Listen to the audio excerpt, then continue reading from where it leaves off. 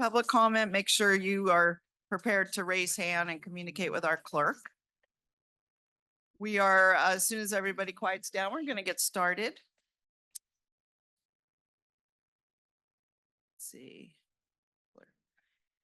We're going to start this morning with the Pledge of Allegiance, and I'd like to call on Taylor with Neoma. Taylor, if you could lead us in the pledge, that'd be great. I pledge allegiance to the flag of the United States of America and to the republic for which it stands, one nation, under God, indivisible, with liberty and justice for all. And thank you, Neoma. Great. All right, and Madam Clerk, could we get the roll call, please? Good morning, Madam Vice Mayor. We're going to call roll for Wednesday, August 14th, Reno City Council meeting. Councilmember Breckus. I'm here. Dorr. Here. Martinez. Here. Ebert. Absent at this time. Taylor. Reese. Here. Sheevy. Absent at this time. Madam Vice Mayor, you do have a quorum of the Reno City Council. All right, and we're going to turn next to public comment. And again, and I apologize for the record. Madam Mayor is on virtually. She's on Zoom. She was trying to speak, but I ut her off. So Oh, she is okay. Here present. All right, great. We're going to turn to public comment. And for those of you who haven't participated with us before, again, if you could fill out a blue comment card, and it looks like we have plenty of seats today for everyone, which is perfect. Also, the clerk is going to read a disclosure and some instructions on giving us public comment. Thank you, Madam Vice Mayor. Members of the public wishing to attend the meeting may do so by registering through the following Zoom link, https://Reno.gov/COUNCIL.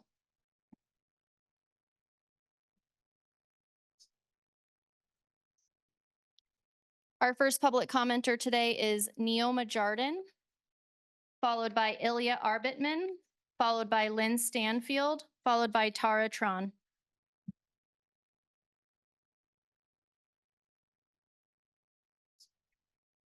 Thank you, Madam Vice Mayor, council members, and interim city manager. I am here before you as the Executive Director of the Downtown Reno Partnership to talk on two items. I would like to talk about item D4, the disposition of the city properties on Record Street, and item E1, the railroad trespassing ordinance. The Downtown Reno Partnership and our 1,500 properties that make up our business improvement district support item D4 and the drafting of a development agreement for the sale and redevelopment of the Record Street properties. The choice of which proposal is in your capable hands, and we are confident that you will make the best choice.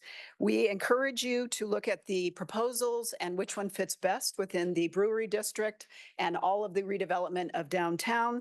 And importantly is which proposal can help to redevelop these properties in an expeditious and efficient manner. The detrimental impacts to health and safety of the Record Street properties remaining boarded up and blighted are harming efforts to improve this area of downtown and are hindering neighboring small businesses' ability to thrive. Second, the Downtown Reno Partnership supports item E1, the introduction of the railroad trespassing ordinance. Our organization and our ambassadors are intimately familiar with the safety and access issues related to the railroad tracks. The individuals and surrounding businesses and buildings are exposed to significant safety issues by allowing people to trespass along the railroad tracks. I did want to show you a couple of photos to illustrate what we encounter and see on a nearly daily basis, understanding that we do outreach with everybody that we encounter.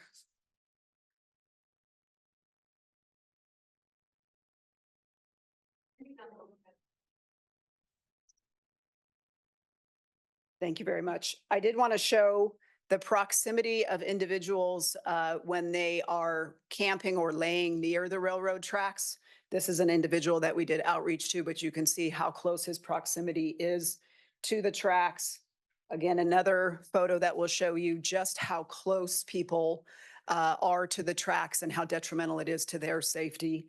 Additionally, I think two that are really important is to show the volume of fires that occur adjacent to the railroad track.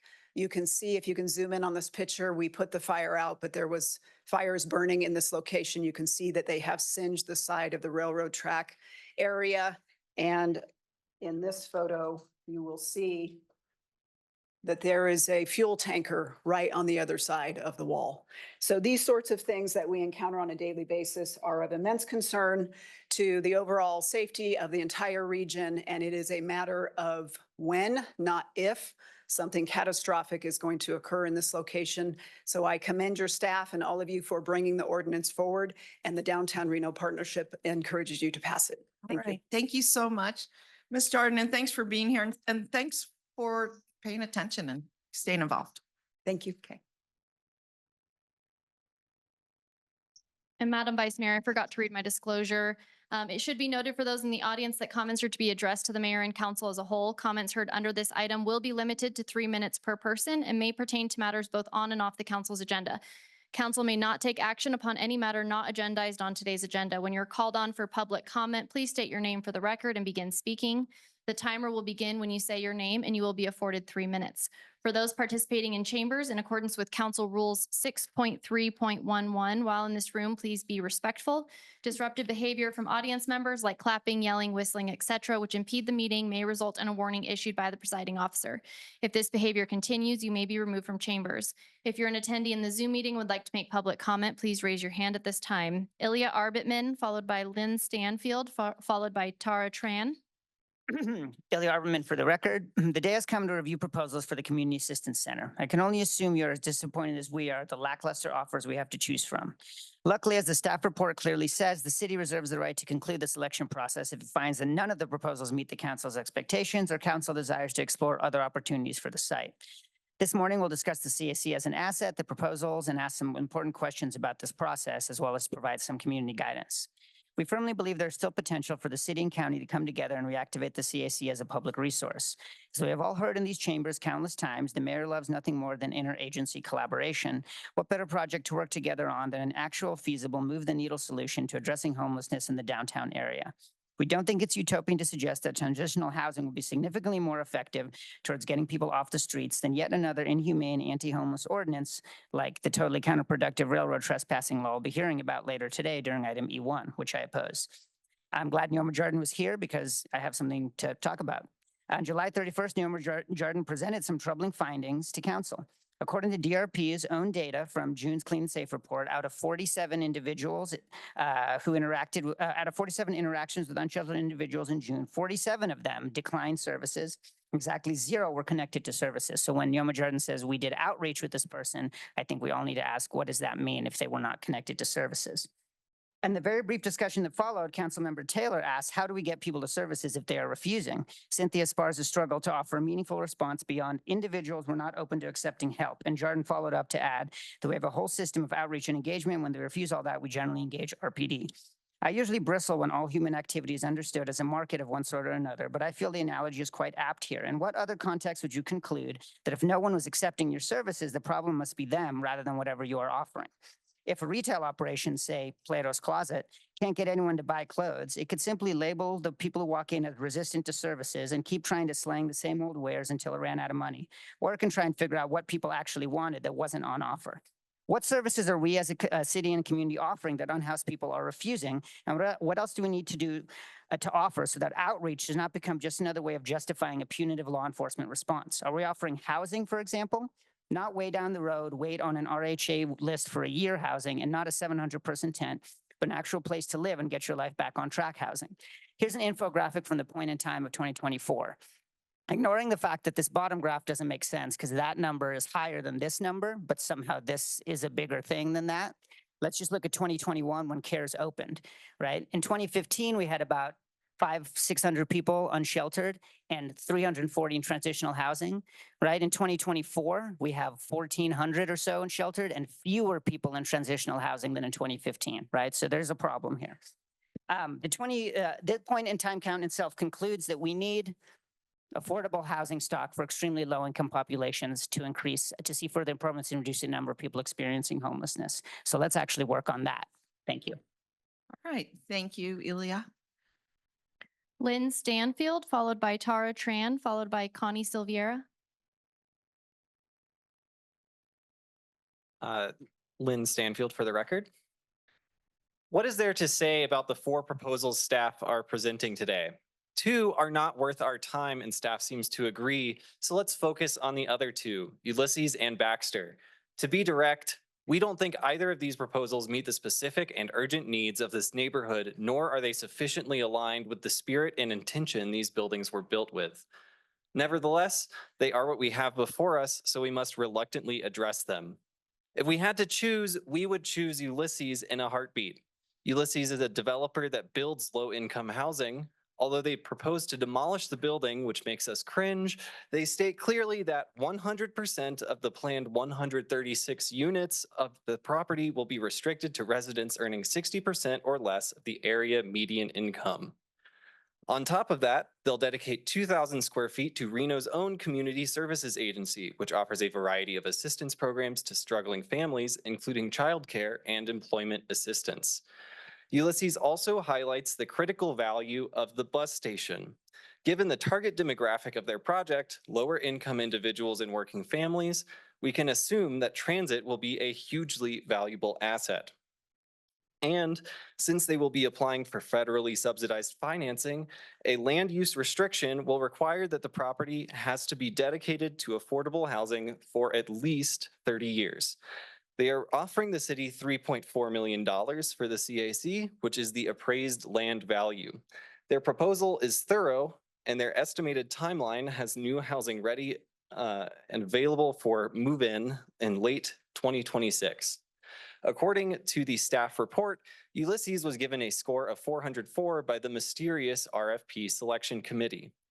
Baxter, which is just the latest random company Brianna Bolentini has hitched her wagon to, apparently, is just rehashing the Bash Capital proposal from April of this year. Yes, the very same one that the city was secretly negotiating for months while promising the public and then repeatedly deferring an open, agendized discussion on the CAC's future.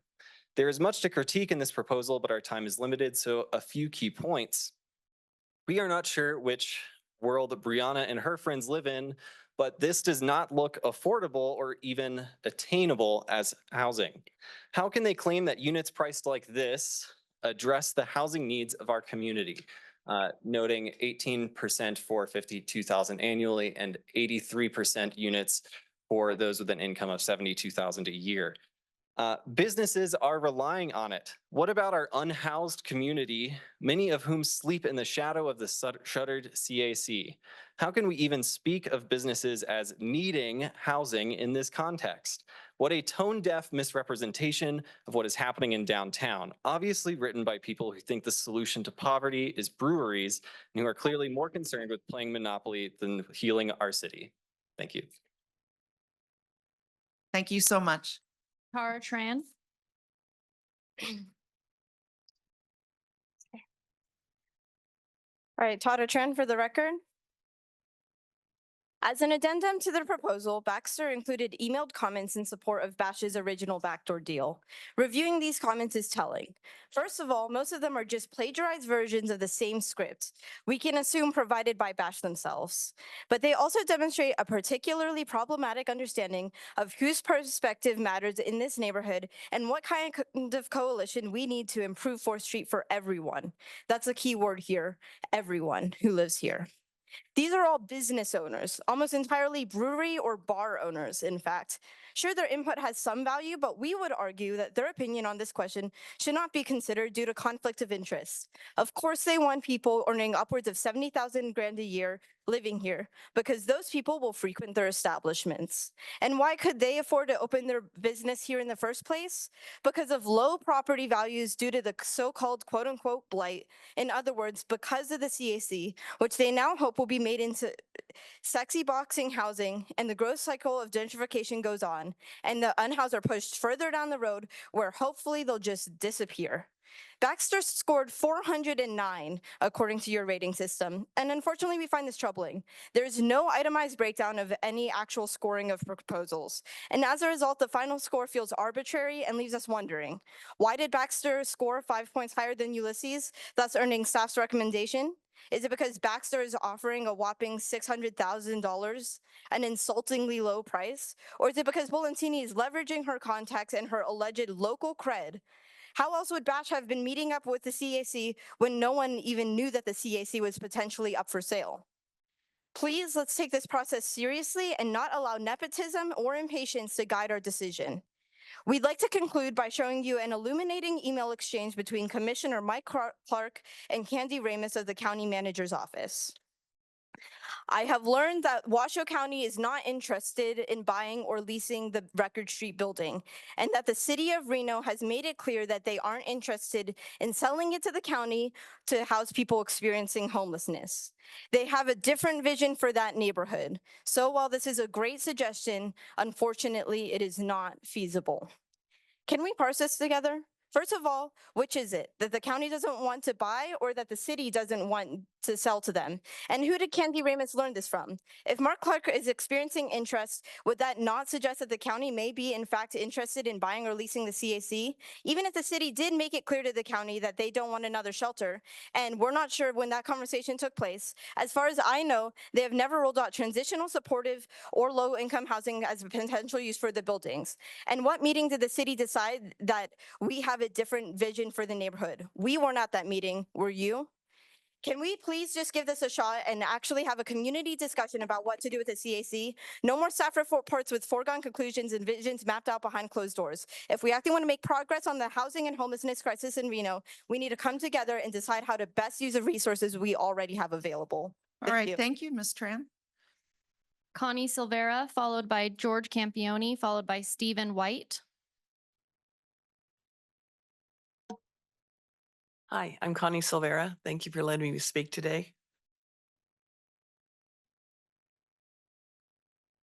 I'm here again just as an update on the parks. And I just found out today that this park at Wilkinson, the small children's park, the slide has been like this condition since 2017. And I know that it's slated to be rehabbed, but something could be done meantime. This is really bad. And now they're starting to break the other slides as well. And so it's just really a mess over there at Wilkinson. So like I say, I know it's being slated to be rehabbed, but we really need to do something meantime to make it safe so that kids can play. And again, thank you for Liston. Liston's doing great. The other park right now is Pickett Park that is still in pretty bad shape. So hopefully that can be taken care of as well. And I wanted to take a minute to tell you, thank you so much for the Hot August Nights Parade. It was a huge success. You know, I've been involved in this for 35 years as a spectator, as a volunteer, as a car participant. And that parade is really important to these participants that come from all over the world. The whole way down, they are thanking the volunteers. They are so appreciative. And so I just really want to say thank you. Great job on that.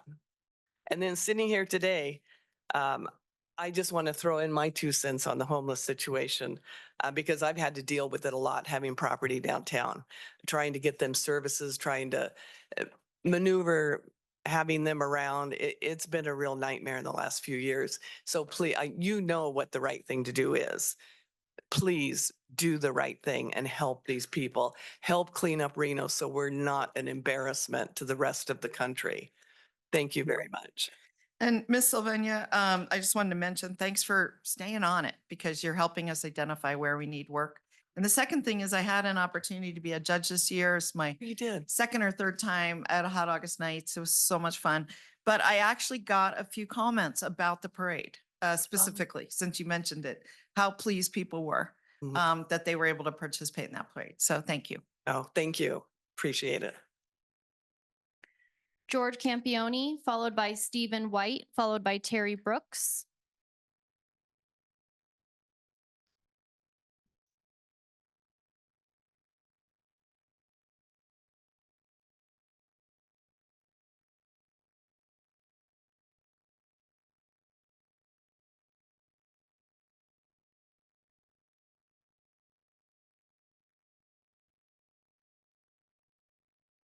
George Champignoni.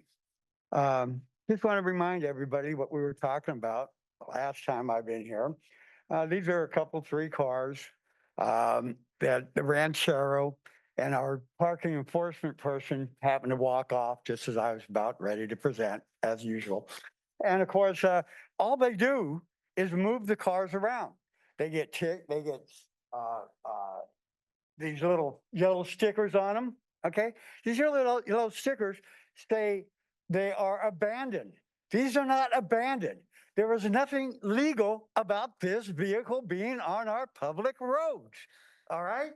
And all parking enforcement does is put these stickers on, they scrape them off, and they move it around the city. Right now, this one is sitting on Rondale in front of a trailer park, Mr. Martinez. All right. So here's another one. This is a gray one now. All right. And I want you to look. You look at this right here. That's it. The ignition's been whacked out. Okay. It has no ignition.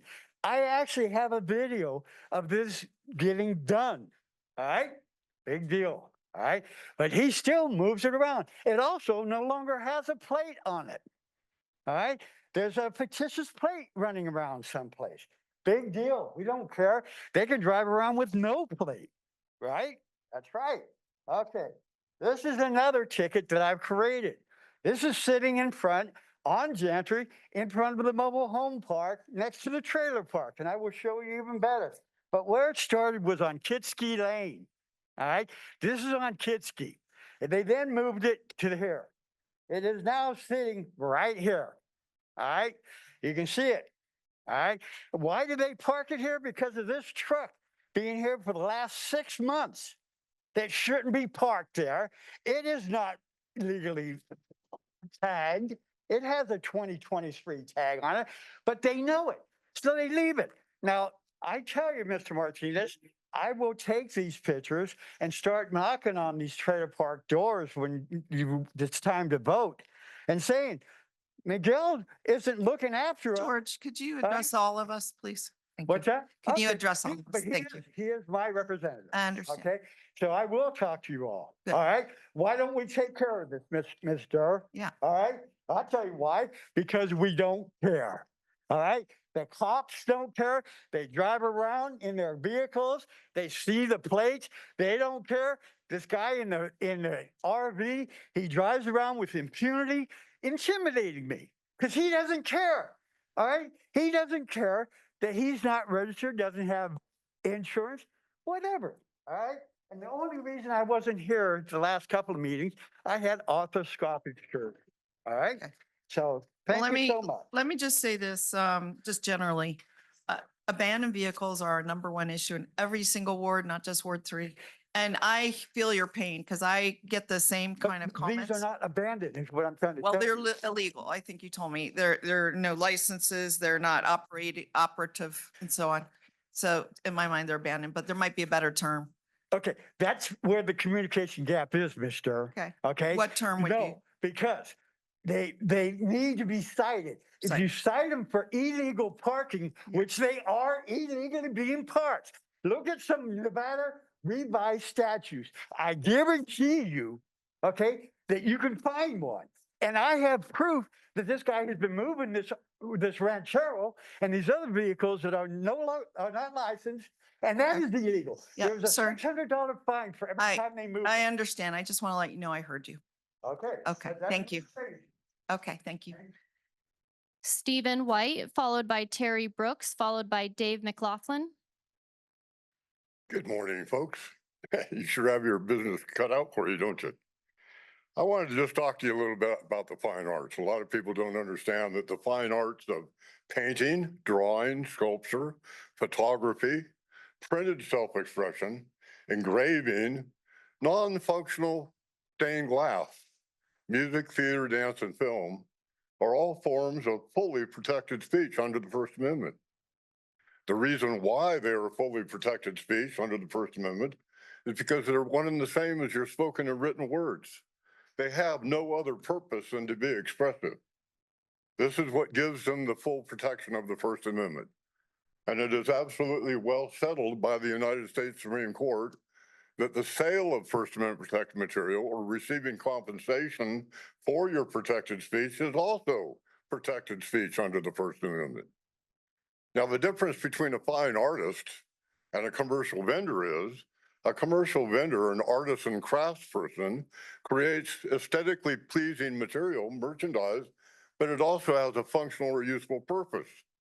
And because of that, it does not gain the full protection of the First Amendment. And city government's going to require a license or a permit and designate areas for commercial vendors to be selling their artwork. But under the full protection of the First Amendment, you cannot impose a single restriction upon a fine artist performing, displaying, and selling their artwork on public fora that they don't also impose upon every other person standing on the same place talking to one another. Now, everybody knows you can't, block sidewalks. You can't create a hazard. You can't block wheelchair ramps. You can't block, fire hydrants. You can't hang things from the trees in the parks. Everybody knows these things.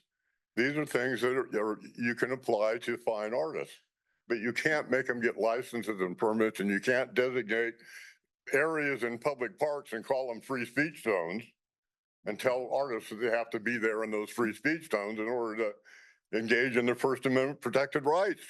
The entire public park is a First Amendment protected speech zone. So anyway, I wanted to just give you that information.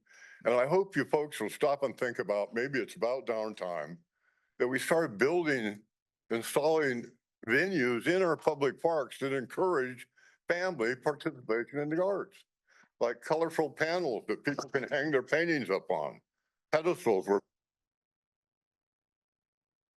writer stage where people can read their poetry to people in the afternoons and all. Anyway, I hope you all stop and think about those things, and I hope what I've told you gives you a little bit of information about it. Thank you much for your time. Thank you, Mr. White. Terry Brooks, followed by Dave McLaughlin, followed by Coleman Smith.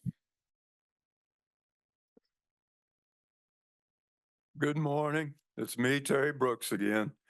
And today's presentation is about so-called class and education when it comes to discrimination. When upper-class kids are living in an upper-class wealthy district, they will probably go to much better schools in their school district. Many of them will attend fine public schools, or because they're wealthy, they can afford to go to fine private schools. And once they graduate high school, they can afford to go to college. Their parents might even try to bribe their way into college. And because they're from a wealthy family, they're in such a good condition that they won't have to do any work to pay for their tuition. Middle-class kids don't have it so lucky. The schools that they attend probably are not quite as good as the ones that the rich kids attend. And they are more likely to attend public schools because they are less likely to afford attending private schools. And for them to go to college might take some good ambition. They'll probably have to work long hours to pay for their tuition.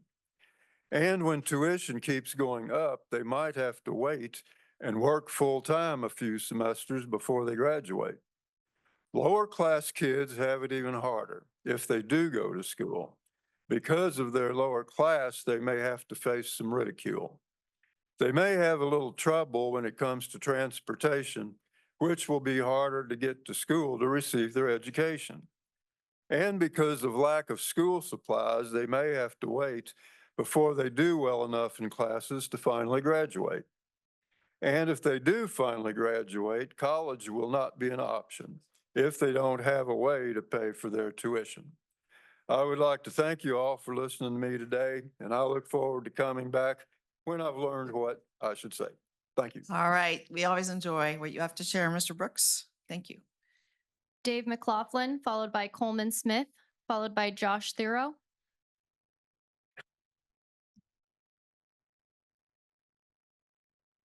Hello, Reno City Council. My name is Dave McLaughlin. I'm the Executive Director at Good Shepherd's Clothes Closet. Good Shepherd's Clothes Closet has been in the community for over 28 years, clothing those who need it most for free, completely free to the community. So I actually had a meeting with Mayor Shivi, and she suggested that I come before the city council and request funding from you guys. We are a nonprofit. We operate solely off of donations. That is all we do. We do not sell any clothing that's donated to us. We give it away for free, which equates to around $70,000 worth of clothing every single month we give away to the people who need it most. Not only have we helped the fire victims in the recent fires with emergency shopping in partnership with Red Cross, we've also yesterday did a ribbon cutting with Eddie House in downtown Reno to be able to serve the larger community. They serve around 500 clients per month, and we serve around 700 in our storefront, and that equates to almost $100,000 worth of clothing every single month we're able to give away for free to the people that need it most as a nonprofit. Those that need clean clothing come to us. Those who need to feel clean, be clean, in partnership with the Reno Works program, we've clothed those members that are looking for jobs. So any residual funding you may have, we're requesting $500 each from each ward. We are a small nonprofit. Our budget is small and we output quite a bit, and we're volunteer supported. 2 paid staff, over 32 volunteers, and it really is a community effort. So anything you guys can do to help would be beneficial. We are working on our microcloset expansion project. We were awarded a $52,000 grant from Molina Healthcare to be able to have a truck and deliver the clothing to the people that need it most. So our goal is to continue that and to continue to grow. Being in the community for 28 years, as you guys probably most of you know about us, but we are working towards even growing more and helping more people in need. Our facility is a larger facility. I'd love to invite each one of you for a private tour of our facility and see what we're doing in person, and see how we can continue to strengthen that partnership with the city of Reno. Because as we grow, we're continuing to make more things happen, to open more micro closets, to have more opportunity for people that need it the most. And we collaborate with as many nonprofits as we can, Karma Box, Eddie House, and all sorts of different partners throughout the community. So thank you guys so much for allowing me to right. speak. Thank you, Mr. McLaughlin. Thanks for the Dave, good work. would you get together with my staff? We'll find a time to come over and come and see this facility. Thank you. All right, good. Coleman Smith, followed by Josh Thero, followed by Tammy Atherton.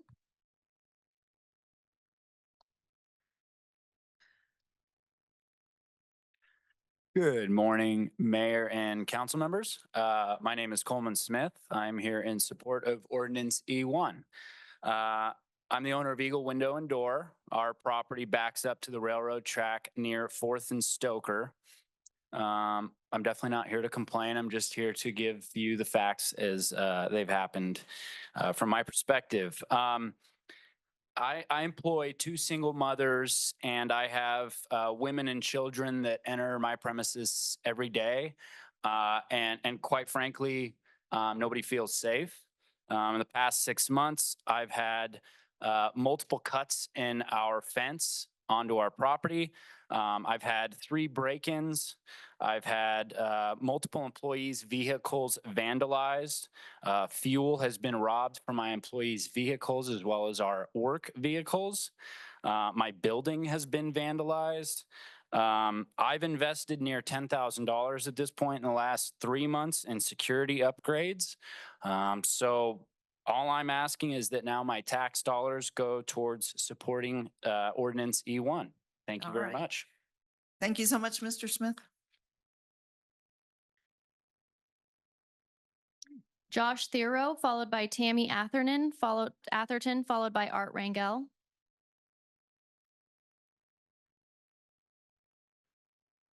Good morning, Madam Vice Mayor, council members, interim city manager, just those over there. Josh Terriot for the record. Mayor Shivi, Madam Mayor, sorry, didn't notice that.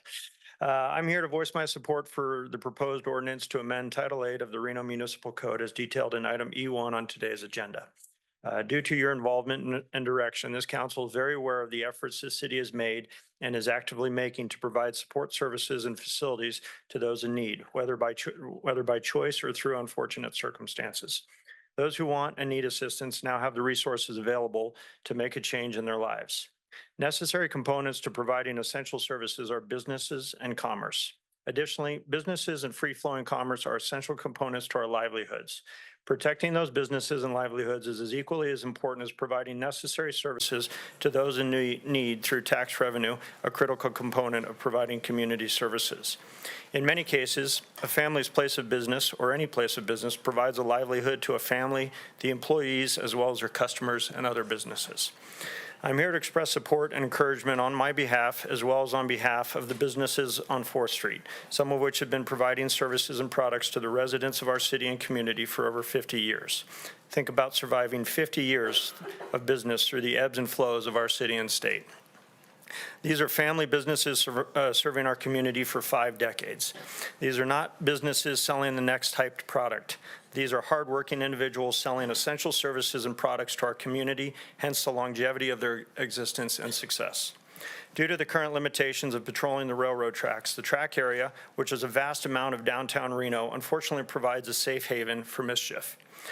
My customers and I experience this mischief daily, and more importantly, those residents and members of our community experience when they visit 4th Street to support local businesses by purchasing products and services they need for their families and businesses. I could spend hours detailing the hassles and expenses realized on 4th Street. I could also spend hours discussing the value of efficient commerce and the value that commerce provides to the community in the form of essential services. However, the value of a safe community without vandalism, crime, or harassment is simple and a short discussion, and is known to be critical to the success, growth, history of that community, town, or city. I support this amendment and encourage you to do the same in an effort to support those families, businesses, and members of our community who have committed to making Reno a safe and enjoyable place to live and work. Thank you. Thank you, Mr. Thoreau.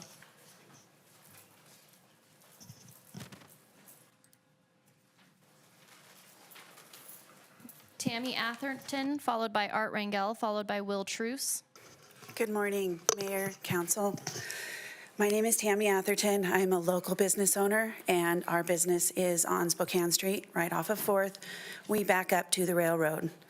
I wanted to thank you for your time, and I am here to speak in support of the amendment E1, the amendment to RMC Title 8 that would allow everyone to be trespassed from the railroad tracks, and ask for your help for the rest of the area in the homeless situation. My family and I have been small business owners in Reno for over 40 years. Our business is located on Spokane, as I said. The street dead ends into a dirt lot, which is ends up right next to or adjacent to the railroad tracks. The homeless population that occupies space along the railroad tracks in our area have cut a hole in the fence next to a locked gate in order to gain access to and from the railroad tracks. The dirt lot and that portion of Spokane have become a throughway for the homeless population in that area. It is a daily occurrence to see dozens of homeless people walking up and down the street in front of our business, leaving garbage everywhere and harassing our employees and customers for a handout. The mess they leave in their wake is an eyesore to say the least, but also a public safety issue, as it usually contains drug paraphernalia or the like. The camps they have set up along the railroad fence that can be seen as soon as you turn down the street toward our business have defaced the area so much that we have seen customers leave because they don't want to do business in the area. We've had customers directly tell us they have stopped coming to our store because they fear being in the area.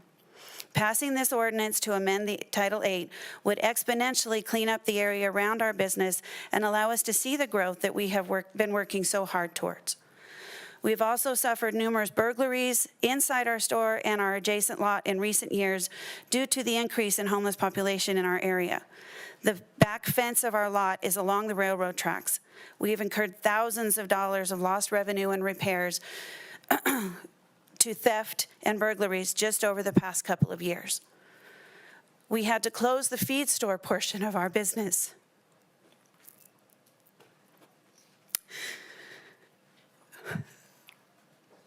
because the area became unsightly. Excuse me.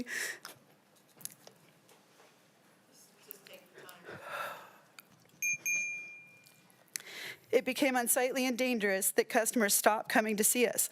We have had to escort customers to and from their vehicles because they were afraid to come into our store without escort.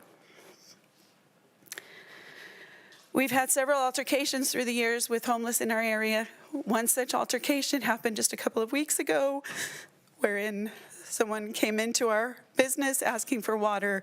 When we refused to give him water, he made a gesture towards my mother-in-law that made her feel in fear for her life. This is not the way we should have to do business. Passing this ordinance would greatly help us and grow our business. We implore you that you do this in support of the local businesses that support the city. Thank you. Ms. Atherton, thank you so much. And I mean, all of our hearts go out to what you've been experiencing, and we're definitely going to be addressing that later on our agenda. So thanks for being here today.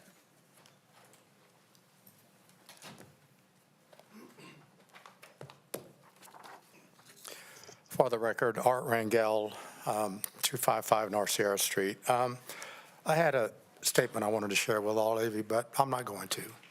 These last three business owners have pretty much illustrated what we're all dealing with. What I did want to say is that at the July 31st meeting, Naomi Jordan made some comments very candidly. I really appreciate her candor in this about what the Downtown Business Partnership is dealing with down there, as well as your staff, all these issues. And the fact she even made a comment to the extent that the staff sometimes tries to communicate with people and they can't even communicate because of the mental illness that some of these people are dealing with. And then she shows today the pictures of people living right there adjacent to those tracks. And what happens if I'm looking at it from a health and safety standpoint, somebody gets killed from a train. I so much support this for a variety of reasons, one of which is I'm a taxpaying, I'm a property owner in the Downtown Partnership, and we're paying for all of this, this constant cleanup. And it's time that we start utilizing those limited funds by both the partnership as well as the city for things to improve our downtown, not just constantly clean things up. Thank you. Please adopt this ordinance. All right. Thanks so much, Mr. Rangel. Will Truce, followed by Alex Farside, followed by Patrick Coleman. Good morning, Madam Mayor, Manager Bryant, and the Reno City Council. My name is Will Truce, and thank you for allowing me to read some prepared comments. I'm here as a small business owner in the Brewery District, along with a board member of the Brewery District Coalition, which informally represents about 18 small businesses in our neighborhood. The livelihoods, comfort, and safety of our families and employees are greatly impacted by the continued sense of lawlessness in our streets. Moreover, it continues to hinder the revitalization of our neighborhood, as we constantly hear it's why more folks hesitate to coming down to our part of downtown. The most significant sources of this lawlessness are the abandoned properties at 306, 400, and 424 East 4th Street, along with the daily encampments that ebb and flow near the train tracks. Walk along our streets or sit in our businesses at almost any time of day, and you'll see blatant crimes being committed, from drug use and alcohol use to indecent exposure and violence to graffiti and property destruction to public urination and defecation. The lawlessness spawned by these abandoned properties and the unregulated activities along the train tracks are continuing to desecrate our downtown community. There are two items before you today that we're hoping you'll take immediate action on. We're commenting in full support of the staff recommendations on taking steps for items D4 and item E1. For item D4, we ask that the council act with urgency to sell 315 and 335 Record Street to a local developer that knows the area, can move quickly, and can make something real happen without strings attached or contingencies. The proposals being presented by Baxter Construction and Marmot Properties would both lead to a dramatic and positive transformation to our downtown neighborhood. For item E1, we ask that the council approve the ordinance to amend Reno Code, strengthening the prohibition of trespassing along the train tracks. While lawlessness is inspired by the abandoned properties I just talked about, it often happens along these tracks. Giving RPD greater authority to police these areas will help transform one of the scariest and most dangerous parts of our neighborhood back into a safe, calm, and historic corridor. Thank you for your time, consideration, and support of our neighborhood. All right, Mr. Truce, thanks so much. Alex Farside, followed by Patrick Coleman, followed by Justin Ross.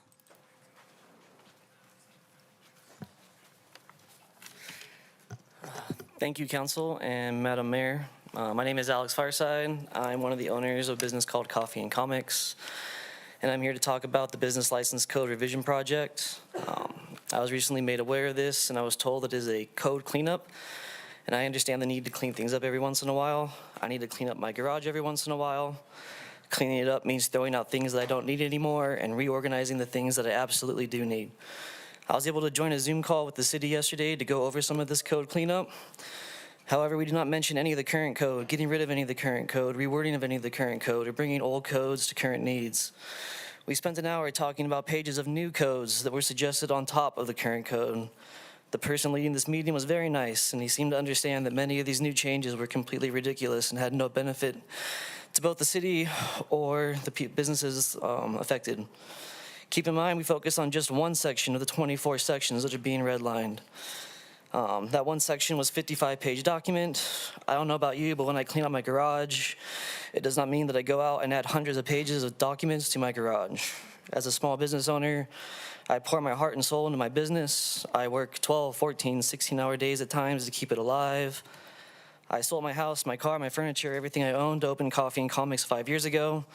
It was horrible timing. 4 months after COVID started, because we opened at the end of 2019 and not the beginning, we received basically zero assistance from the government because we did not meet qualifications. During that year, I did not take a single day off. I worked an average of 100-hour weeks. I'm not up here looking for pity. I'm just telling you things that small business owners do to keep their small businesses alive. And any other small business owner in this town or city would agree with me and has done many of the same things. These small business owners care deeply about their businesses and the city of Reno.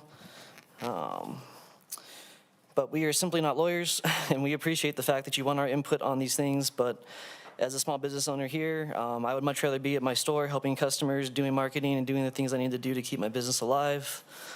If we want to keep small, awesome, unique businesses in Reno like Press Start, Glass Eye, Craft, anything that's cool and fun and unique, throwing thousands of pages of new documents of code, I don't think is the best way to go about it. If this truly is a code cleanup, I would love to help clean up some code, bring things to current conditions, and help small business owners. But forcing things like expensive equipment proven not to work for checking IDs, forcing small business owners to have certain employees on at certain times, forcing paperwork, these are things that are just not really going to help. Anytime that you're adding something to a small business, I just hope you keep that in mind, that the small business owner has some kind of a cost, whether it's their time or buying equipment, and that if it's not absolutely necessary, that you please don't add it to the small business owner's needs. Again, thank you for your time. I appreciate it, and those are just some of my concerns as a local small business owner. Well, Mr. Farside, thank you for taking the time to leave your business today and come talk to us. You're one of my closest coffee shops. I love what you guys do. I hear from a lot of other people in our community about how cool you are. I mean, not only I appreciate it, but many. You know what's happening there. Thank you. But anyway, we appreciate the input, and we're going to keep working on this code. We really are. And again, it isn't something that the council's trying to impose on anyone, and this is for everyone in the audience. It's something that our staff feel is very, very outdated, and maybe cleanup isn't even the right word, but your points are well taken, so thank you. Thank you. Alex, my staff is going to meet with you. You're just like throwing a million laws out. ridiculous. It's like, sure. It's a joke. He's going to connect with you so we can meet. Thank you. Patrick Coleman, followed by Justin Ross, followed by Shay Gillum.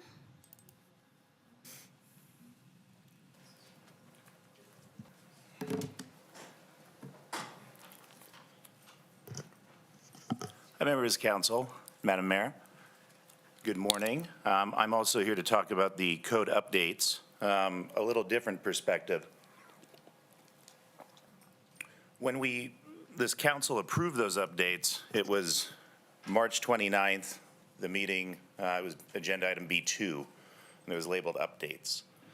There were a lot of questions about what that would include, the scope of work, and exactly what we were asking for as staff. And I thought Ashley Turnley did a great presentation about the things that were stated at this council about what was wanting to accomplish on that meeting.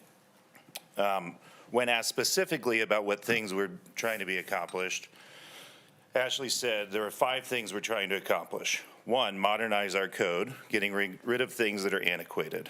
2, we're looking for streamlined processes for applications. 3, we're looking for change in timelines of renewals. 4, we're additionally looking for better tools, as you yourself just mentioned, referring to a council member's question about these things, for code enforcement and compliance officers to enforce this code that this council has adopted. And that's important to me because we're still talking about the current code, and we're still talking about updating things that are antiquated. 5, this would be the last thing that was listed as the things trying to accomplish that this council voted for. The last thing I would like to note is that this council has identified a strategic priority as efficient service delivery. Currently, I would say our staff is doing the best they can with what they have, but we are not as effective as we can be because of these older systems that are in place. Again, referring to our existing code. So I think everyone in this room is perfectly fine with updating antiquated language, making sure that things are clear and defined well. Our code is old. It does need some updates. Fast forward to July, and what was released as the proposed draft code is a drastically different code. There's thousands of new ordinances. There are not updates. There's just throw the whole thing away and go from there. So I don't know where that mission creep happened. Thankfully, Jackie Bryant has been helpful in getting more outreach and more meetings, but discussing a code, asking for input of something that's so unreasonable to our businesses isn't legitimate input. Reading the code that we have proposed, which I'm told was at this point referred to as a consultant report, which if it is, there should be one. Draft code is draft code. Consultant reports are consultant reports. So I would challenge this council to look back at that meeting, review exactly what was asked and what was voted for, and if that's not what you voted for, agendize titles 4 and 5 to be closed so we can go back to the drawing board and figure out how to update this code, not create new code that hampers businesses and turns us into California. All right. Thank you, Mr. Coleman. We hear you loud and clear.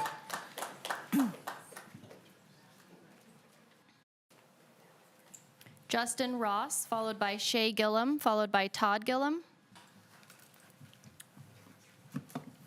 Hello, my name is Justin Ross for the record. Can you aim towards that mic a little bit? Sorry. You're good. You're fine. I'm usually known for being loud, so Yeah. I'm not used to having a mic. Not a problem. I am here today about the same thing, about the code cleanup. When you use words, words have meanings. And cleanup is not a remodel. So when you come and you say you want to clean up a storage room, I figure you're going to sweep it, you're going to vacuum it, maybe wipe off some walls or some shelves.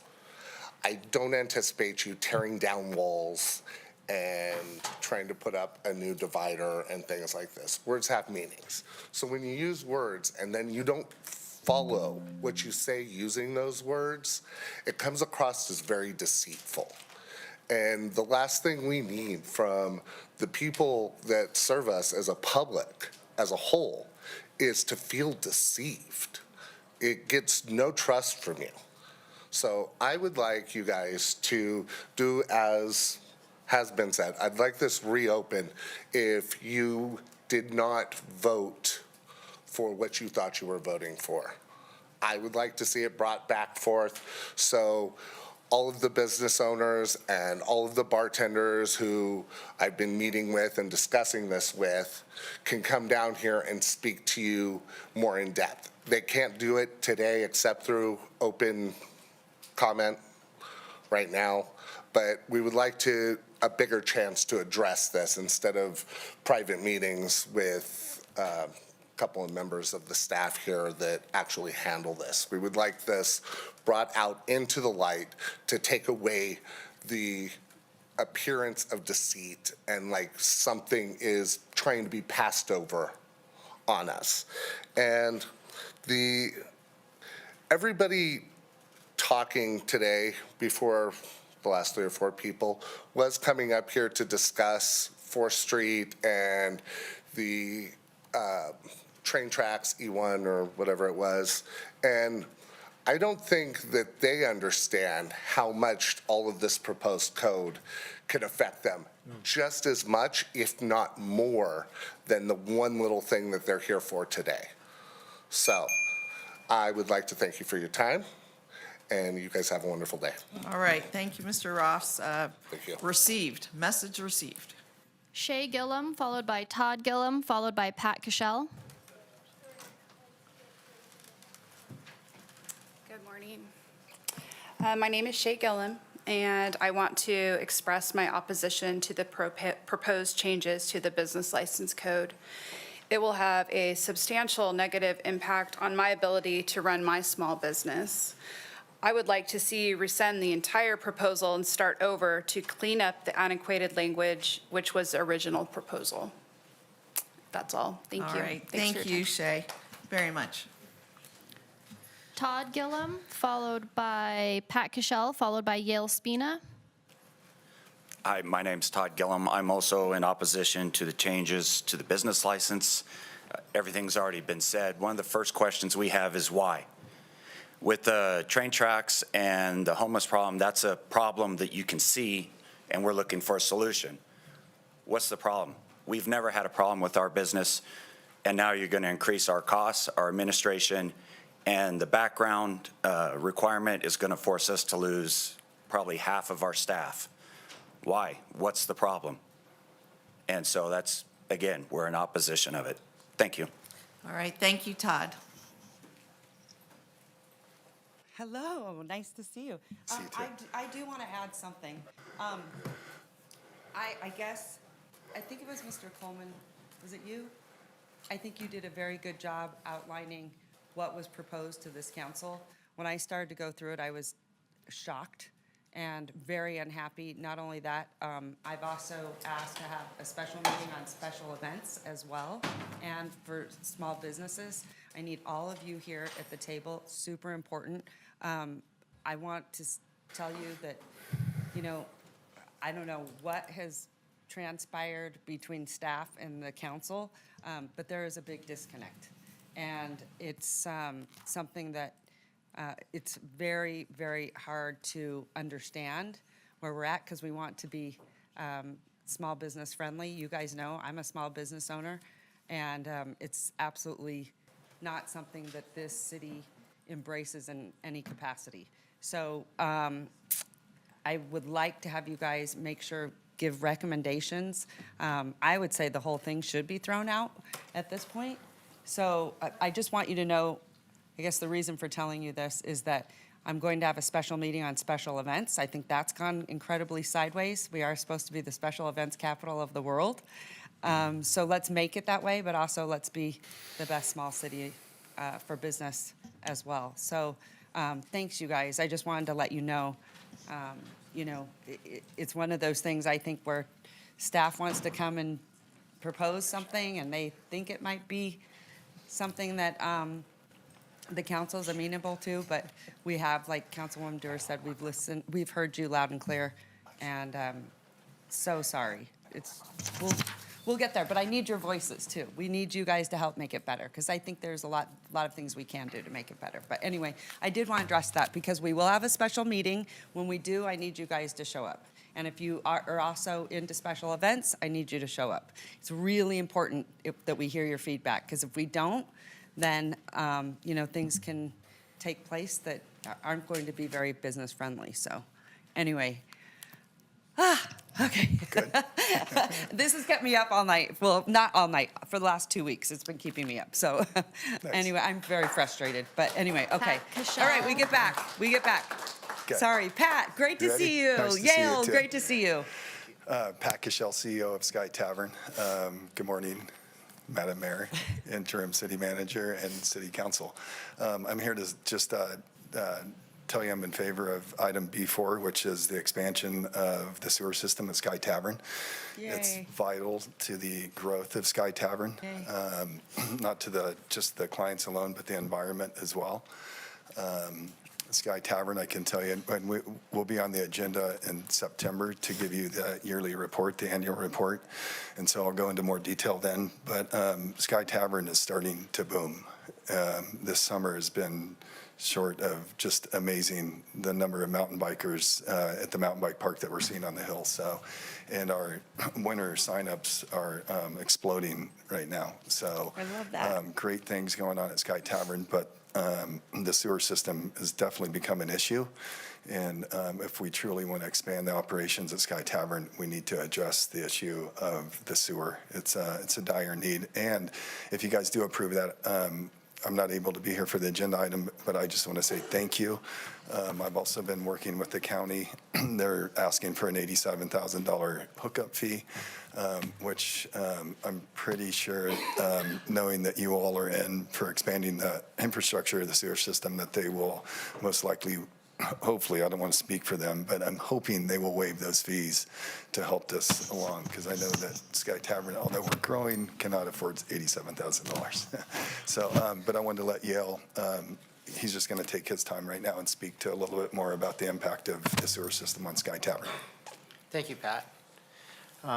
Madam Mayor, City Council, thank you for hearing us. I just want to talk about our obligations within the lease. We have been adhering to that and exceeding the expectation of that lease. We are producing an annual report every year. We do have a reserve account. We are maintaining the property, and it's under a big cleanup right now. The whole parking lot is being cleaned up, and we are on a mission to increase the sense of arrival and make it so much more beautiful as they come in. I want to talk about the septic systems that's 70 years old. Every year we maintain it, we dig it up, we fix it, we fix it, we fix it. And with the extension and the expansion required within our lease to get more utilization of Reno's largest park, we're doing that. People are there.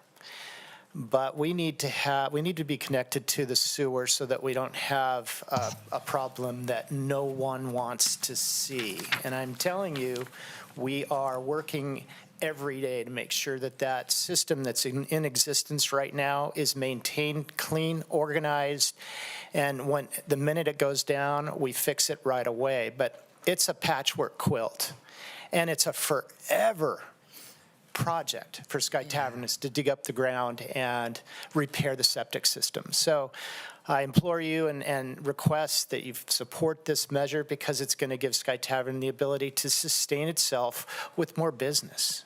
And when we get more business and we're serving our community like we're supposed to, we all win. More kids. More kids. More kids. Kids on the mountain. Kids. Thank you. Thanks, Yale. And Pat, good to see you guys. Can I say something real quick? I just wanted to say that I've also reached out to the county to ask if they can help with the fees, just because this is such a great community resource. So thank you guys for coming out today, and hopefully they can help out with some of those fees. But I also just wanted to say that it's great to do things like this for our kids, and I hope that maybe we can work on things like this for the golf course up in the North Valleys, because there's a huge value to providing outdoor activities and sports for our kids all throughout the community. So thanks for coming out today. Dennis McDonald, followed by Tracy Wilson via Zoom, followed by Paul Coulter via Zoom.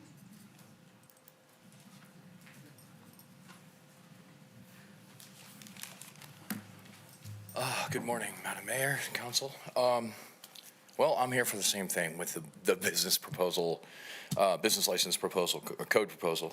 My name's Dennis McDonald, for the record. I'm here on behalf of, I work the 4th Street corridor right now, Cellar Stage. This is my first time standing before this actual council. It was a veteran of this place a long way back, but I'm here today to request the council to rescind upon the upcoming proposal of the business license code. And actually to close on Title 4 and 5. My request comes on the premise of the old quote or the old saying of if it's not broke, don't fix it. I fully understand that preventative maintenance is essential to a well-oiled machine.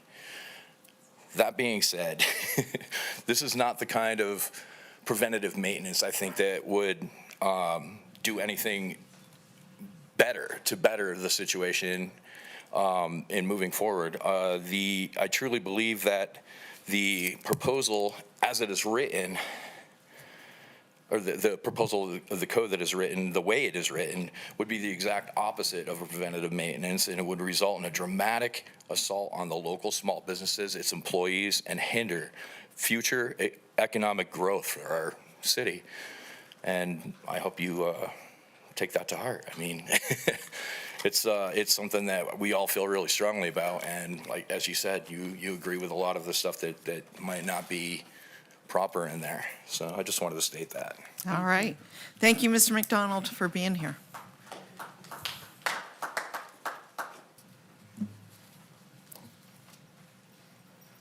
Tracy Wilson via Zoom, followed by Paul Coulter via Zoom, followed by Damian Cole. Good morning, Madam Mayor, Madam Vice Mayor, Interim City Manager, and council members. Okay. My name is Tracy Wilson, and I'm the Nevada State Director for American Wild Horse Conservation, volunteer liaison for Wild Horse Connection, and an assistant supervisor for the technical large animal rescue team. Can we, I'm sure you've Tracy, all can seen the you event. just stop for a moment? Can we get the, Madam Vice Mayor, it's up as high as it can go, so I'm not sure if it's on the other end. can you speak as close as you can to the mic? Tracy, we're having a little tough time hearing you. Yes. Is this better? A little, A little but bit. just do what I you am can. like as close Now as I you're, can. you're great. Okay. I'm sure you've all seen the events with the South Reno horses that has unfolded over the last week. I want to start by thanking Vice Mayor Doer and this council for creating the emergency creek access, as well as the larger access that's about to be created. A handful of horses that were standing at the fence, suffering from dehydration, were humanely relocated to this amazing water source. Wild horses are incredibly smart. They're creatures of habit, and some of them have been going to the previous source their whole lives. They go down, they drink, they go up to the hills throughout the day. Only they found themselves standing at a fence instead of going to water, and some found themselves standing at the fence trying to leave. Some years ago, when Bella Vista 2 was owned by a different company, I stood before the council and said horses would stand at the fence and die of thirst. Unfortunately, despite our best efforts, I wasn't wrong. I'm sure you know that there's been a lot of community upset and heartbroken, but I think that we basically, you know, while the horses didn't come through completely unscathed, we believe that a much larger tragedy was prevented, thanks in part to the city of Reno and the hard work that has been put in. I thank the city for the codes now in place for developers, and I'll be meeting with staff to revisit those and see where they can be better or where they can be adjusted to help prevent future emergencies. Again, the support we've received from Vice Mayor Doer and other city staff to help us be successful in saving lives has been incredible, and I speak for many when I say thank you.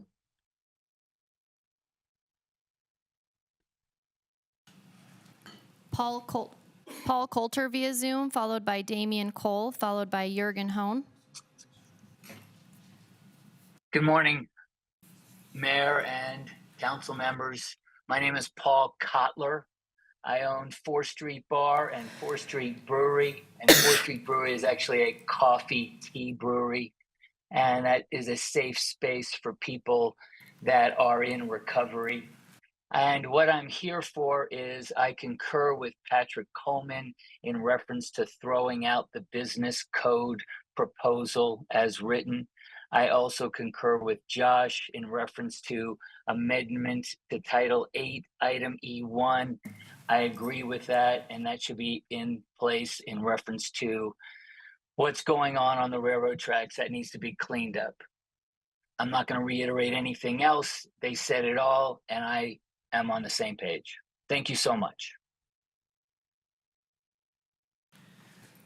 Damian Cole, followed by Jurgen Hone, followed by Ryan Watt via Zoom.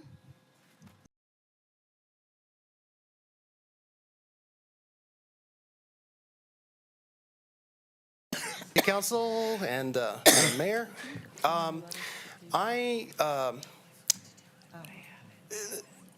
The city was built around the railroad. In fact, the original property that eventually formed the city was bought by Central Pacific, and most of the property that surrounds the railroad was railroad property until retrack and either parcelized or as a public right-of-way. Trespassing has always been something that the railroad has fought against, so it's not a new issue. However, this ordinance is, and I just want to point out some facts that I'm concerned that there might in the future be illegitimate uses of this ordinance that I read. I don't think I need to remind anyone, but plenty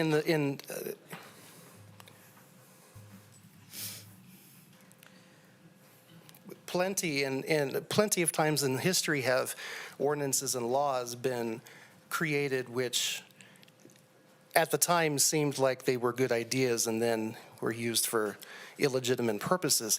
The Reno Arch is 90 feet away from the railroad tracks. That's how much of this city has been built around the railroad.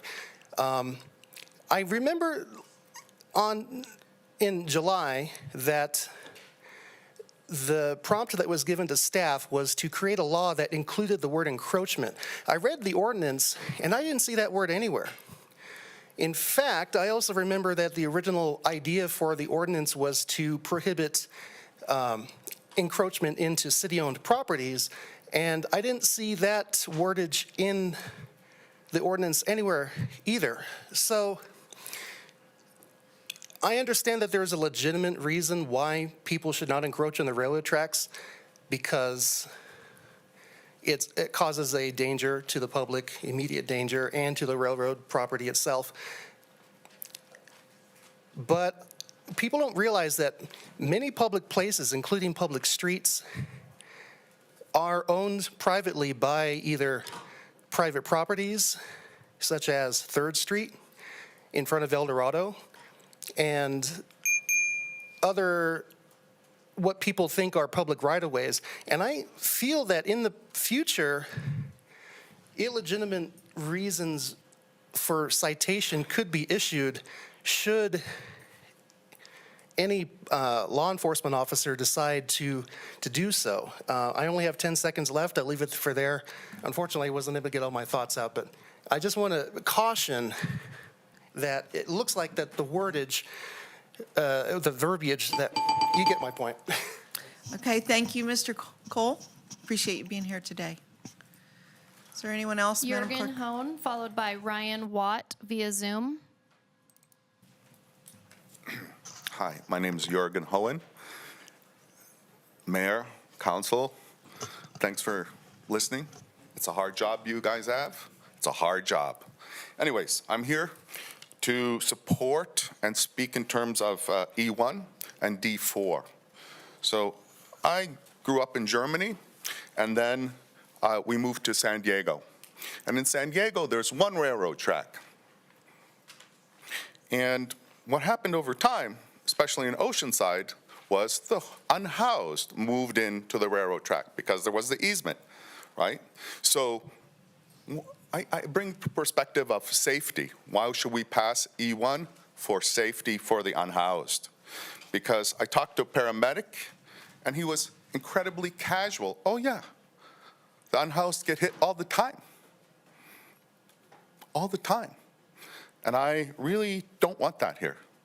And I'm proud to be in Reno. I'm happy to be here.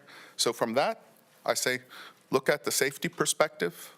I urge you to pass E1 and also D4 to help redevelop. Thank you so much for your time. All right, thank you so much. Ryan Watt via Zoom, followed by Robin Palmer via Zoom. Good afternoon, council members. Hope you all can hear me okay. I'm Ryan Watt with Ulysses Development Group, here to speak on agenda item D4. Ulysses Development Group was the second-ranked applicant under the request for proposals for development of the property at 315 to 335 Record Street. Prior to City Council rendering a final developer selection for this property, just wanted to make a few points clear to council members regarding the proposal that was submitted by Ulysses Development Group.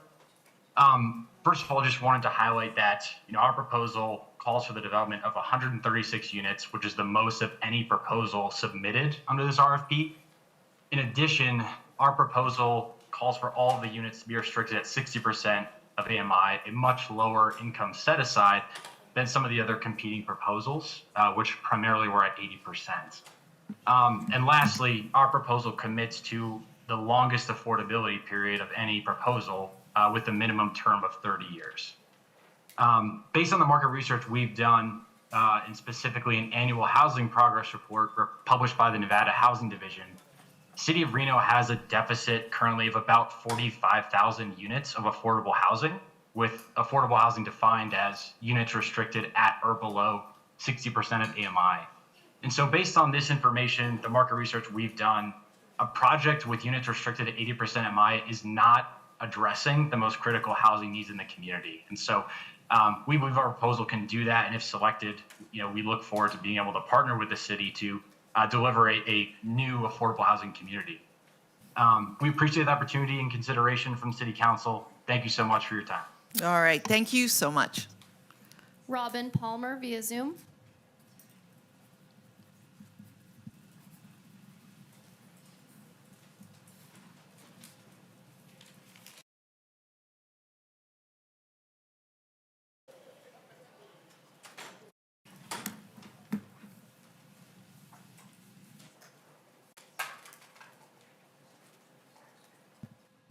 Robin, if you can unmute.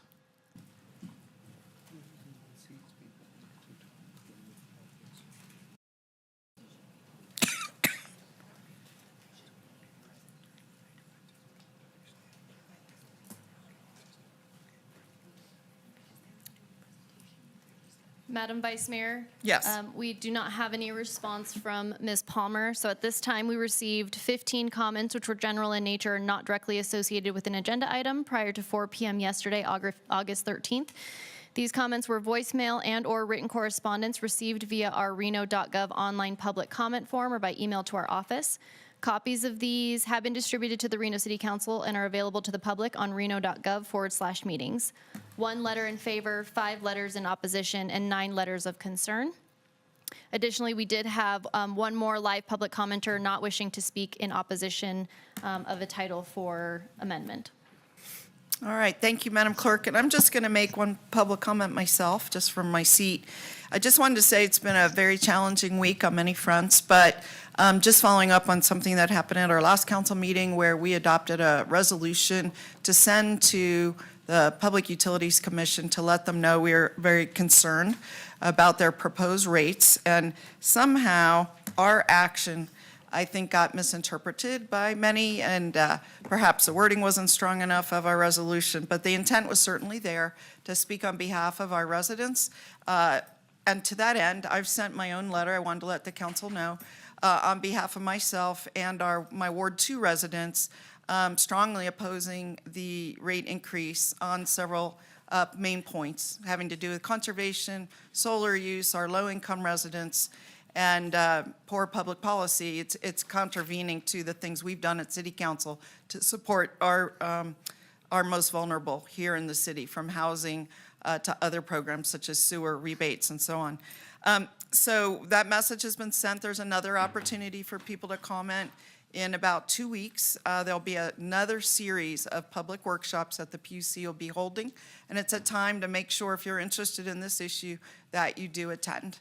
There'll be information posted, and I'll put it on my Facebook, but more importantly, probably on the PUC website. The second thing I just wanted to comment this week made it very challenging, and it is related to Ms. Wilson's comment earlier. This has been one of the most heartbreaking episodes in my career as a city councilwoman, so over 10 years, which is the confusion over our wild horses, the removal of the wild horses. 24 of them have now been removed from the range and taken down to the state prison where they'll be made ready for auction. Something like this has not happened in 10 years. It is the first. What? I'm just, I'm making public comment. And, yeah, and then the other thing is that, but we're very grateful that other landowners in the region have stepped up and are working with the wild horse folks. And things are starting to settle down. And the point that Ms. Wilson made about the city's water space is very, very true. It's being utilized as we speak. So it's a real win for the city and a real win for the animals. And I'm going to just finish my public comment by saying a quote that I think we can all relate to, which is, "The greatness of a nation and its moral progress can be judged by the way its animals are treated." And I don't care whether that's cats, dogs, horses, any other kind of wild animals. It's very important for us to understand what's going on with them and to be kind and use our human kindness and understanding. So that ends my public comment. Thank you, Madam Mayor, and that ends all public comment. So I'm handing it over to you to continue the meeting. Okay, all right, thank you so much.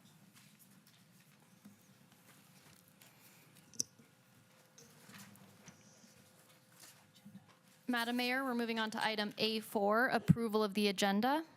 All right, thank you, Madam Clerk.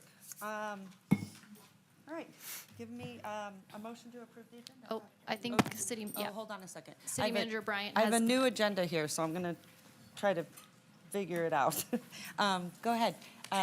City Manager, take it away. Thank you, Mayor. We have a few Bryant. changes to the agenda today. We will be opening the RDA meeting immediately following the consent items. Item C1, Bella Vista Ranch Phase 2 PUD amendment has been postponed as requested by the applicant. Item D4, disposition of Record Street, will be taken immediately following RDA. Item E1, railroad ordinance, will be taken immediately following D4, and we will have a labor briefing during lunch. Okay, all right. I hope everyone I have a noted question. those. Go right ahead. Just in the interest of conversations with the county and the fees associated with Sky Tavern and their sewer connection fee, would it be possible to push back our vote on that just to see what kind of contribution the county will make towards connecting them to septic? Here's just what I would say. I don't know if, because I just looked over and it looks like Pat and Yale have left the room.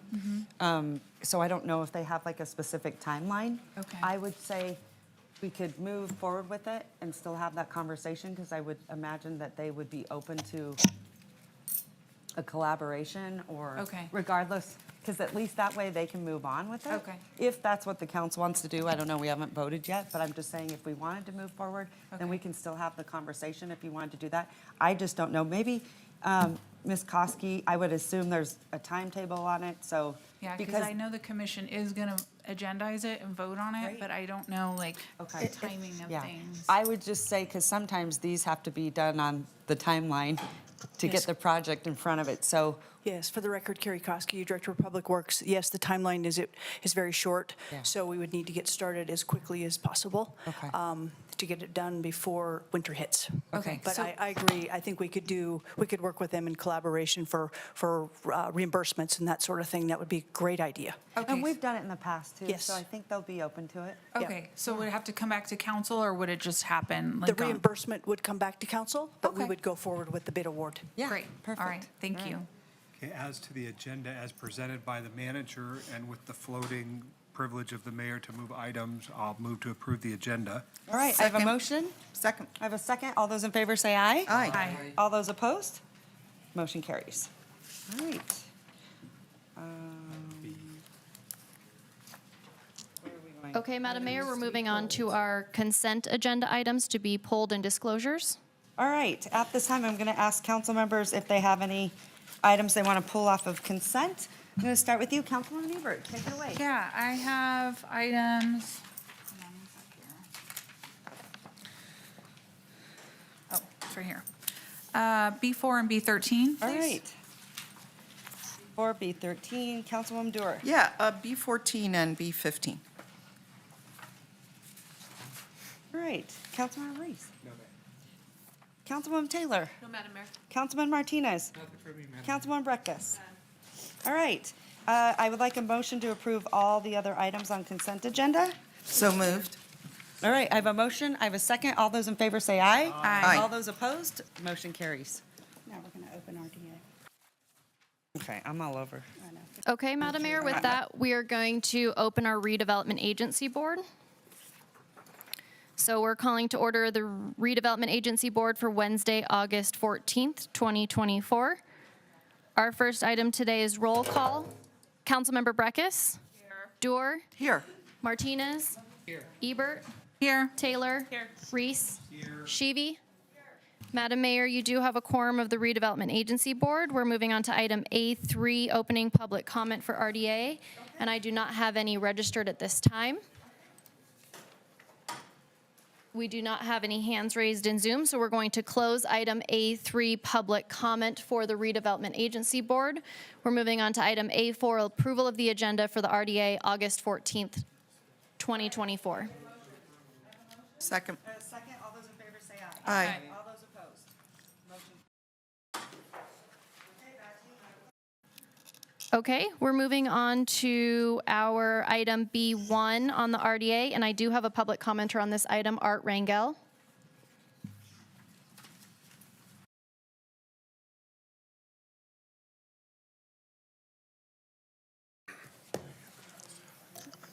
Thank you, Madam Chair and members of the board.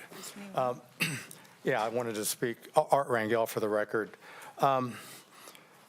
As a former redevelopment staff member and consultant, I can say most of the programs outlined in the report are good redevelopment practices.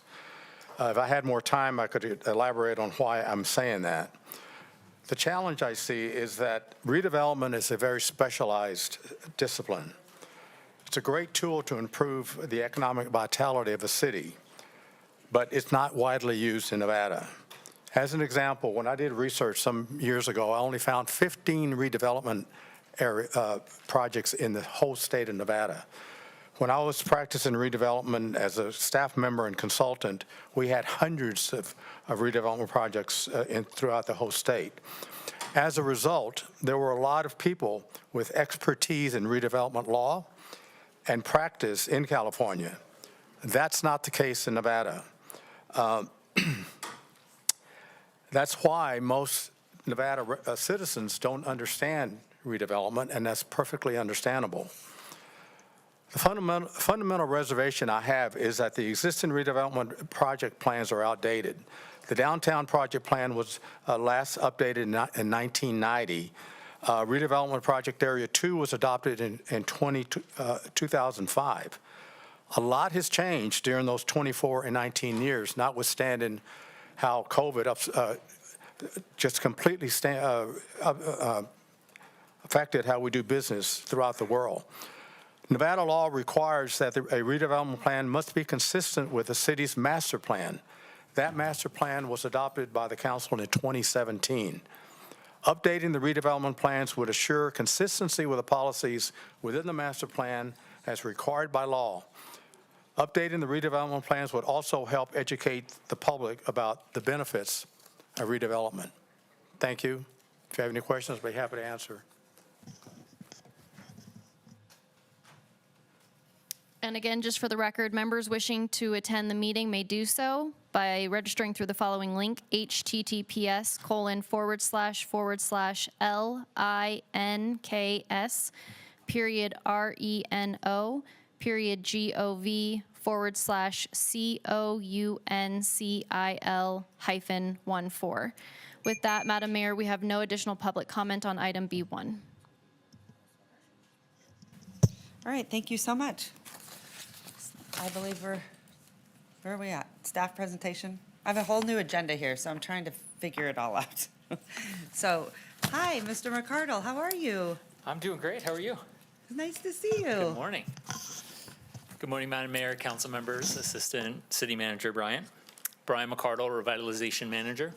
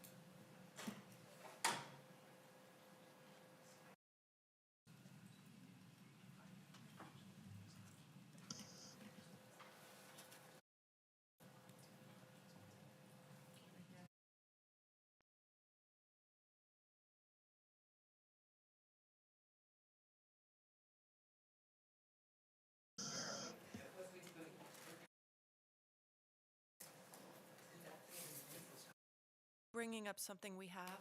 Yes, it's the presentation. Was that uploaded? It was. You know, what we need to do is, Thank you for your patience. you know what? Great. All right, are we good to go? Wait, can we just say something? When I'm on the PrimeGov meeting viewer, it says today, Reno City Council final. There's 2 meetings. We have a RDA and a regular, so we'll have someone come pull up the RDA. Yeah, because I can't bring up the Well, materials. I'll have someone come pull it up. Please.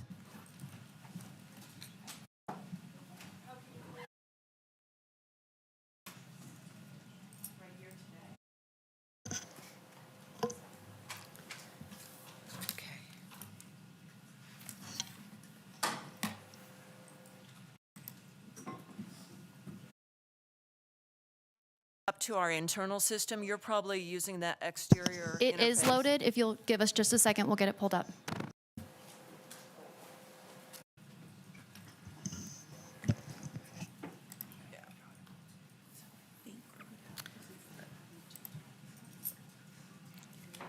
It's not under today. I don't know what the presentation, okay, I think I just saw. I log in. I have an external one here.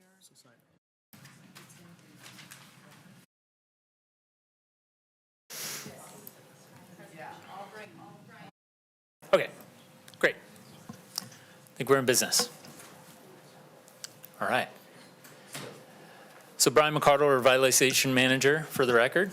We're here today to present to the Redevelopment Agency Board 2 documents that allow us to get the Redevelopment Agency re-energized and active again. The 2 documents that I'm going to summarize, and it is going to be a lot of information because what we're trying to do here is summarize 40 years of redevelopment history, give you a snapshot of where the redevelopment agency is currently today, its capabilities, its goals and objectives, and then also outline a process on how we're going to proceed as we engage the public and private communities, private investors, et cetera. That'll give us some direction and guidance on how we proceed. How this aligns with the strategic plan is obviously we're dealing with taxes, tax increment, and development projects. And so over time, that bucket is a huge resource and asset to the city at large. And so it does hit our fiscal sustainability plan as well. At the end of the day, what we're really talking about is economic development in our downtown, which is something many people have discussed that is an importance to the city. And so this is a great tool that we're going to utilize to invest in our area. Before we get going, just to summarize, you have the redevelopment agency, which is an entity, and then you have 2 redevelopment areas. The redevelopment agency actually has its own goals, and each redevelopment area, 1 and 2, also has goals listed under those plans. But the agency in general has 7 broad plans in that 1990 redevelopment plan. And so these are the activities of the agency. It is to drive business attraction and the visual appeal of structures throughout the area. It is to create quality housing and the growth of residents, and not only growing residents, but also the diversity of residents as well. Transportation of people throughout the area, whether they're walking, wheeling, biking, driving, is of importance. So it focuses on the flow of people throughout the area. Investments in public spaces, landscaping, the public realm, art can all be facilitated through the agency. The real goal at the end of the day is to remove blight and to bring underutilized areas back up to a usable state, get them back on the tax roll. Broad goal is to enhance the overall quality of life, and the last is to preserve and emphasize the heritage of historic assets through the area. But before we get to that, that is the what. We're going to get to the how. How does redevelopment get facilitated in an area? And it's through tax increment. And right now, for every dollar created in property tax before the redevelopment area, gets split to the city of Reno and through multiple agencies. And so as of right now, normal property tax, 26% per dollar goes towards the city of Reno's general fund. And the remaining gets split up between Washington County School District, the county in general, and the state of Nevada. When you create a redevelopment area, it creates a tax increment district where what you do is you go out to all the existing agencies and you freeze the tax base and you say, from now on until the sunset of this area, you will continue to get the property tax being generated in this area. But for every new dollar created after the creation of the area, it goes into a special bucket, and those funds be reinvested in that specific area for the goal of increasing more property tax, increasing more investment, more development. And at the end of the sunset of that redevelopment area, all those future property tax created gets distributed back to those agencies, back to the city of Reno as they were before the area was created. So this is the 40-year history of redevelopment. It was started in 1968 when the city of Reno created the Downtown Development Commission. This is a nonprofit created during the urban renewal phase in the late 60s, and that nonprofit was called Renovation, Inc., and they actually produced a report. But in the 80s, we're going out of urban renewal and starting to go into what is redevelopment, which is a bit more equitable. It's anti-displacement. It provided for the social benefit of an area. And so Nevada passed legislation that allowed certain areas in the state of Nevada to create redevelopment areas. And so in 1983, the city approved RDA 1, the Downtown Redevelopment Plan number 1. It didn't really create an agency. It just listed 5 projects that I will summarize that they wanted those funds to go towards, 5 specific improvement projects. But later in 1990, it was realized that we really do need an agency. And so the plan was amended in 1990 to give the agency goals, rules, bylaws. And so when we talk about a redevelopment plan, the plan is a bit of a misnomer. The 1990 redevelopment plan is really the document that created the redevelopment area, and it's sort of a bylaws or a charter on how the agency can operate. It does not dictate what should be done in a certain area. It does not dictate zoning or land uses. It's just really the rules and guidelines of the redevelopment agency. In the 90s, we did a lot of reports, studies, commissions, streetscape designs, and in 2005, Redevelopment Area 2 was also approved. That plan. And in 2007, the retract corridor study was completed, very good plan. But after that, we went into the Great Recession and that plan really wasn't implemented. But taking you back to 1969, under renovation, the opening statement for that document is, in Reno, as in every city, downtown either must change to meet today's needs or abdicate its role in the heart of the city and become a lifeless slum. What was happening in the late 60s is mainly due to Park Lane Mall.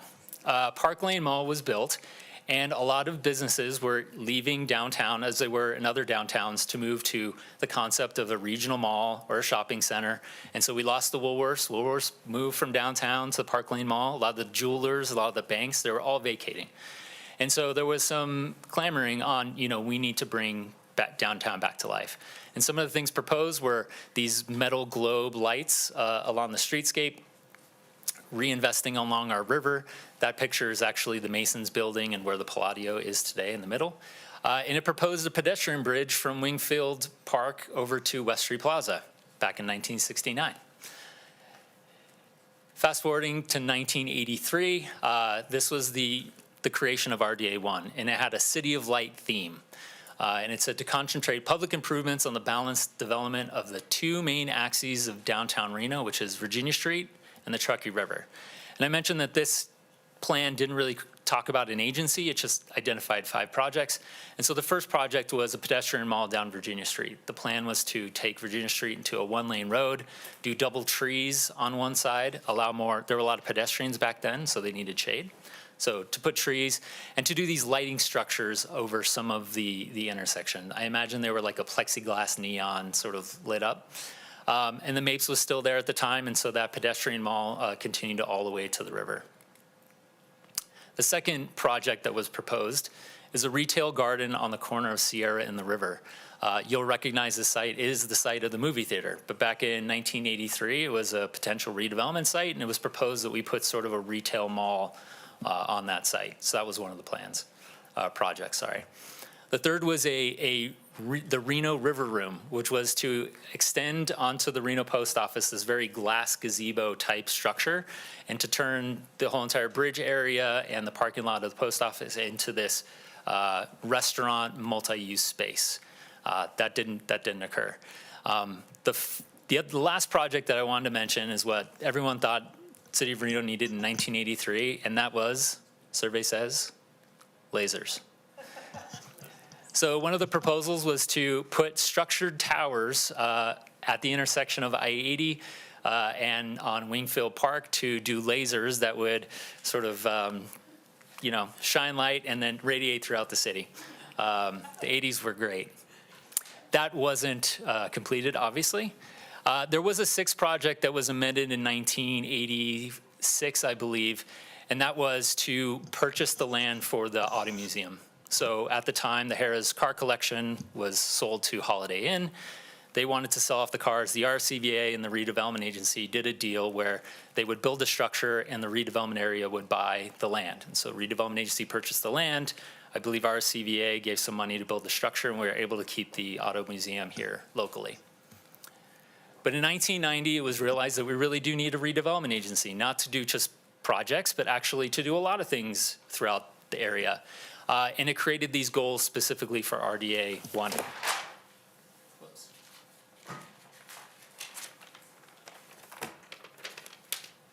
And that is to create diverse experiences not only for visitors and residents throughout the area, focus on circulation patterns, traffic patterns, et cetera, focus on more commercial and recreation uses, focus on the attractiveness of the area, drive more housing in the area, do some public improvements, drive private development, remove blight, focus on preservation, and the last one is to kind of drive and coordinate development and give sort of some design standards for the area. So those are the goals listed under RDA 1. And throughout the 90s, there were a lot of plans done. This one's called the Blueprint. There was a river corridor plan. There was an entertainment core plan. There was also a streetscapes master plan, which is how we got the Sternberg candy cane lights and the stamped concrete. And I apologize for the maroon paint throughout the area. And in 2007, there was another study called the Retract Corridor Study. This is actually a great study. A lot hasn't changed since 2007. A lot of the empty lots are the same. The corridors are the same. There's a lot in this plan that could be utilized today. It even goes down to which trees we should be planting in downtown and how far to space them. It's very detailed, very good plan. But of course, the recession hit and we were not able to implement that. But the redevelopment agency has done a lot of projects throughout the area. The River Promenade, as you see on the upper left, was a redevelopment agency project, as well as the parking gallery associated with the theater. The Palladio and the movie theater were projects. The ballpark was possibly the biggest project undertaken by the agency. The bowling stadium and West Street Plaza were all past RDA projects before it really became to the point where they couldn't support financially new projects. During that time, as I've mentioned in the past, downtown Reno has not seen a lot of development, but there has been some development occurring. The King's Inn was converted to, what is it, West Street Flats? No, 3rd Street Flats, sorry. 3rd Street Flats, we had the student housing project Canyon Flats come in and the Mod 2 at Riverwalk. And in RDA 2, we had Reno Experience District. Midtown actually got an apartment complex called R1 Apartments, and the Reno Public Market came in. And why this is important is that these projects were built and the tax created, the property tax created by these, helps fill the redevelopment bucket so that we can make investments throughout the area. So in this plan that is in front of you, the status report, which is really just to capture a moment in time, it says that through the life of the redevelopment agency, we could see roughly $413 million be reinvested inside RDA 1 and RDA 2 over the life of both districts.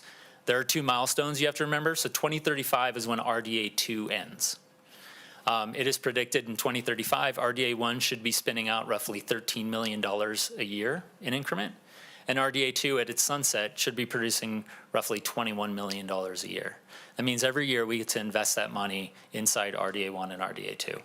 By the end of 2043, RDA 2 will have been expired by then, but RDA 1, downtown proper, is spinning out about $20 million a year. just something to consider. The current financial state is in the status report of both RDA 1 and RDA 2. As I mentioned, RDA 1 was created in 1983 and sunsets in 2043. So there's 19 years remaining to do any capital improvements and drive development. There are 3 bonds outstanding that were taken in 2007, just before the Great Recession. There is a $1.2 million loan that was given from RDA 2. And after the sunset of RDA 2, the RDA 1 area has the obligation to continue paying that $1 million annual agreement to the baseball. That was part of the deal. These aren't listed as debt, the $1 million, because it is just an obligation for the agency. And I will mention that RDA 1 is not out of debt just yet. And there are some funds sort of coming in 24, 25.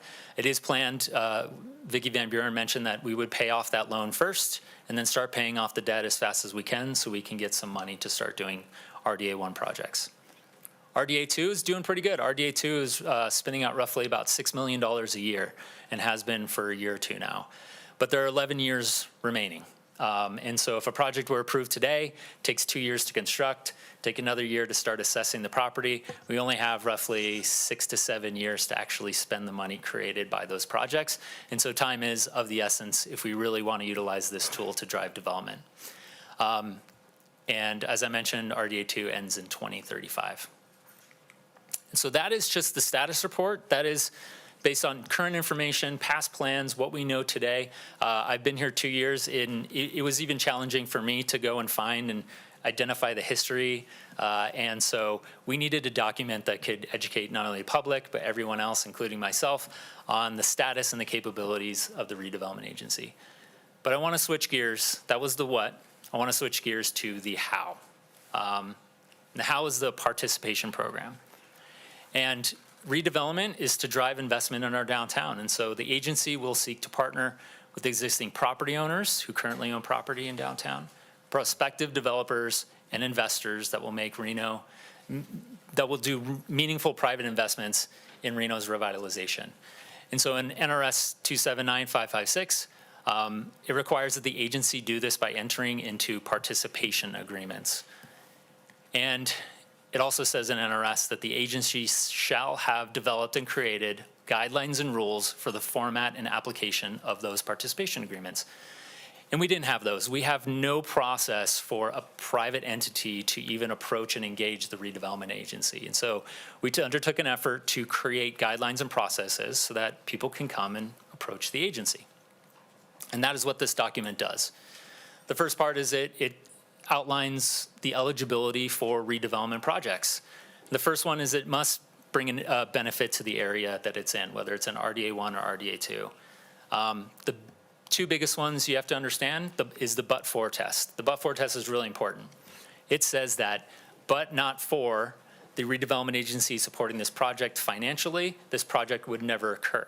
If this project never occurs, you'd never create the future property tax, and so if you're okay with the status quo, fine, but this project will not happen if not for the redevelopment agency supporting this. And so projects have to show that they have to pass the but-for test, that these projects will not work without agency participation. And the second one is that all projects must be prevailing wage. If they take more than $100,000, the entire project must be prevailing wage. They must provide an employment plan, not only for the construction, but any future uses.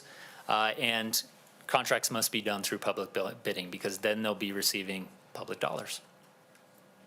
The eligibility criteria is fairly straightforward. Property must be inside one of those areas. It must be properly zoned or request to be rezoned. They must have all their fees current and paid for. Contractors must be properly licensed. Criteria 5, it says that the property must be vacant or underutilized or blighted or stalled to justify the use of redevelopment funds. And if a project is stalled, they are able to come and request support from the redevelopment agency. And they have to have no felony convictions or bankruptcy judgments. And so those are the general guidelines that if they satisfy those, they can come and approach the redevelopment agency for support. There are 5 programs being highlighted, we went out and talked to, I think, seven redevelopment agencies across the country. We physically went and met with them and toured their cities. We looked at roughly 80 redevelopment agencies throughout the nation and captured some of the best practices, and these are summarized here.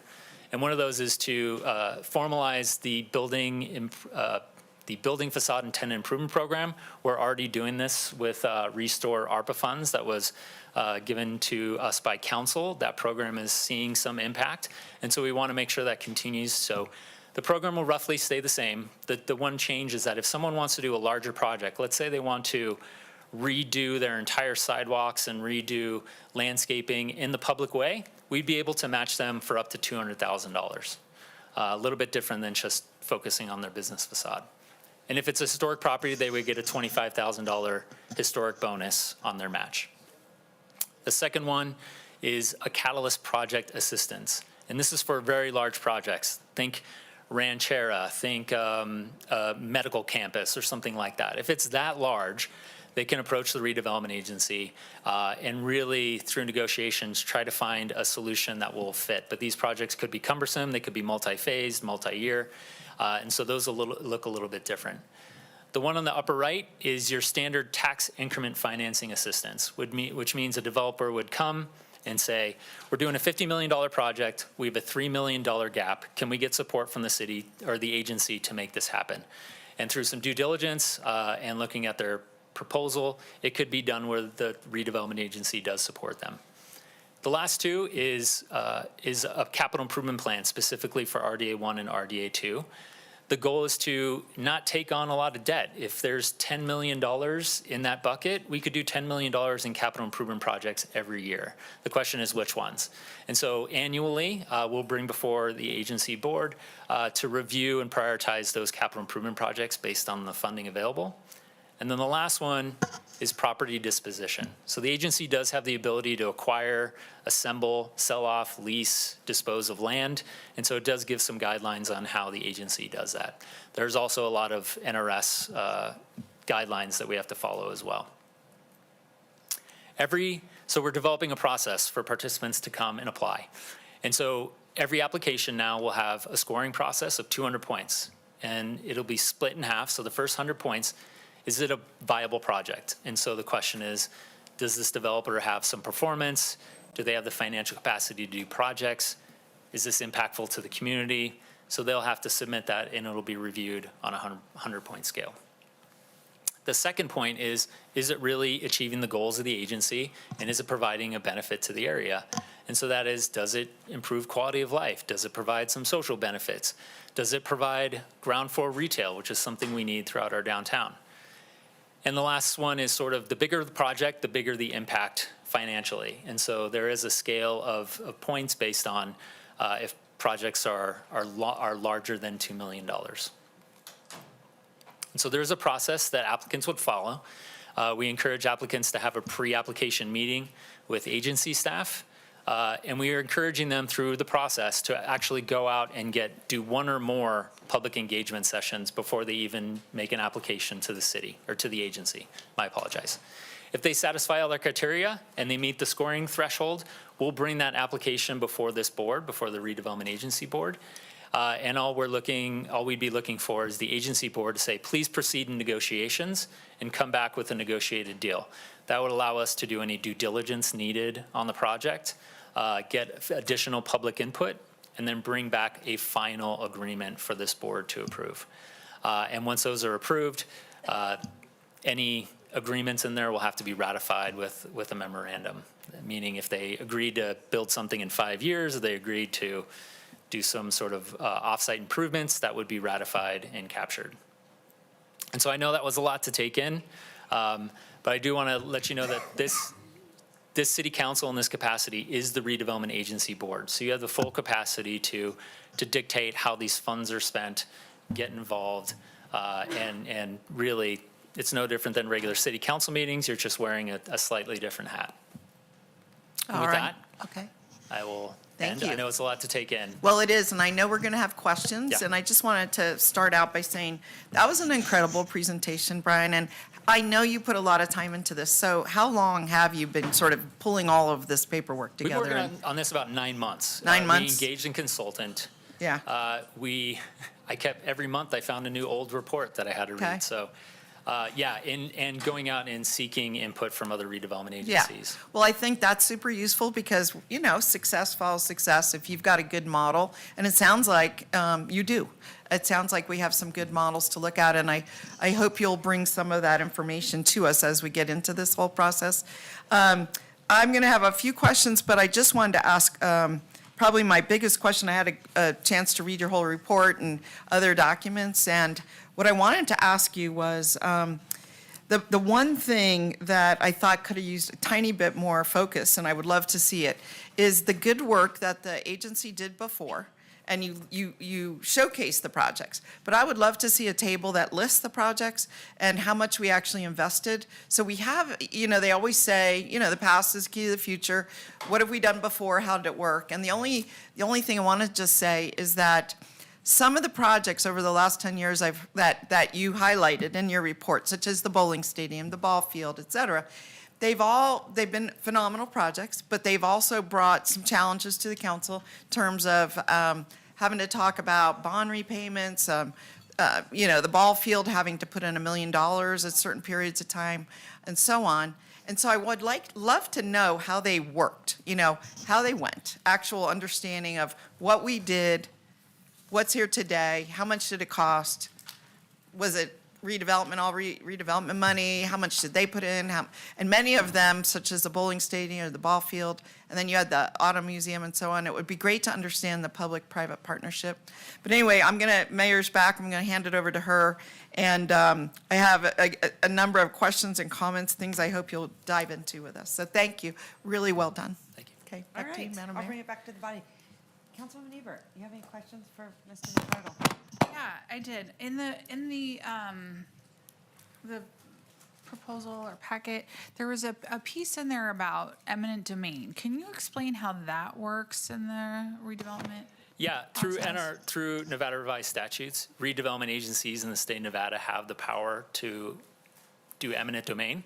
And there's also a lot of language around relocation of residents, facilities, users. There's a lot of language in there. We didn't really summarize it in the report, mainly because it's in our NRS. Okay, so if we were to do that, does that mean that the city would purchase a property or something, or how would that work? Yeah, the best example I could give to you is, let's say a property is extremely blighted or creating a nuisance. Let's say a private developer or other private entities have tried to purchase or negotiate or Like, improve let's say that the area. Harrah's building or something? Sure. And then the redevelopment agency goes in and also tries to make an attempt to purchase, to redevelop. And after all attempts have been exhausted, to remove the blight. And if it's shown that that blight will continue on that site until something is not done, then it opens up the ability to use that eminent domain legislation.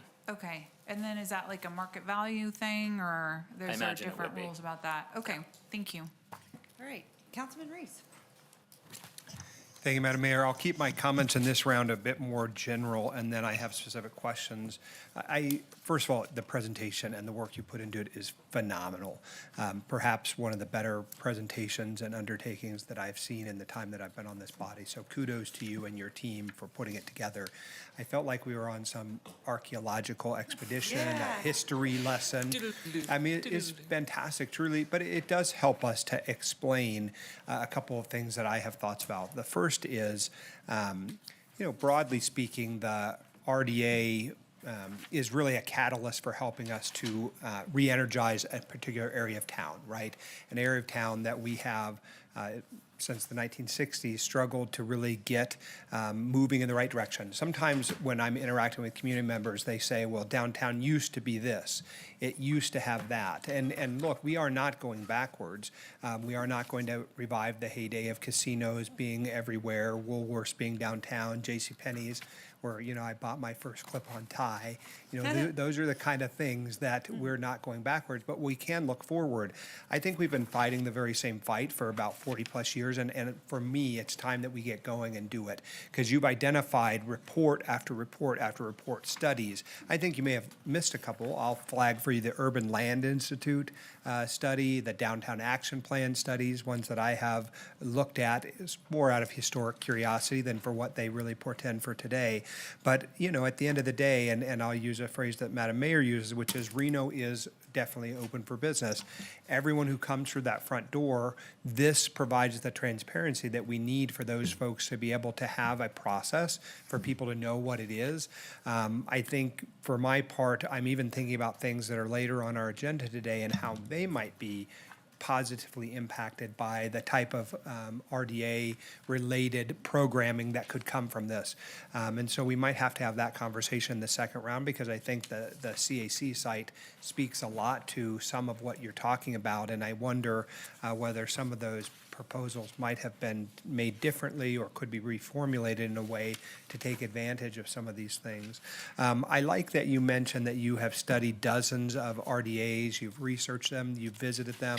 I think best practices are always what we're looking for as a body, and that's what I think you've provided a guidepost or kind of a roadmap for us to do.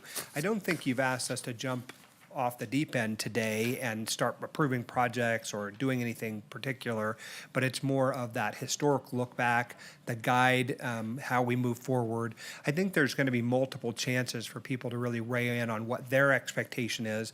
We, of course, want the public's input in all things, but there are things like each project going through its own normal review process, having a neighborhood advisory board, public meetings, the planning commission. I want people in the public who might be looking at this and wonder what we're doing, not to feel like we are reinventing something or creating something whole cloth. It has been there for, 70 years. It's time for us to take the reins of it, and with the financial picture that you've painted, this is a good time to do it. And so I thank you for the presentation, and I'll have more specific questions in the next round. Councilman Taylor. Thank you, Madam Mayor. I don't want to steal your thunder, but I'm going to. So I think the headline, I thought the presentation was great, but we should have led with City of Reno could possibly invest almost $500 million in the RDA. I mean, that's a phenomenal opportunity that we have. So I'm super, super excited about it. Very grateful for the work that you and your team have been doing. And just based on a couple of the public commenters we heard, I have some global comments right now, and then when we go back, I'll get a little bit more in depth. This isn't new, like Councilman Reese says. This is something that we've been looking at, and when we did our work and our due diligence in the budget, these are things that we talked about. We talked about RDA funds, how we were going to use them, how we were going to hire some people, and now we've asked you to go and research this and bring it back to us. And it sounds like you researched over 80 agencies, so you do have some best practices. So things that I'm going to want to understand a little bit more about is I am interested in an advisory board, a very specialized expert advisory board to help us with some of these decisions, because I think it's a lot of money. I know it's a lot of money, and I think we could benefit from that. I'm interested in having that conversation with my colleagues. More about the timeline and the urgency of getting these funds online in the application process, what that looks like with them sunsetting. I think it's important also to think about the prior leadership and councils that put this into place, because I think one of our biggest jobs here is to plan and prepare and invest in the future. And I think this is a tool that is going to this is going to help us get there with this tool. A couple of things that I heard in public comment were what was the staff? Who is the staff going to be? And I think we were able to answer that in some of our budget discussions about the planning districts. And I will ask you more about it, but it's my understanding that they are basically defined already in RDA 1 and RDA 2. We're not going to change the boundaries of those. They've already been set. The participation programs, how you came up with those based on best practices. And then the public process. I was really interested in your snake diagram It seems like there will be multiple opportunities for public process before the agency board or the council redevelopment board actually even starts seeing these projects. So those are global comments, and we'll dive in deeper, but thank you very much. I'm ecstatic about this. Thank you. All right, Councilman Martinez. Thanks so much, Madam Mayor. Thank you, Mr. Mercado, for the presentation. Great delivery on the lasers. I appreciate that. Do you want lasers? You could admit I it. don't know if we're in favor. I just like your delivery of it and the way that you presented it and the overall context that you put us in this conversation. So thanks for diving deep into these conversations, doing your research, checking best practices across the nation, and figuring out how we can provide some of these guardrails. We're at a great opportunity and time for the RDA and looking at ways to build more public partnerships. And so I want to appreciate you and the staff that have worked so diligently to get us to this place and expanding our opportunities to do that. I had a question when you're looking at your evaluations. I think it was slide evaluation process, slide 23.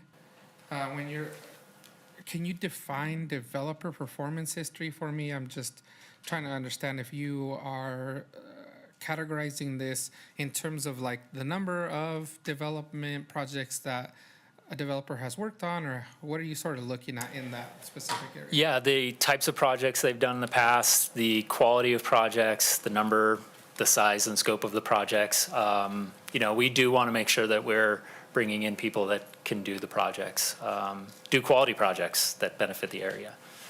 Yeah, and at the end of the day, I think the goal of the RDA is to help spur some economic development in the area and fight blight. So I think those are great ways to define that. Thanks for diving deep into that one. Thank you. All right, Councilman Breckus. Yeah, could you bring up slide 5 from his presentation? So I have a long history with redevelopment. I started working on it in 1993, and I'm pretty familiar with it here and elsewhere. So I take a little different view of what's been done. And if we're all talking about transparency and upfrontness, being upfront, is staff's been working on this for 9 months. And there's no prior council direction given, it says in the staff report. But here they have administrative forms for people to roll in and ask for money. And that's the participation program general application. So administrative forms to give money to private parties. Well, is that the business we're going to be in? You tell me. I think we should have a discussion on that before we create forms to take taxpayers' money and give it to private people. And that's what I'm seeing here. We haven't given direction to that. You have up to $500 million to invest in downtown. You have upward of $500 million to give away to people. And how has that worked? The update doesn't go through the history of the agency, which has had some tremendous troubles. Ms. Dewar referenced those. Those should be chronicled, okay? And so, and we should take it at a global set. How much do we want to give away? Do we want to give away any money? Okay? Do we want to get into these deals? That's a real big question. I question some of these because we have a poor track record, but we haven't even looked at the track record of that. And this isn't play money. See his slide there? 26% of every dollar would go to the city's general fund. So I'm seeing what, 20 million in the out years? That's 5 million, more than 5 million that can go to the general fund. That's 5 million that's not going to the labor contracts that we have, okay? So is developer Joe, who's gonna build, I don't know, we got a bowling stadium, we got a pickleball stadium.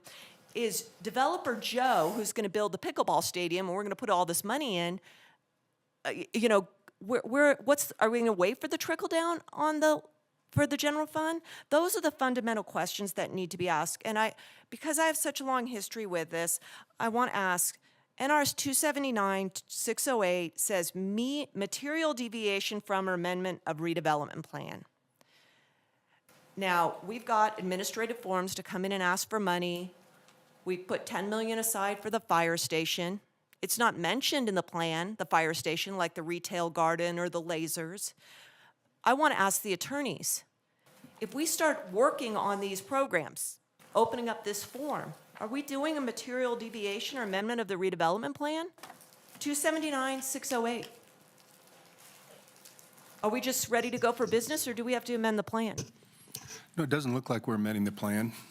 Can we start spending this money projection on these projects staff has outlined without amending the plan in the transparent way that NRS 279? Well, I think any money that is going to be spent would come back to the council in any event, so you're still So going to the have answer is say. no, amend the plan, because we've already started spending money on the fire station, and it's not in the plan. And my colleagues want to do transparent, open, public, but the fundamental of doing transparent redevelopment work is doing the plan.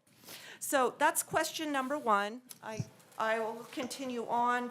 Another fundamental question is, because redevelopment abuse is so well known in the urban history of America, so absolutely well known. And if someone did the time to research how we have done, they'd know that it's been poor, okay? And that's why I objected to the extension of the redevelopment agency without amending the plan. But let's talk about condemnation of land, okay? All right, I'm going to move on. Okay, go ahead, Councilwoman Ebert. It's all you. Yeah, so I have a question about the funds. You said it's about $11 million for, was it RDA? No, $13 million for RDA 1 annually and $21 million for RDA 2 annually. So I know that we only have so much time to use it, but are these funds just accumulating? Like, it's not like, Yes, so these funds haven't materialized Yeah, today. We don't yeah. have that today. But every other year, finance goes through a process where they sort of predict future development projects. And so predicting that out, if the projects proposed today get built, we will have $13 million a year to spend in RDA 1. okay, but this isn't like an ARPA thing where like, we have to have it decided and used by 2035. Like, as long as we identify it and we start using it, like, it's just that the money will stop coming in or stop being available, in 11 years for RDA 2 and,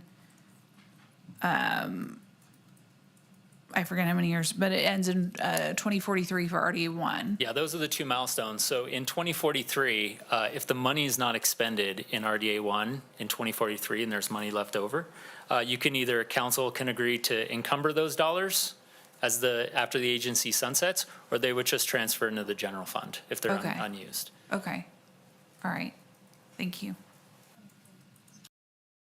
Councilwoman Dorr. Yeah, thank you. Brian, could you turn to your goals page? It was one of the first pages that you showed on the PowerPoint. Yes. I too wanted to just talk about our advisory board. That would be part of this. And I thought that, I think the advisory board, its makeup and all is laid out in the bylaws, which is laid out in the plan you mentioned, which was last updated in 1990, but then there was another plan in 2005, right, for the other agency. So I just wanted to put out this, which is that I think that as we go, I think one of the first things we should do is bring back the bylaws and let's adjust those so that when we put an advisory board together, maybe one or two people could represent each of these areas that are the goals. So for example, if it's housing, there should be a housing person on the advisory board. If it's about transportation, number 3, we should have a transportation kind of person. If it's investment in public spaces, landscaping, someone that knows about that. History, we talk about preserving and emphasizing history. I would love to see a historic person on there that understands the region. And then I'd also like to see someone that's not in the district, and I don't know that those people need to live in the district or work in the district. I don't know that that gives them special privileges, but certainly what the people that are working within these districts, that are generating economic development, they need a very important seat at the table because this is development that's going to surround them and affect their business. And then potentially a position that is outside the district, because what happens in the district may enhance the rest of the city or may actually pull maybe a development project that they were hoping was down in South Reno back up to more North Reno, or something wanted to happen in North Valleys down to center stage. So that's an issue. I'd love to see us lay that out, who's going to be on this advisory board, what the roles are. I also wondered, all, in 2005, and I'm sorry, I've got so many pages marked up from your report, there was the goals from the 2005 plan, and you've already mentioned it, but I think it's important to reiterate, which is that the promotion of maximum participation of residents, business persons, property owners, and community organization in the redevelopment of the redevelopment agency. I mean, it's stated in the 2005 plan very clearly, so I think it's something we just need to understand.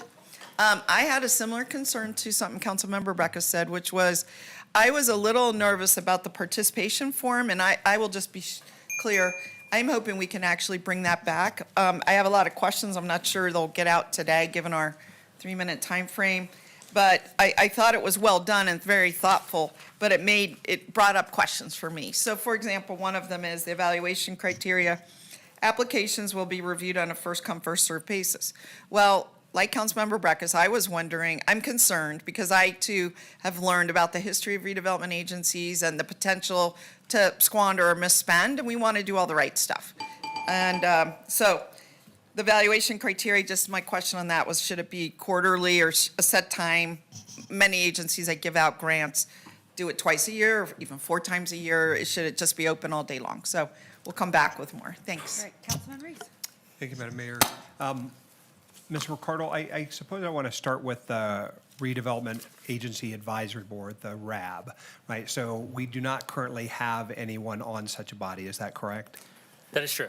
And so No acting appointees. And we usually, with our other organizational things like NABs, we have a council liaison and then they make appointments to that. Is that how the bylaws here are constituted? I believe so. It would mirror how the city creates agencies and boards. Well, and to my colleague, boards and Ms. commissions. Dewar, the vice mayor's point, we all probably have ideas about who might best serve on it. I think, for example, Mr. Rangel would be an outstanding person to be on such a body. Great. But I'm sort of positing that might not necessarily be that each one of us are going to appoint a person or even that we need it.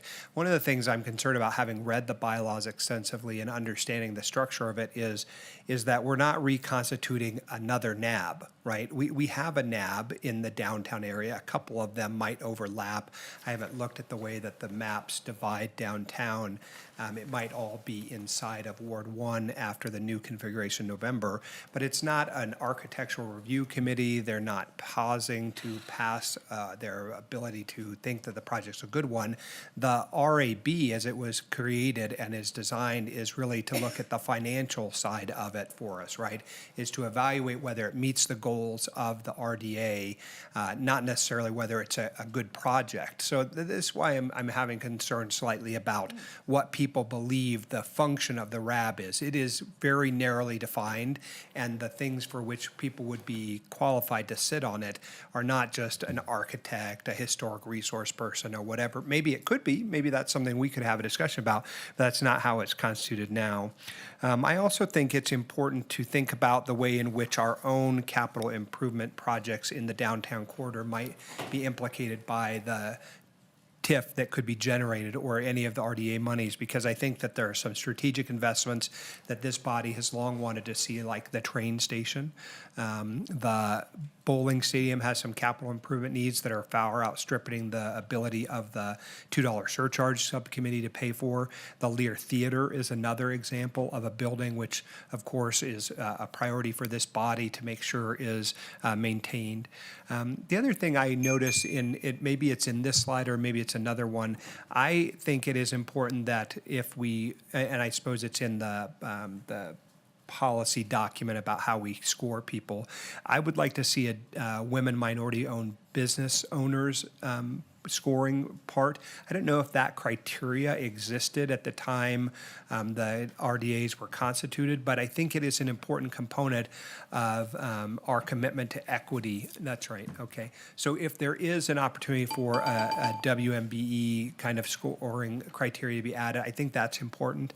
And then the last thing I'll say before I turn it over is, again, the example today that we have later about the CAC, a couple of the proposals are really talking about the gap in financing and funding to layer for that project. And this is, it's a concern to me if we don't get moving on the RDA, setup, when these projects come in, we have no way to evaluate them. So the transparency that we all are wanting, we have no way to do. And so we end up getting all these unsolicited proposals like Zero Riverside or the CAC when it came to us the first time. And so I think what you've put together is really a path forward for that greater transparency. And I think that's an important part of it. Mr. McCardle, can I just ask you the criteria that I see up here? Is that new criteria that you're proposing, or is that something that's been in place for a long time? These are mostly based on Nevada revised statutes and what is in the existing redevelopment plan. Okay, Um, from the But the existing. but-for test is in NRS, prevailing wage is in NRS, public bidding is in NRS, and I believe the employment plan is required of all large projects as well. Okay, I was just wondering if those are new things that have been added, or those are just existing? And you clarified existing? Yeah. Okay, good. All right, Councilwoman Taylor, go ahead. Thank you, Madam Mayor. I think I'm going to spend a couple minutes on the advisory board. First of all, actually, I want to ask, now that we've made this announcement, and I think we're starting to get some interest and people understand a little bit more about what the RDAs are, is there anything from stopping somebody from coming forward with an unsolicited proposal now and asking for the money? There's not. No, so anybody at any time could come in and we could have a flood of unsolicited proposals to deal with. So I think the timing is important to start looking at a process and the participation process and moving forward with that. I also want to make sure that we understand that this is new, this is a lot of money, so we are going to need to give ourselves a little bit of room to grow and adjust and make some changes. I think that we'll have some learning curves, and I think that's expected, and we shouldn't be afraid of that. I would look to an advisory board to help us with some of those decisions in the participation, the evaluation criteria maybe, and the application process. So if we were to approve that today, I think that we would be able to ask if we wanted an advisory board to help us with some of those decisions and maybe make some recommendations. I will also say I appreciate your willingness. Thank you for agreeing to meet with Mrs. Barber. I'm disappointed that she did not accept our request. She had some serious concerns about this and was hoping that we could have a meeting with her. That didn't happen. And a couple of things that I was thinking about is like, a commercial real estate person, an economic financial advisor, some land development legal expertise, like Councilman Reese said, some very finite expertise. And the biggest concern for me is I would not be support of the city bonding for anything. I don't think that was in the proposal, but I did read a little bit into that would be a possibility in some of the RDAs. So that would be something that I would be a hard no on. But I'm excited about getting started with this. So those conclude my questions. Thank you so much. All right, Councilmember Martinez. Thanks so much. Appreciate the discussion. Mr. McCarl, just a quick question on slide 22, if you can go there. For the capital improvement plan, it looks like some of those can be initiated by the agency. Am I understanding that correctly? What are some examples that? So the plan for the, fortunately with council's direction, we were able to use ARPA funds to do a lot of plans. And so Councilmember Reese mentioned the downtown action plan, some other plans that are currently out there. I'd only summarize the ones that were initiated by the redevelopment agency, but the city has done a lot of plans, and we've done the Virginia Street placemaking plan. We're in the middle of the Truckee River Vision Plan, a public art master plan, the Parks and Open Space master plan. We've done a lot of planning, and this is now a tool for us to, all the implementation plans and all those plans, now we have a funding source to go after them. But it is not just for what the city has planned. We will open it up to have other agencies, whether it's RTC, whether it is One Truckee River, possibly the Downtown Reno Partnership, to suggest public improvements that they want to see. It'll be curated, and then we brought before this body to be prioritized, and then based on the funding available, get going. And that will be on an annual basis. So every year we'll be able to keep doing projects. Awesome. Does that answer your question? Yeah, Sorry. it does. Thank you. All right, Councilman Breckus, go ahead. Yeah, so staying on slide 22 here, tax increment financing assistance, which is generally taking taxpayers' money, okay, and giving it possibly to someone else, okay? That's what it is. It's a transference of some tax money that is not being used for its purpose to another place. And let's remember, Reno has the longest established redevelopment agency, and the only reason it was able to be extended out to 2043 is because we got a specific law to allow that, so we could pay off debt. We were going to go under on our indebtedness, and the legislature delayed it, extended it. Okay, so let's be a little wary of what has happened. Like Ms. Taylor said, I don't want a bond. Well, amend your plan and put in that. I don't want to condemn property and give it to a private person. I don't think we can. I think that needs to be a little fact checked. But let's have a plan. And 279. 608, material deviation from or amendment of redevelopment plan. If he goes off and starts administering all these, it is a material amendment, okay? The unsolicited proposal that comes in that was said, oh, someone could just come in for an unsolicited proposal. Let's say they do. Let's say they come in, they want the pickleball stadium, they want, X million dollars from us. Don't you think that should be in the plan? Well, let's look at the plans that he just went over. The laser, the river garden. Those were all specific plan projects in the plan. That's how redevelopment works. Do you really, want to work against how it's done? Maybe the first thing to do is get a new redevelopment attorney to advise you, because I think you're being poorly advised. Second, if you want to have transparency, do the plan. Can we go to slide 5, please? In slide 5, I want to bring up something because it's going to be relevant later on, okay? The biggest money that's getting shorted is Washoe County. What does Washoe County do? They provide social services, right? So every year, 38% of this $20 million is not going to Washoe County. They do a lot, but to do some social services. Maybe in your buckets, you should carve out a lot of money for social services, because we're not doing things. This railroad ordinance, you could toss people off of there, they'll be on the river. There are actually a lot of good examples of communities starting to do and solve these problems. I'd give 100%. I'd maybe give 50% to the city for infrastructure and 50% to social services. Some places are digging in that big.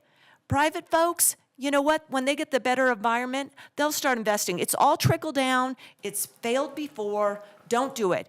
Come up with some large policy buckets is my recommendation. I have a few seconds, Madam Mayor, is address through an amendment of the plan, the indebtedness, the eminent domain, and your large buckets here. Okay. Okay? All right. Thank you, Councilwoman Can I answer Breckus. that question real quick? Yes, please do. So we are not proposing any amendments to the plan. And actually, the plan is why we created a participation program. So on page 39, section 8, it says the agency shall have developed and created guidelines and rules for the format and application of participation with owners and property owners throughout the area to improve their properties. You need And to so actually outline the plan said projects. this, You and need which to is why outline, we you created need the to outline the participation program. projects that you're going to be Councilwoman doing. Breckus. All right, thank you. I appreciate your passion, and I don't think that you're wrong. I think there's a lot of things that you're right about, knowing the history, watching it happen. This is the first time, I think, since you and I have been here, that we are sitting here looking at this. So, in 9 months, much further with forms to give money to people than having these conceptual discussions here. And that's but why I think I'm really that's the point troubled. of why we're here today. So what I want you to be careful of is having sort of this anxiety feeling. That's what we're starting at. This is the first conversation that we've had.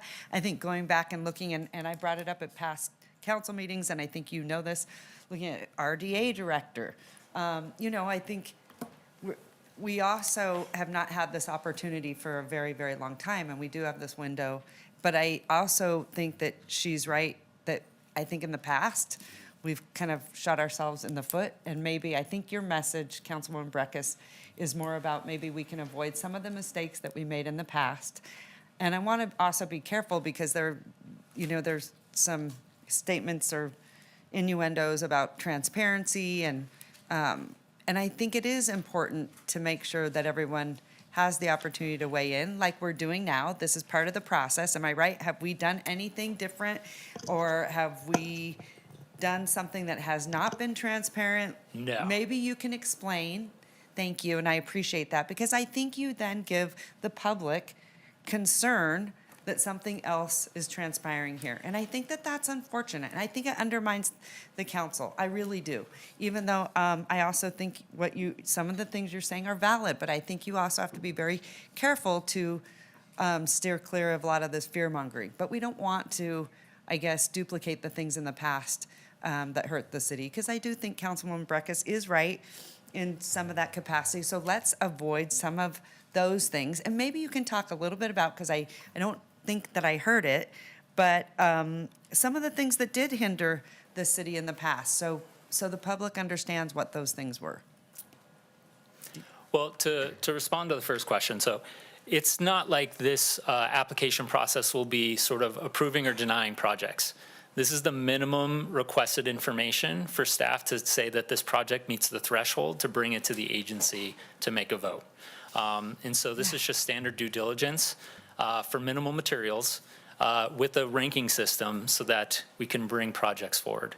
If we don't want to bring projects forward, that will not certainly meet a minimum threshold.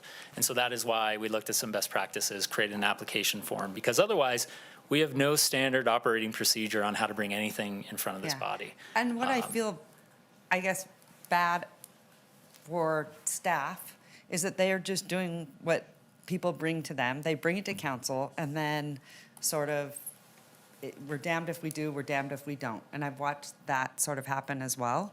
And I do think that that sort of doesn't help with innovation or, being forward-thinking. And so I want to be careful, sort of those kinds of things, because up here you can tell that it gets a little negative, and it really shouldn't be to that level. So I know you're just trying to figure it out. You bring something forward and you, he's like, wait a minute, that wasn't what I thought. So I want to be able to also help you guys foster innovation and vision and the future. I would say this is an exciting time because we have not been able to hear how RDA can transform our city. So I think being cautious at the same time, but I also think we can do a great job of having experts in the room, like we're talking about, sort of having this board that can bring a different perspective than what the council can also bring. So I think that's good. Okay, where are we at, Madam Clerk? We have a busy agenda. What do you need from us? Are we on final round? Are we done? We've done 2 rounds per council member, so we're looking for a motion on this item. I'd like one more Okay. minute to ask some questions that I haven't had a chance to ask. Okay. I will grant you 1 more minute. Go ahead. Yeah, a lot of times when you hire a consultant, there's an authorship attribution, and I didn't see that on your status update. So who'd you hire to do this? We went with Applied Analysis to help us review other plans, put something together. Okay, help Jeremy find Aguero. past. Yes. Jeremy Aguero, okay. I don't know his expertise. I know, a lot about him by reputation. Did they opine? He's a economist, I guess, but did they opine on the need to amend the plan? We didn't ask them to amend the plan. Okay. What we asked them is to Okay. capture the history of the RDA. Okay, well, I would have liked to have seen the projects reviewed in more, and some of the loan programs, because I worked on a failed loan program here, okay, to businesses. I remember that cleanup. But where'd you go? Who went? And did any of the elected officials go on these tours to redevelopment agencies? We had, to answer that question, so we have gone to some conferences, and while we were there, we usually find an opportunity to visit the redevelopment agency that's in there. And so during the U.S. Conference of Mayors, we met with Oklahoma City's, not Oklahoma City, Columbus Development Corporation. We went to Boise and got a full tour with their agency staff, met with their mayor as well to talk about how Boise uses redevelopment agency funds to facilitate. They've tripled their downtown population in 7 years, so they're Did any very of my successful. colleagues go on those trips? They were invited. We did invite those who could make it. There were some instances where we were in Denver, we met with people. We met with Boulder. We met with Calgary as well. And I went up there for an economic development Yeah, conference. I don't remember the invitation to Boise.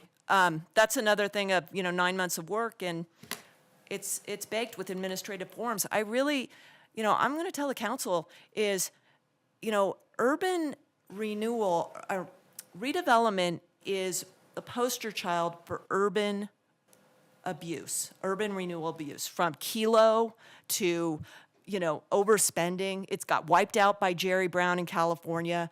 Tread very carefully. And the motion before you is to absolutely go in the wrong path. The direction should be amend the plan and tell us how we're going to amend the plan. Thank you. All right, Madam thank you. Mayor. I appreciate your concern. I think that's always good to have on the radar. I do. But I also want to be careful of, comparing us to that. That's pretty negative. Okay. I don't know if anyone else Go wanted ahead. 1 minute, One- but. 1 minute. Yeah, thank you. I just, I do think we are getting a little ahead of, a little over our skis, so to speak. And what I would love to see, I think Mr. Reese identified, he had read the bylaws of the advisory board, and it was more of a financial group. We have a finance advisory board generally that we've leaned on. We have a good finance team. I know we need other specialists, it's been brought up. We have a debt management commission, which is filled not just with electeds, but experts in finance. But I am with Councilmember Taylor in that I think that we need, whatever proposal comes in, to be able to have that reviewed by a wide-ranging group of people, that specific proposal in a public setting. So we are speaking to the transparency. We are getting input from a variety of experts, not just finance. If we also want a very detailed finance advisory board, that's fine too. I'd written that in an earlier comment. But I do think before we start accepting applications, it would be good to establish our advisory board and determine its role. All right. Councilwoman Ebert, go ahead. Nothing? Okay. Anything from you, Actually, I Councilmember? do, just real quick. So I'll wait till there's a motion, actually. Okay. Do you have any more questions?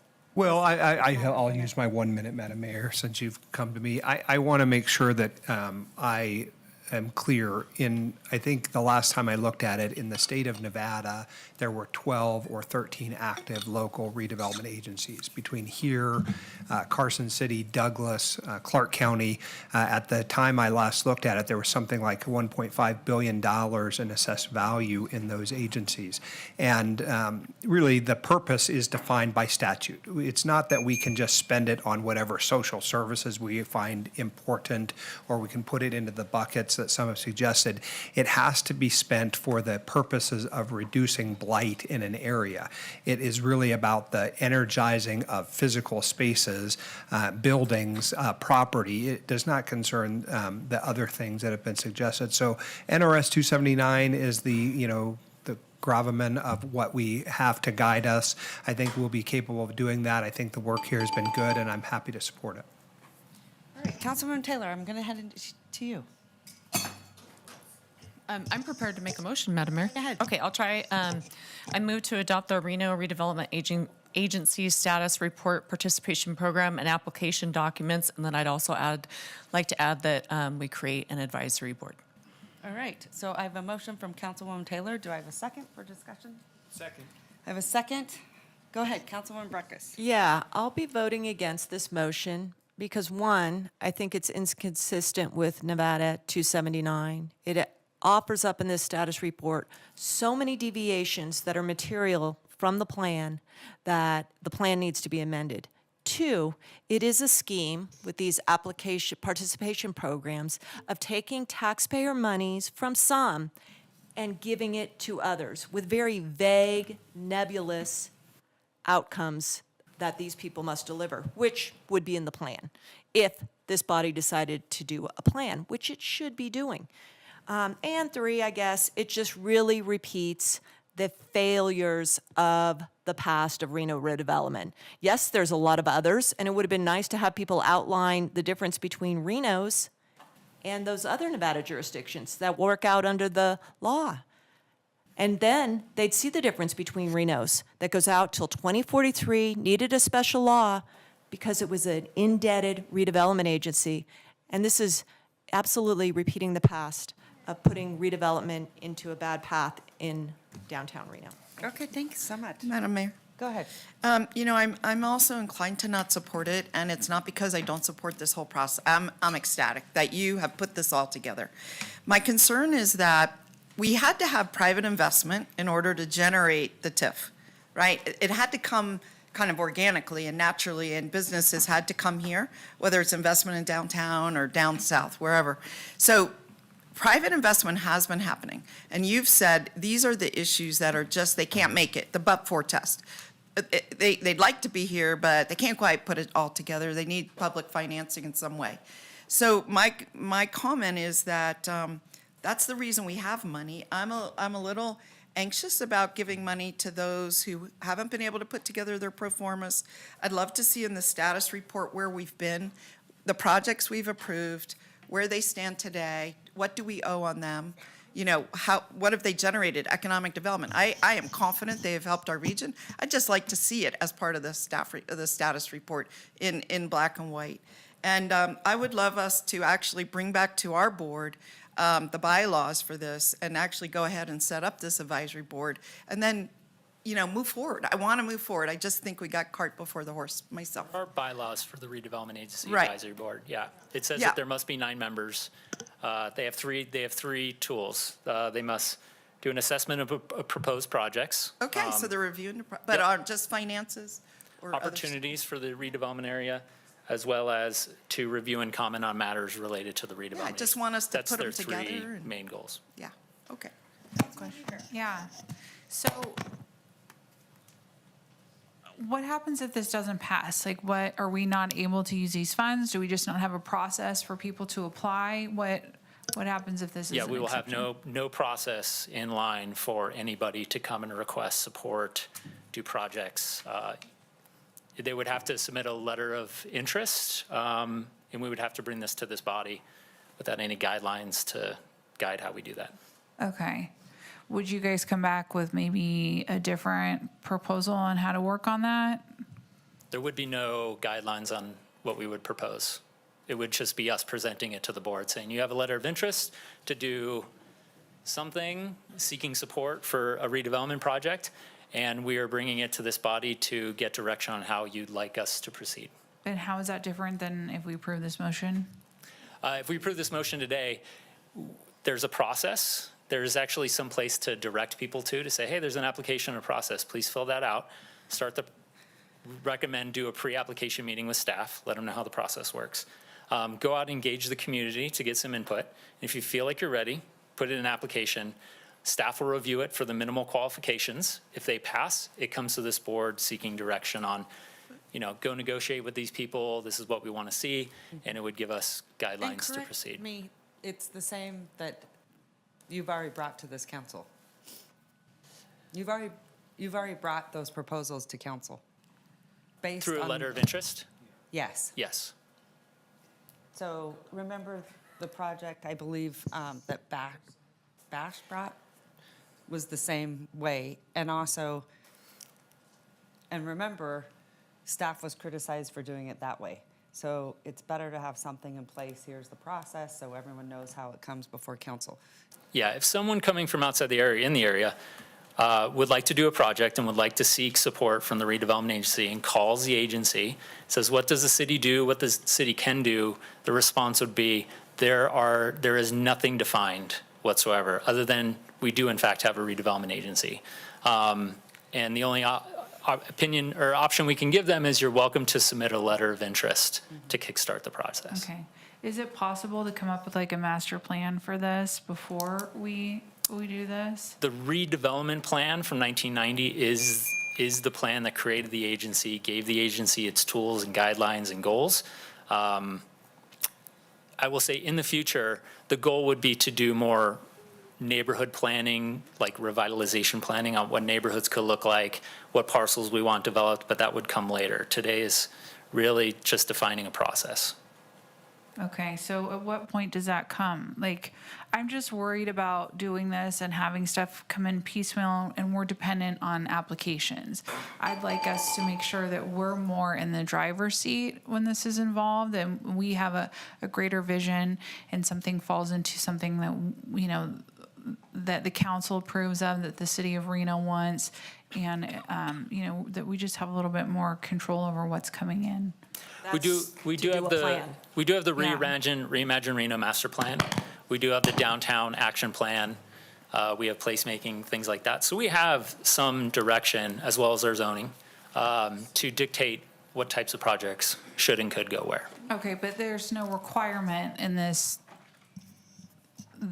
plan that they need to conform in any way, that they need to add to this, any of these plans that we currently have, the Reimagine Reno, or any of the plans that we've created using ARPA funds, any of that, correct? It would be if one of the criteria is it must be a current zoned use or. So it's just a zone use, but Yeah, not or- necessarily something that we've identified as a priority for council. Correct. Okay. Yeah. Okay. All right, thank you. All right. So I have a motion, I have a second. All those in favor say aye. Aye. All those opposed? Opposed? Okay, motion carries. Okay. Where are we at? City Manager Jackie Bryant tells me that we are C1. It's up to her. Any redevelopment agency board comments? I guess I- that's where we're at. I guess I have a board comment. Is that where we're at? Yes. Okay. My comment is just, I want to be clear on why I couldn't support the motion. I just feel like it's premature. But my comment is I'm wondering if the redevelopment agency staff, which I only know of one at this point, could you update the status report? It's really important that in order to not repeat the past, we understand what the past is. And I don't think any of us on council truly understand where the agency has been and the projects that they've done. Is that appropriate? Getting that information is a bit difficult. There's Like 40 the years of bowling history stadium? summarized. Well, there's some big projects, right? Yeah, we could do, per project, we could do a financial or a forensic analysis of No, how it was you put have a together. list already. You have a picture. And there is a list on the website currently of every project the redevelopment has done to date. I didn't know that. Yeah, So sorry. maybe you could get that to The us. website needs to, but it does list past projects, which agency, which area they were in, and what year they were built. But do we know what commitment we made in the redevelopment agency for those projects? Any commitments other than the bonds that are currently outstanding have been met, completed, and finished. I understand that, but I'm wondering what it was. Did we give 200 million, $10? What do we do? Yeah. And what's our relationship? And was it, we filled a finance gap and they paid 80%? I just don't have no knowledge. I hear the direction to go out and to, in a future date, bring forward like the fiscal impact of past projects. That just will what be, they are. that Just- will be an endeavor, but we hear you on that. I'm not asking for an entire economic analysis. I just want to know what they are, what we spent. It's just pretty simple. I think what she's Okay. asking, Brian, is that's where I was kind of going with, what were some of the things that hindered us in the past, so that we don't make those same And mistakes? there were good things. Do you want to answer that, Ms. Turney? Thank you, Madam Mayor. Ashley Turney, Assistant City Manager for the record. Yes, so to speak to that, we were discussing there were projects that were made downtown, significant investments that may or may not be where the direction wants to go these days. Single-use facilities are something that help with tourism. However, they may not help reach the rest of the agency plan and goals. So I hear the direction question you're asking. We will bring forward, get the information to council, all of the list of projects, what the city's investments in those projects were, and to let you know any outstanding debt. And contemporaneous with that. A previous council member come, and they can give us a little snapshot of what they were thinking, When what they were approved doing those at the time. projects. Yeah. Yes. I think that would be very helpful to have some institutional knowledge. There So- are a couple of council members that I'm sure could weigh in Yeah. heavily on what was needed at the time. Okay, great. Thank Thanks you. so much. And then can you, Okay. as part of that status report, then can they are you going to be developing the advisory board? What's your next step? Part of the motion.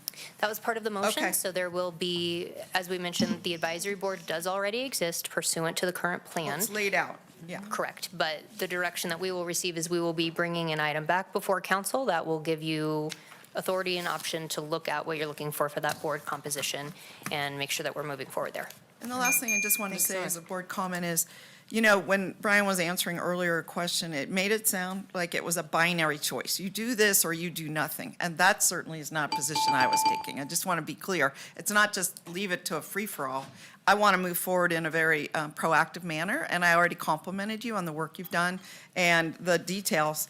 But truly, there are things in here such as what percentage you told me about Boise and that they set 4-year, they get 100% and then no more payment back. I thought that was a very good principle, but do we get to weigh in on those principles at some point?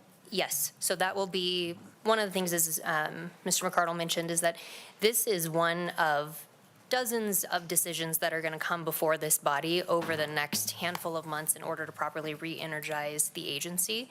As he mentioned, both agencies have been severely saddled with debt for the last 20-plus years. Right. So you are in a really incredible time to be able to launch, as was mentioned, almost $500 million of investment back into your community. There will be dozens of items that will come before this body for you to say, yes, we want this, no, we don't want this, this aligns with what we want, this doesn't feel so great, how did they do it in this other city?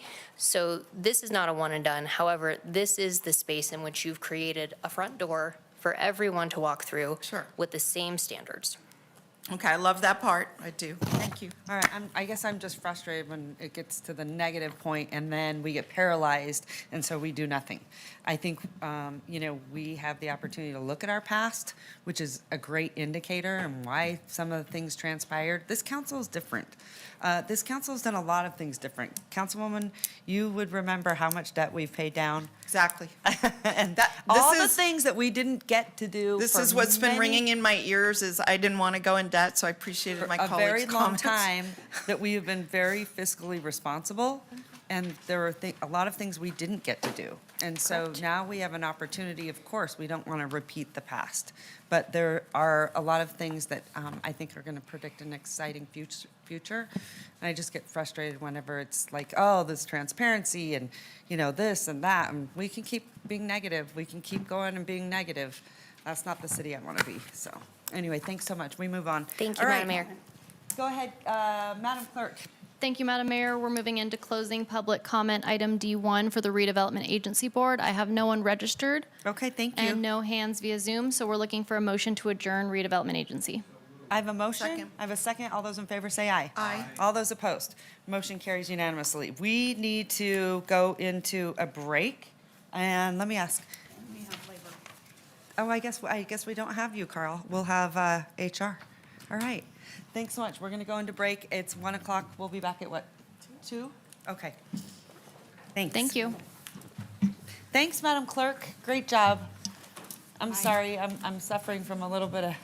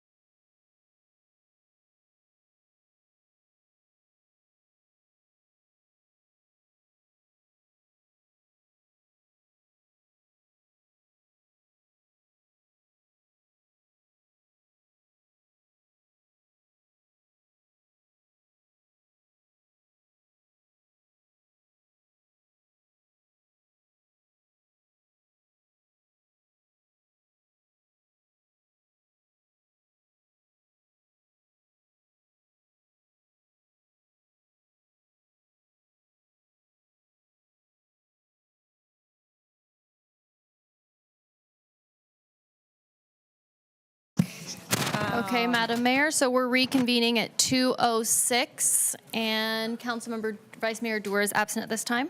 All right, we are heading into, correct me if I'm wrong, item D4.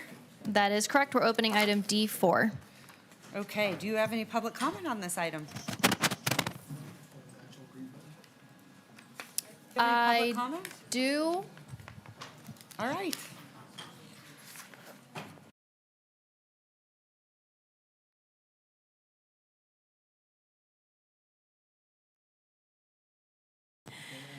We do have public comment, but they're not in the room. So if you would like to go ahead and move into presentations, but I would like to note for the record that we received 10 comments prior to 4 p.m., 8 in favor, 1 in opposition, and 1 of concern.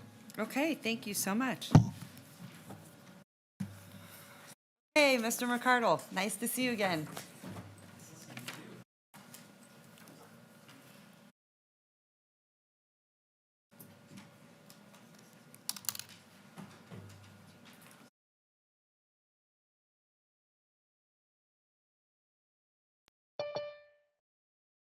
Oh, is it on? Sweet. Brian McCardle, Revitalization Manager. We are here to get direction from council on the potential disposition of properties located at 315, 355 Record Street, formerly known as the Community Assistance Center. So the properties located at 315, 355 Record Street, we brought this item to council and received direction from council to release an RFP process, and that was on June 4th. And we released that RFP to make available to any and all who would be interested, qualified, who can do a physically feasible or financially feasible project. And we received 4 proposals. 2 of them were for housing. 1 of them was for an office rehabilitation project. And the other one was for shipping containers, which we noted they didn't submit enough information to be qualified, so we're not sort of addressing them here. And the way this aligns with the city's strategic plan is obviously the proposal is to sell this property to recoup any costs associated with that, so that it does hit the fiscal sustainability, as well as developing the property for potential community development or economic development. And so previous council action, a letter of interest was received from Bash Capital on April 10th. That was taken to council.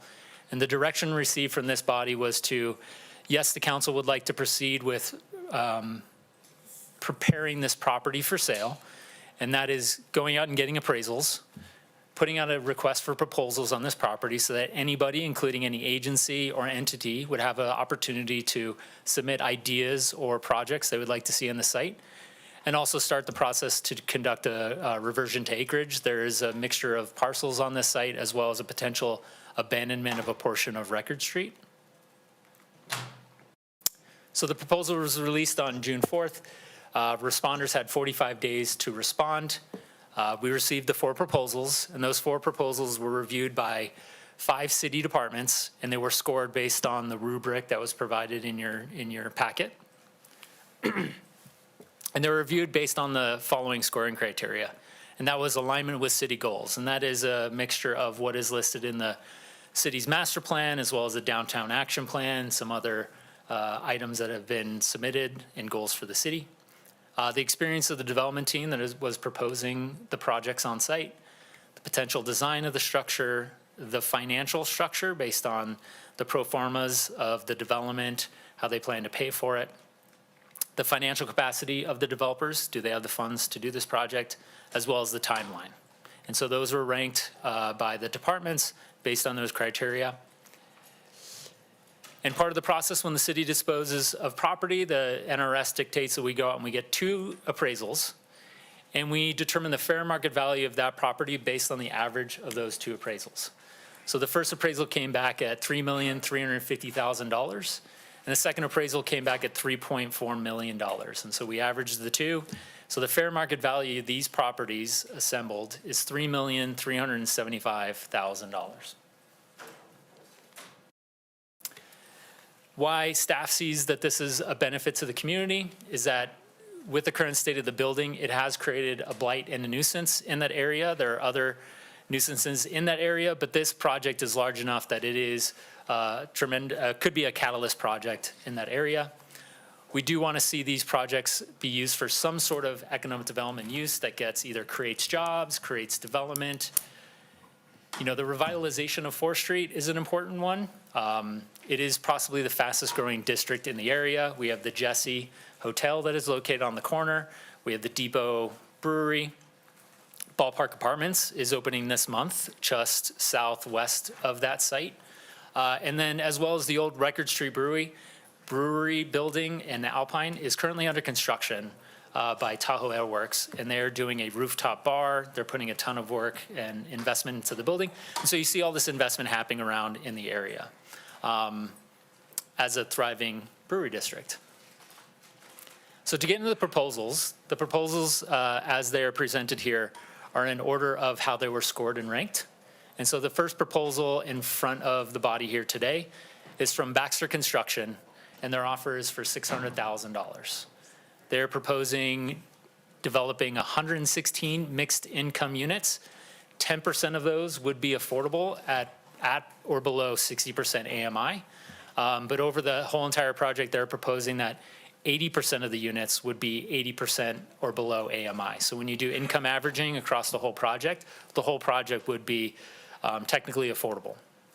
They're proposing amenities like bike storage, rooftop activation, gyms and workspace, and their property manager for the project is Graystar, who I believe is the property manager for the new Ballpark Apartments.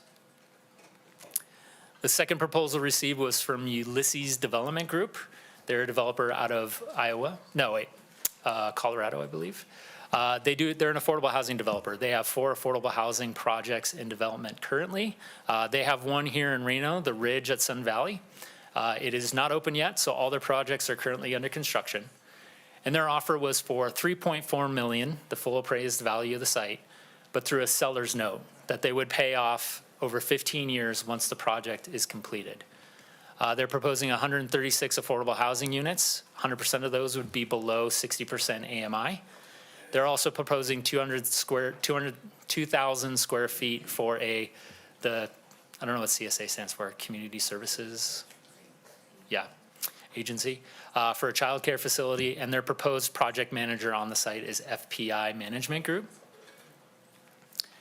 The third proposal is from Marmor Properties. There wasn't a rendering to provide, but their offer was for $1 million. And what they're offering is rehabbing the existing structure to make it a nonprofit office hub that would offer Class A rents at 50% of what the market rate rents are in the area.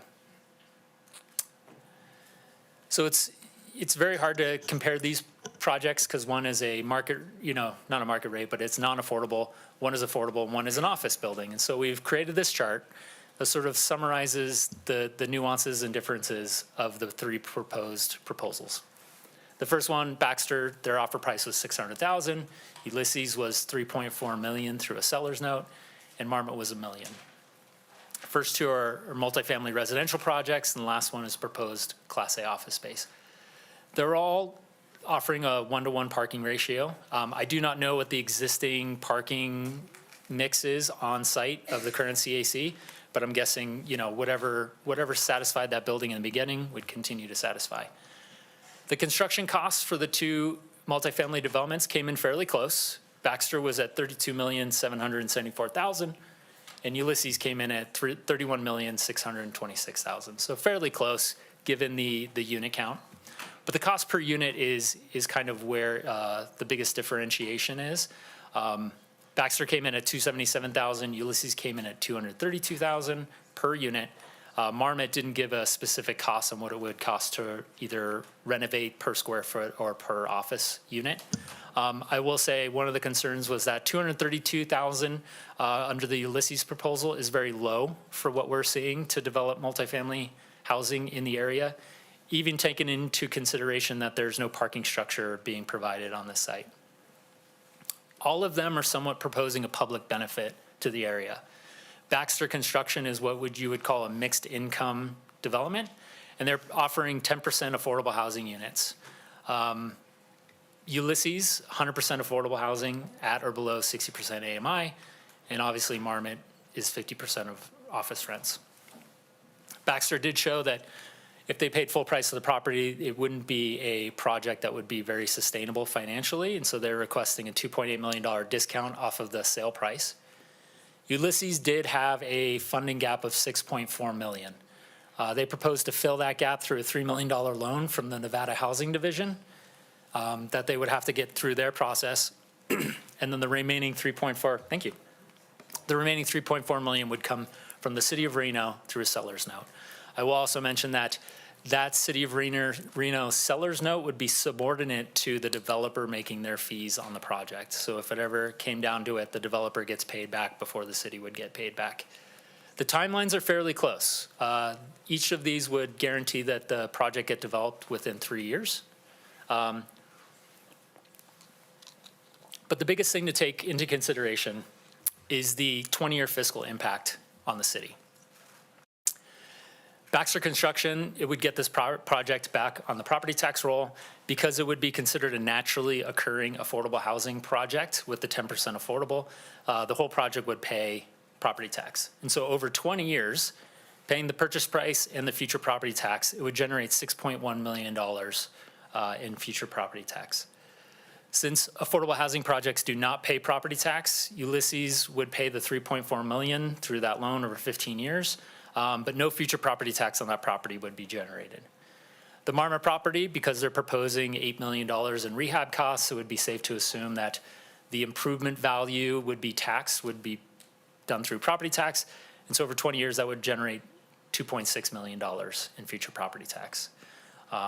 So it's a different way to look at those proposals.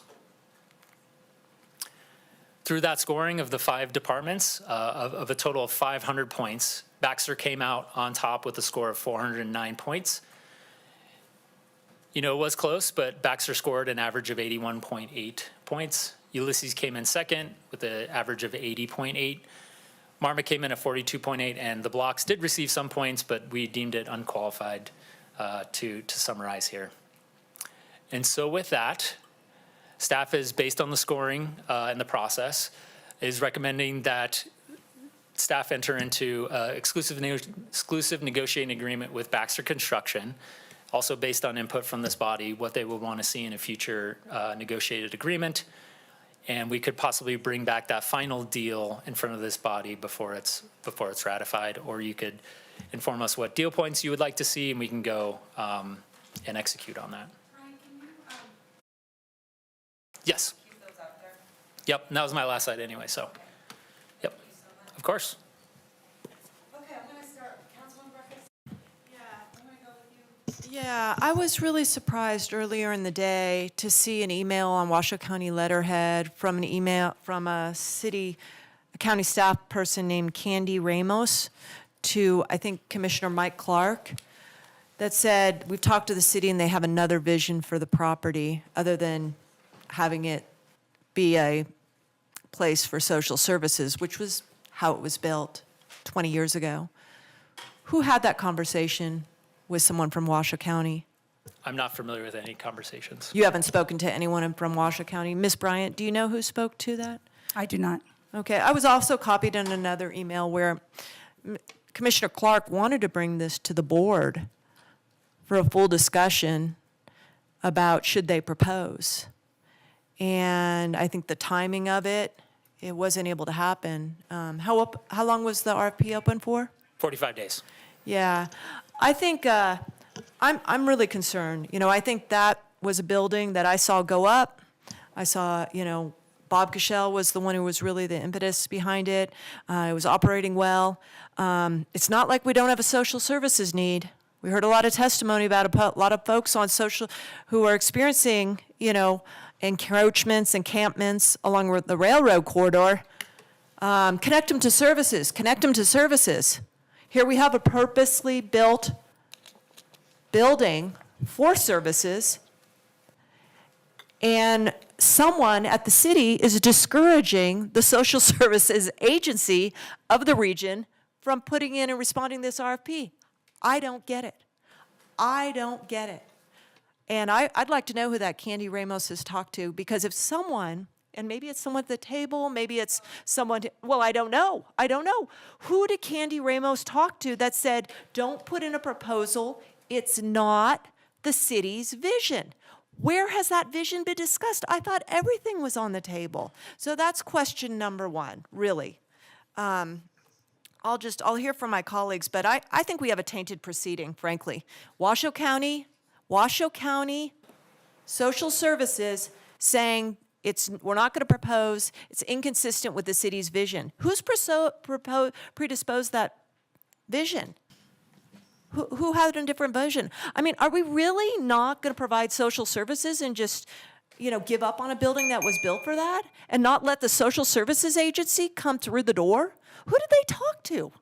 I don't know, but Councilman Breckus, no, they didn't talk to anyone up here, and we've been talking about this for a long time. So But I did don't you know, see but I that- want you to be careful about insinuating people up here have been talking about it, because I welcome any conversation with the county when it comes to social services and moving those things Well, forward. I So think we should put a pause. If someone is speaking out of turn Don't know to if the they county are. manager's office, well, it sure was a legitimate here, and this is document. where we get to make the decision. So let's keep it here, and you just give your direction, and we'll keep it here. And not worry about what other people are doing. Let's worry about how we can make change moving forward. Okay, thanks so much. All right, Councilman Martinez, go ahead. Thanks so much, Madam Mayor. Ms. Mohara, if you could maybe go through the timeline with us. I think that's the only thing that I saw missing from your presentation. If you can kind of start us of when you received the letter of interest, when we opened the RFP. If you can just kind of give us the dates of how we got to this point. I think there's been a lot of speculation and comments about how we've been doing things, in a smoke-filled back room. But it seems like, at least being the one who made the motion and opening the RFP the last time we talked about this, that was the intent of that, is making sure that everybody had the opportunity to come and propose that. And the fact that folks didn't feel that 45 days was enough for an RFP being open, if that's the case, or enough time to move, it just seems like there was ample time for folks to put something together if that was their interest. So just wondering if you can give us sort of that Sure. timeline. Probably in February, we received a revised letter of interest through Bash Capital, which it was qualified enough to bring it in front of the body here. And on the April 10th meeting, it was discussed that it was asked, was the county given an opportunity to propose a use of this building? Were other social services agencies, were other groups? And so through the discussion, it was, we should put this out for request for proposal to allow all those entities and anybody else interested, give them an opportunity to propose something.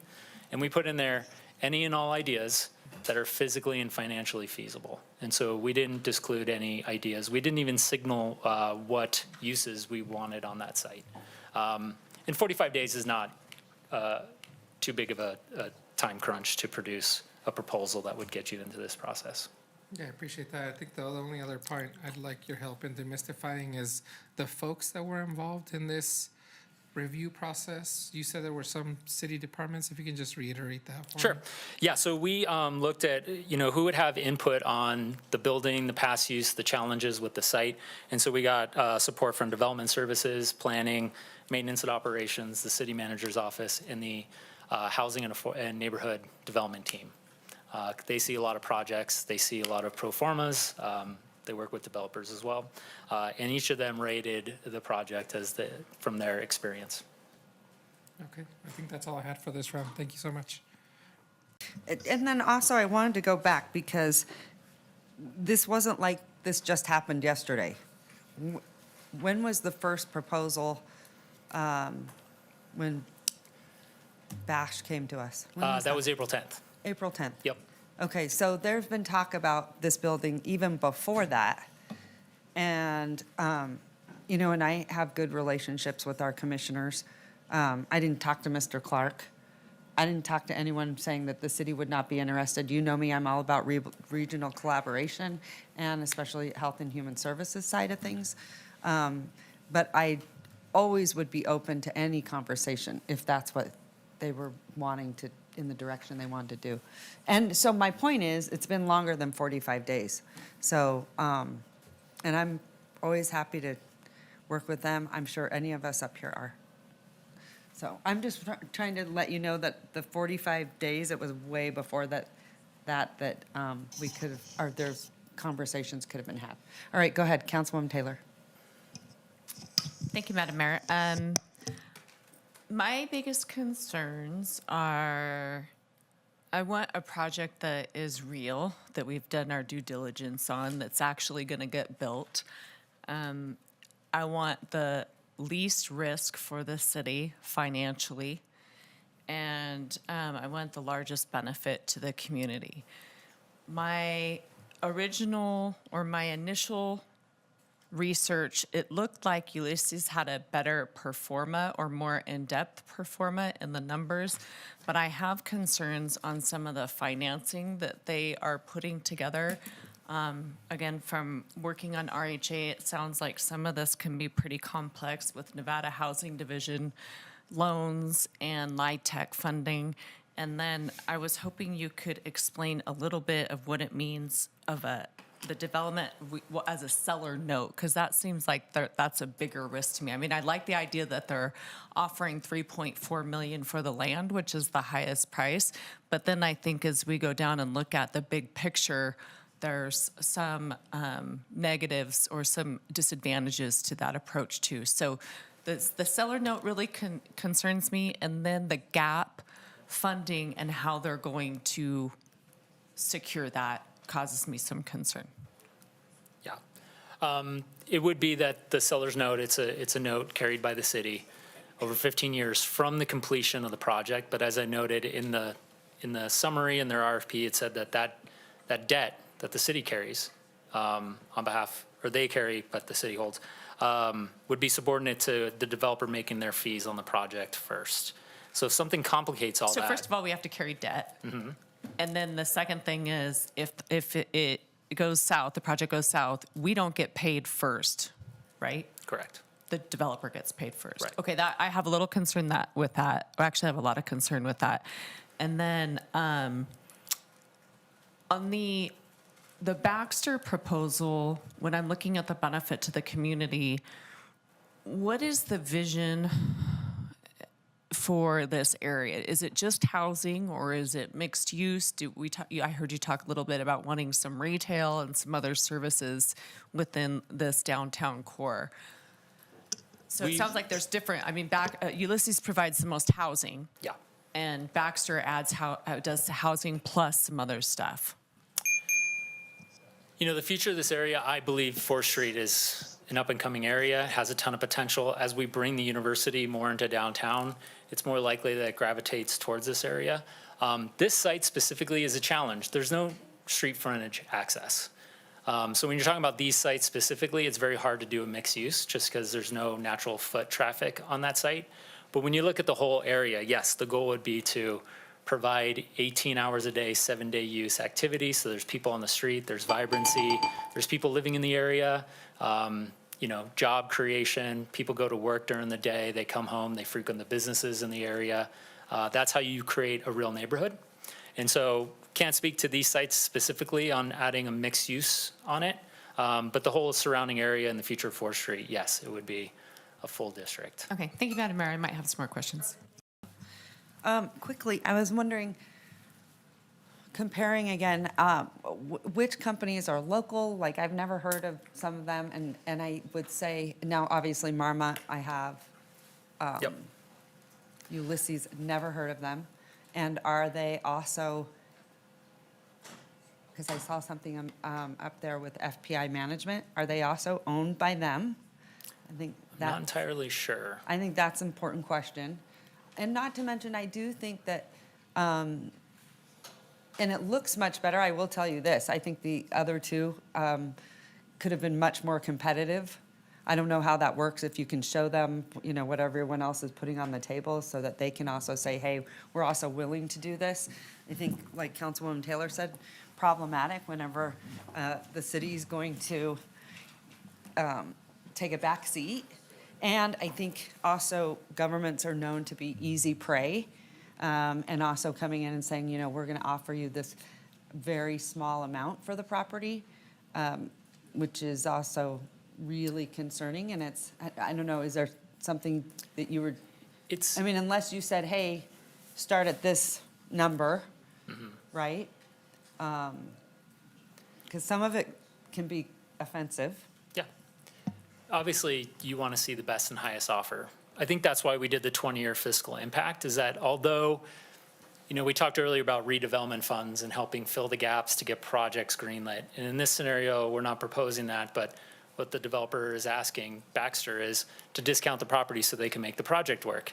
And so you're giving up a little on the sale price today, but as we see over the next 20 years, you make that up over time. And it's not over 20 years. That property would be generating property tax till forever. And then the other one was, would it change? Because usually it's about a 30-year deal whenever you have the affordable housing side. And we've also seen those expire. So I think that's something the council should be aware of. We have seen it expire at 30 years where seniors end up, you know, trying to figure out what to do next. So as much as we think that 30 years sounds like a long time, if you're living in that home during that particular time, and we've seen it here at the council, then it's something that you have to be concerned about. And that 30 years is an agreement that they have with the federal funding they take for those, That has to using be- federal funds for affordable housing. Yeah. But the 10% affordable, it could, because it's a naturally occurring affordable housing project, they're not restricted to hold it for any period of time. And so that's something that council could give direction on, is make sure they do it for 10 years, 20 years, 30 years. How long do you want that commitment for the 10% of the units to be affordable? Okay, thank you. Go ahead, Councilman Reese. Thank you, Madam Mayor. Mr. McCardle, thank you for the presentation. For my part, I'm going to focus on the Baxter and Ulysses presentations. I think Marmot is a fantastic local builder. I'm not sure there's a need for more office space. So just generally speaking, it's why I was not paying as careful attention to what Marmot's proposing, although theirs may be closer to what's possible in a very short period of time. And again, great folks who have done incredible projects. So I just want to, I'm going to slide that one to the side, and then you and I'll focus on the other two. I think this is what happens when you have proposals, and that's that I see benefits on both of them. And I also see the opportunity perhaps that we might inquire of the principals of those organizations about mixing and matching elements of that. And so I'm not trying to do that necessarily from the dais, but I'll tell you, for example, for one, I think any project that we place there should have mixed income housing. Meaning I don't think it needs to be all market rate or all affordable. I'd rather see a blend, in part because I think there is a benefit to having mixed incomes living under the same set of circumstances. I think there's lots of information and study that suggests that when you have various ranges of income and ability, it lifts all the boats in the property. And so I think that's something to be thought about for both proposals. On the Baxter side, which is, I suppose, where if I had to just pick one today, I might be leaning towards, I think there's something good here about the public benefit, but I would like it to be higher, for example. I think 10% of the units being affordable perhaps is a little low. We've mostly conditioned our projects in the city at being somewhere in that 20% range when we've given sewer credits or different things to allocate in that regard. So again, I'm not trying to retweak the pro forma on the fly, but just to suggest that there might be an opportunity for us to engage in some negotiations over it. The second thing is I want to think about these proposals in light of our conversation this morning about the redevelopment agency. And I alluded to that in our conversations this morning about that. Both projects are proposing a gap in financing, and ultimately the tool of redevelopment is to get through the but-for test that you identified. So I wonder if we have now found ourselves having approved something this morning which is designed to help projects that but for the economic conditions would not pencil. And now we have a project in the afternoon that might meet those criteria, and whether that means we should take the time to investigate the linkage between those two things. So maybe you could speak to that, because that was really the only question I've asked. Yeah, if, this property is in RDA 2, and so if it was approached differently, and they came and they said, here are the true costs to develop the site, there is a financing gap, and they would go through the application process as we discussed this morning. It could be a scenario where they do pay the full price, but then they get the property tax increment paid back to them. So you're filling the gap. There's two ways to do that. You fill the gap by giving them some tax increment back to help the project go, or in this case, you'd be discounting the sale price of the property. I make an assumption that either the Baxter folks or the Ulysses folks, and I don't know if they're here, and so I apologize for not knowing if they're here, might rethink their offer, knowing what we now have proposed as potentially the framework under which those projects could be proposed. So I'm just positing that there's something here to be that's worth exploring. In the end, I think Madam Mayor has really some thoughts that I think are instructive about who are the folks. What we don't want to be in the situation of doing is allowing a project to move forward and then it doesn't come to pass. Because, for example, that happened to us on the P3 development at the old Reno City Plaza, which was, circumstances change, but that's what we're trying to do. And Ms. Taylor said it wisely. We want something to happen here. We don't want to wait and have years go by with another situation where it's not being becomes blight. And we did bake that into the evaluation process. Do they have the financial resources and capability to do this stuff? But you can never fully de-risk a project being completed based on market conditions or something. But it's surely our intent to make sure that these projects move forward. All right, Councilwoman Dewar. Yeah. I'm waiting for them to. Sorry. Just so you know. So thank you. I think what's needed down here is residential. We're getting a lot of development of restaurants. I think it'd be a great mix. I could probably work with both projects, Baxter and Ulysses. My preference is for the Ulysses because I really think we continue to have such a shortage of affordable housing. But if I was to have my perfect world, and I've said this many times, my favorite project has been Inova, which started out as an 80-20 project, the only one in the state, and ended up closer to 75-25. And I think it's something to aspire to. I really think it brings a lot of benefit. You have maybe people that can afford some of the higher end bars and restaurants there, or have different kind of jobs working, similarly. I've been advocating it since we did that project, and I asked you to be prepared to, and I don't know if you are prepared to talk about it today, but let me just get my points out before you answer. I do have, I'm not too much of a fan of this $3.4 million note. I don't think the city should be in the role of financing projects. But I do like the idea of using the redevelopment district. I really do. I think housing was listed as one of the uses, potential projects that could be. We have funding gaps on both projects. I really think we should explore it. I do. Couple questions. The 20-year fiscal impact, I don't have any idea how you calculated that. You have the fiscal impact of Ulysses, exactly the price of the building. I don't get that, the $3.4 million. But the other project, they pay less, but they bring more. And that's going to be one of my questions is how did you get there? So the 80-20. And then how did you get there with the 20-year fiscal impact? And then I'm not comfortable with us being in second position on a repayment of a note. You get all your profit, and then we might or might not pay you. I don't get that at all. I think that has to be tweaked. And then finally, I had heard in the proposal this use of FPI at management group, and there are a variety of management groups in Reno. And I don't know how is this a partnership with them? Are they part of the project? And I will share, I continue for the last several years to have some challenges with FPI.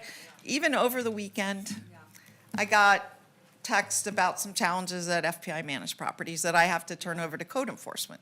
So I'm not trying to bash any company, but I'm just saying I didn't know if it was a firm marriage or it's an option.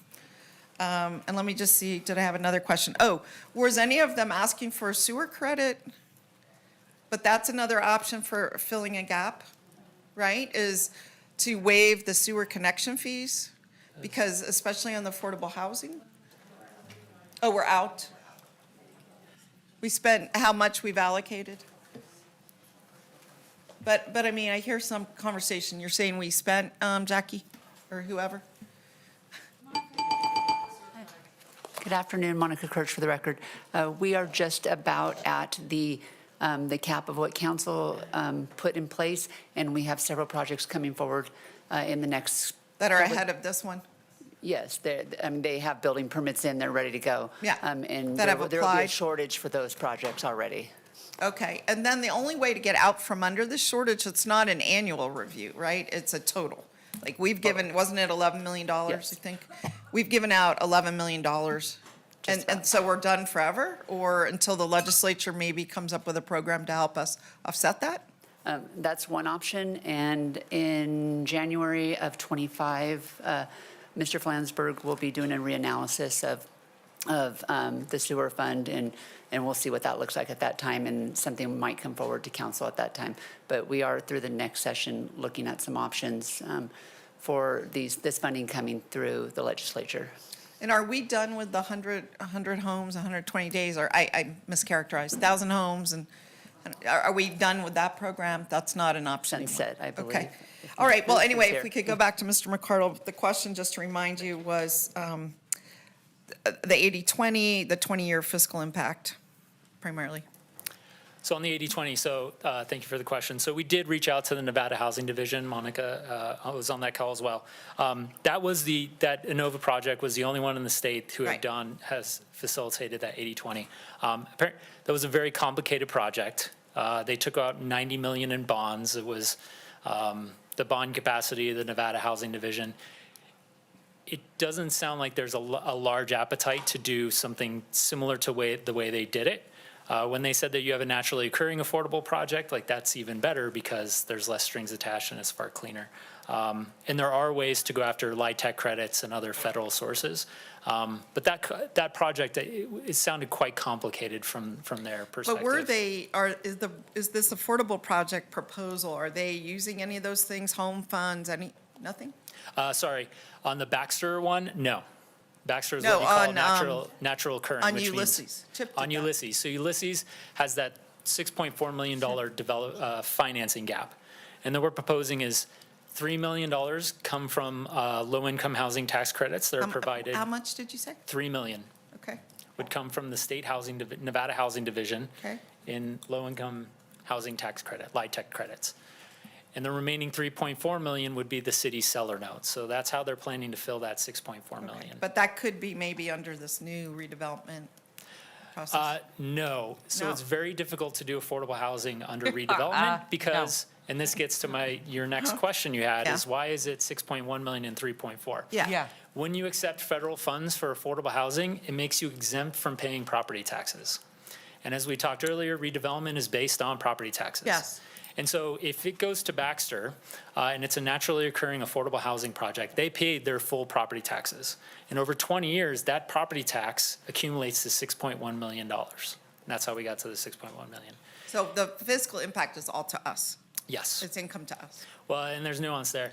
After the sunset of RDA 2, it would go back to that 26% split with the county, but the property tax created would be $6.1 million, just in that 20 years. It would continue to make property tax after that. So Ulysses is planning to use some federal financing like home funds or this LIHTC? Yes. And those would then wipe out the need to pay property tax, which, okay. All right, Thank you. Councilwoman, I'm moving on. Yeah. Go ahead, Councilwoman Ebert.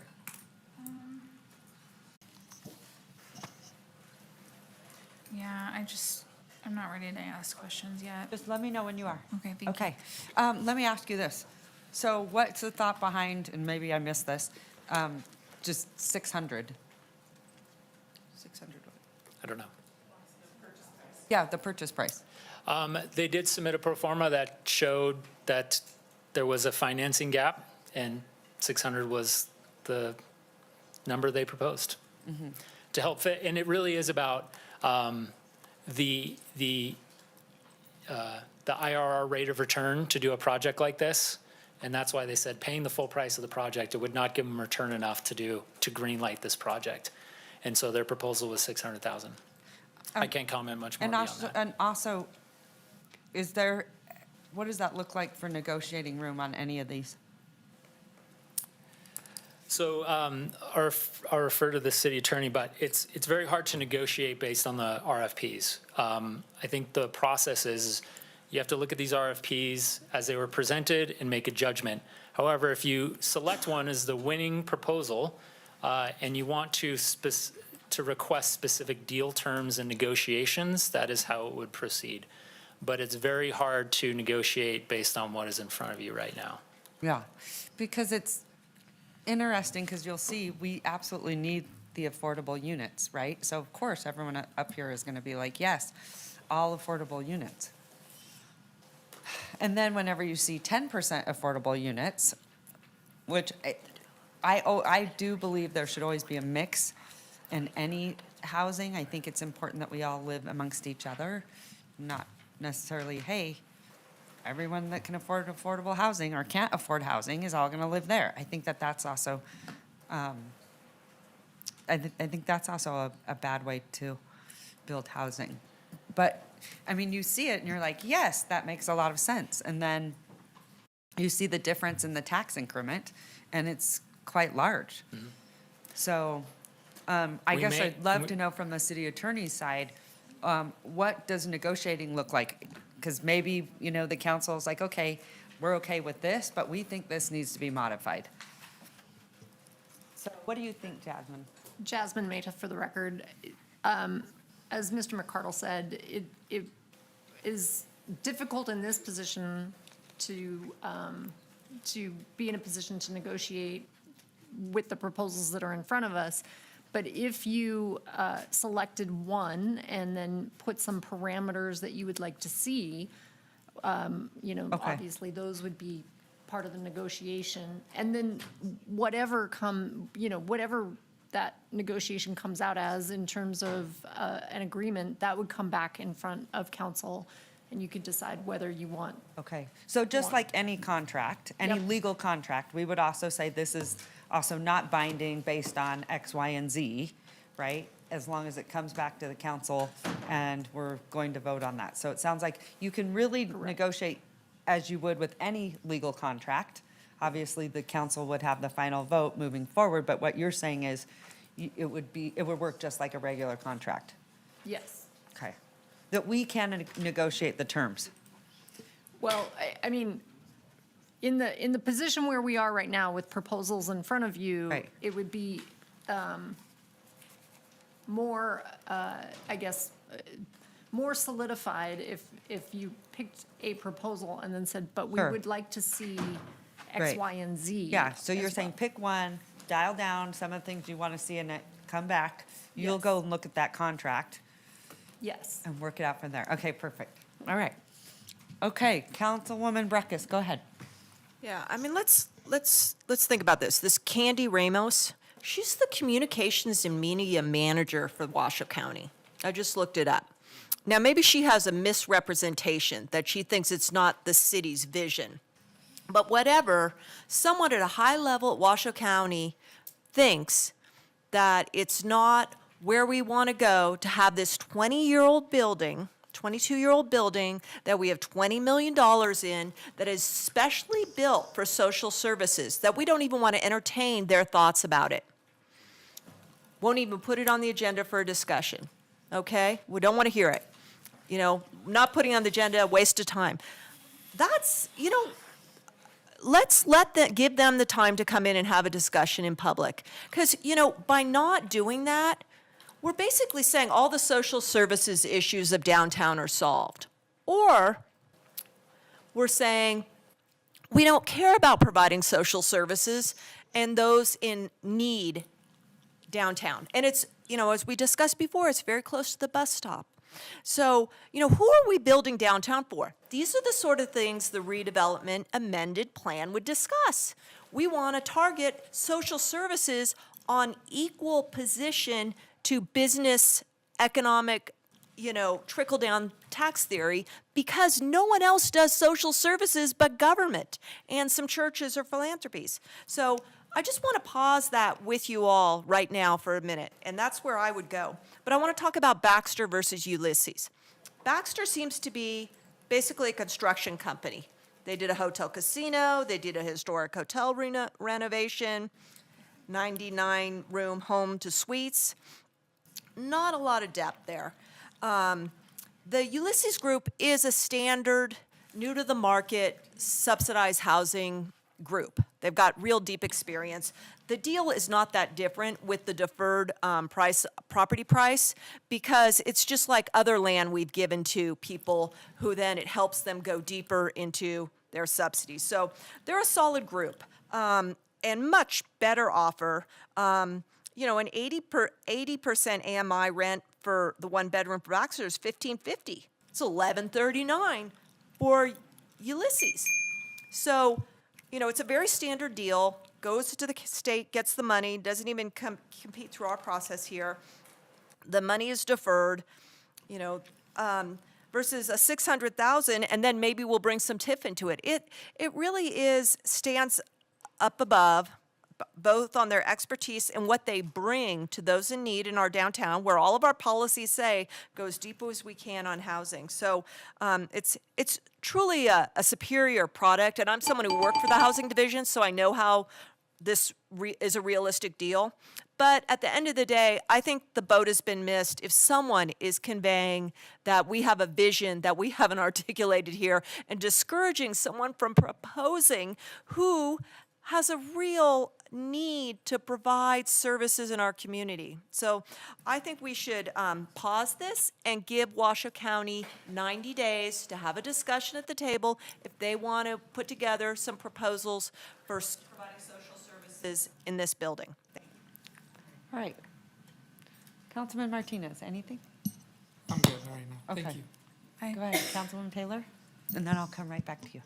Thanks, Madam Mayor. I guess just for discussion, I don't know who whoever is, and I'll just say my vision for this, based on the discussions that we've had, is to bring this out to RFP, which we did. So I'm fully prepared to move forward with the direction that we have given. I don't see any need in asking Washoe County for 90 more days. But I did have a question on the funding for, again, Ulysses. So when we're looking at state funding and home funding and all that other stuff, is that guaranteed, or is there a competition process for it? And then my second question is, if we were to approve this, would we be able to, as part of the negotiations, ask for an independent economic or financial evaluation of the pro forma that we select to go forward with, just to give us a little bit more confidence? Yeah, Brian McCardle, for the record. So, yeah, the federal funds of the Nevada Housing Division, yeah, it's a first come, first serve competitive basis. And so there's no guarantee So that there's they no get those guarantee that funds. they're going to have these. No. And that goes back to my question, if I want something that's real. I mean, that's really important. I think both companies are great. I think they've both done great things. They both have depth. I think they can both perform. I want a little bit more confidence in the financial pro forma in Baxter, just because I think it was a little bit light on that side. But what would your parameters be? That is something you would like to see. So we have been considering, third-party support services to go out and help us do all financial feasibility, due diligence reviews Okay, of thank any you. future development project. Thanks, Madam Mayor. All right. Councilman Reese. Oh, sorry. Go ahead. Hi. Honeyberg. Yeah, thank you. So I also wanted to thank everybody for all their work on this. And I'm also concerned about the email regarding, the county's position on this. This wasn't just, a random email. It was from somebody that obviously works at the county, had some kind of knowledge. We don't know who that person was that they were communicating with, but I think that does say that, there might have been an interest, there might have been a proposal there, but they were told not to to bother. So I do agree that it's a missed opportunity there, but it doesn't sound like there's any interest from the rest of the body to provide an opportunity to investigate that further.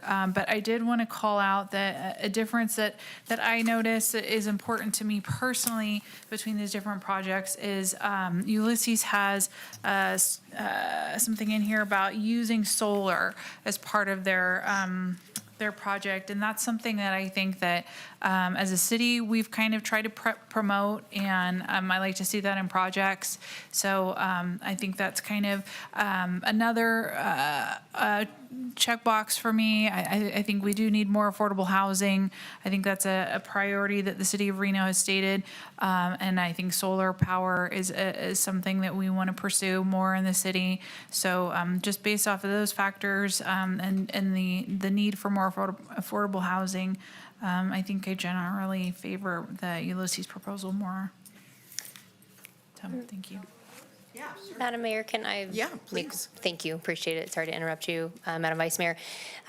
Just to be very clear for this body and for the record, we can't speak to any conversations that are alleging that have happened. There have been none of these conversations with anybody from Washoe County, from redevelopment, from city manager's office that I'm aware of.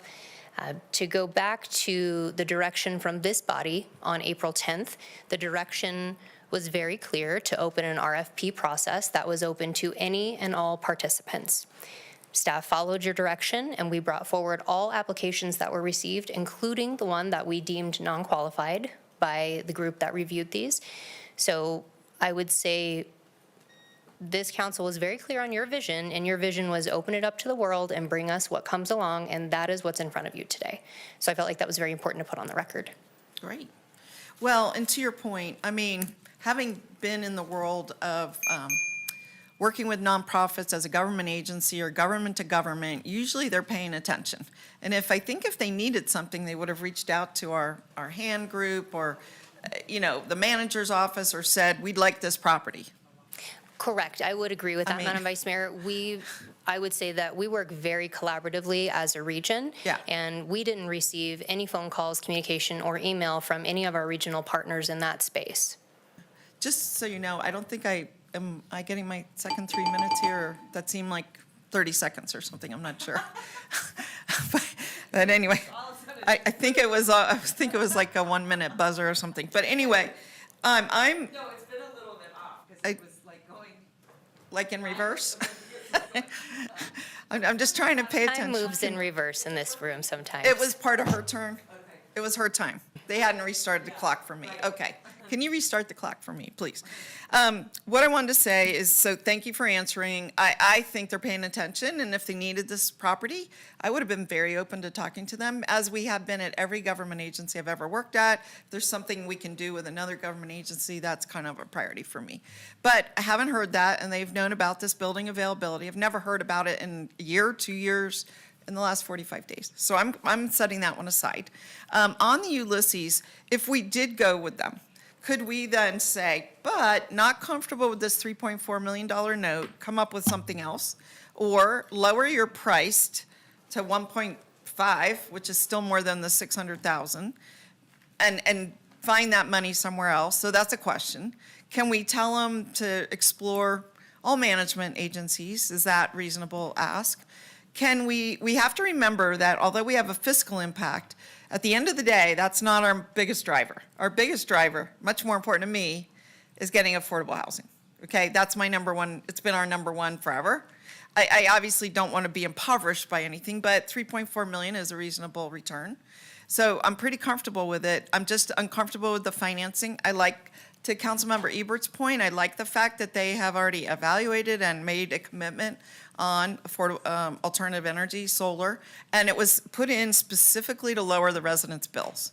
How often do we see that? Not very. I think that's fantastic. So I just wanted to say I'm still leaning here, even given everything I've heard. I think there was one more thing. Yes. I wondered, and maybe this would help them financially, could they consider adding, this may be, but maybe instead of 100% affordable, maybe it could be 80%, and add the 20% back in market rate. I mean, there's plenty of people probably that would like to live in this general district, the 4th Street district. And is that even, I would love to have that conversation with them. If you add in a market rate, would that help you with the financial picture? You know, getting income. I'm looking over the city attorney's office because I believe what's going to be needed from council today is a decision on Which one? Which one, and then if you have specific deal points at Yeah, that point, then we I'm would bring giving that my back. thoughts. Okay. Is more of a, not a must-have, but a desire. So that's it. Thank you. No? Okay. Madam- All right, go right ahead. Thank you so much, Madam Mayor. Is someone from Ulysses in the room? Yeah. I would look to the clerk's office to see if Ulysses is online. We did notify all of, I got to tell you, that was one thing that I think moving forward in some of these presentations, I think it's important that they also show up and present. You have so I can people note, here Madam from Mayor. them, and I think, like, I don't know even who we're dealing with. Like, it can say a lot about seeing someone in front of you with their own presentations to ask those questions. So kind of in a way, like, I think part of this process needs to be that they also need to come and present, because this, it doesn't seem like we're even. Madam Mayor, you're so talking- right. I Talking mean, to people or even, like, it's just not, doesn't seem natural. Thank you for that feedback, Madam Mayor. So Ashley Attorney, Assistant City Manager, for the record, we did extend invitations to all of the RFP respondents to come to this meeting. To note, we do have 2 of them in chambers today. The third one, as you noted, Ulysses, was online this morning. They're online if you would like to speak with them. And they are online. So They're if- online, they didn't even come? if you would like to ask them questions via Zoom, they're available via Zoom, and we have 2 in chambers today. Okay.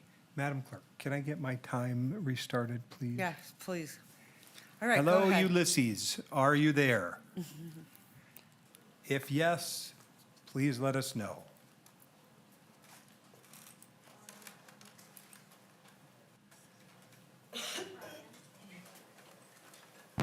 Brian?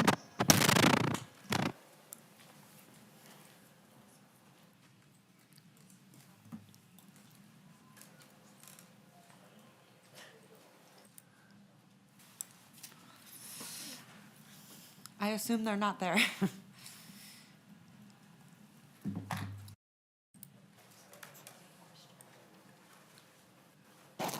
Monica Kurtz for the record. I just wanted to answer your question about the, maybe changing it to a 20%, 80%. We talked to the Nevada. Not, 20% would be market rate. Correct. Yeah. Yeah. We talked to the Nevada Housing Division about that last week, and based on the number of units in both of these projects, it wouldn't be feasible. They wouldn't, What does that mean? they wouldn't be able to issue the tax credit or the bonds. To that would qualify you for the need tax to credit. qualify for They it. have need to so have many so many- rooms? Yeah. Or do that? Yes. Okay. How about this? Since we are having technical difficulties, Ms. Kirsch, can we have a conversation? First of all, boy. thank you for being here. You're welcome. You've had an opportunity to look at the proposals in front of you, I take it. I have. And which one of these feels more real to you? Do you have an opinion? I do.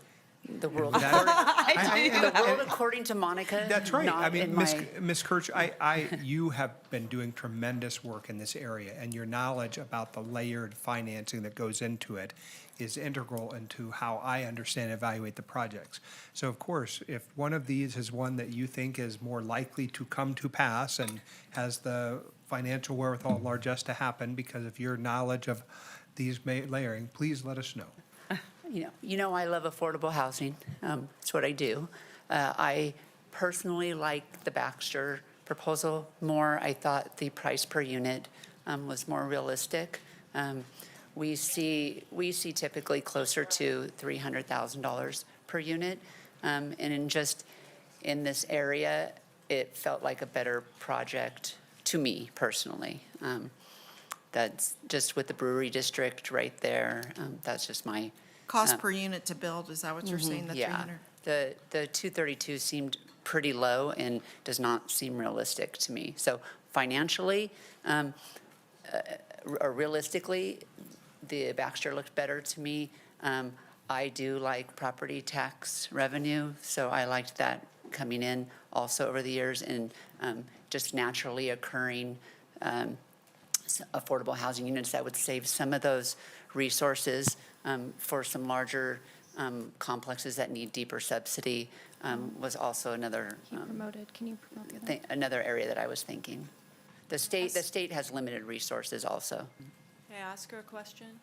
No, go right ahead. You work closely with Washoe County. You? Where do you think they got the impression that we had a different vision for that property?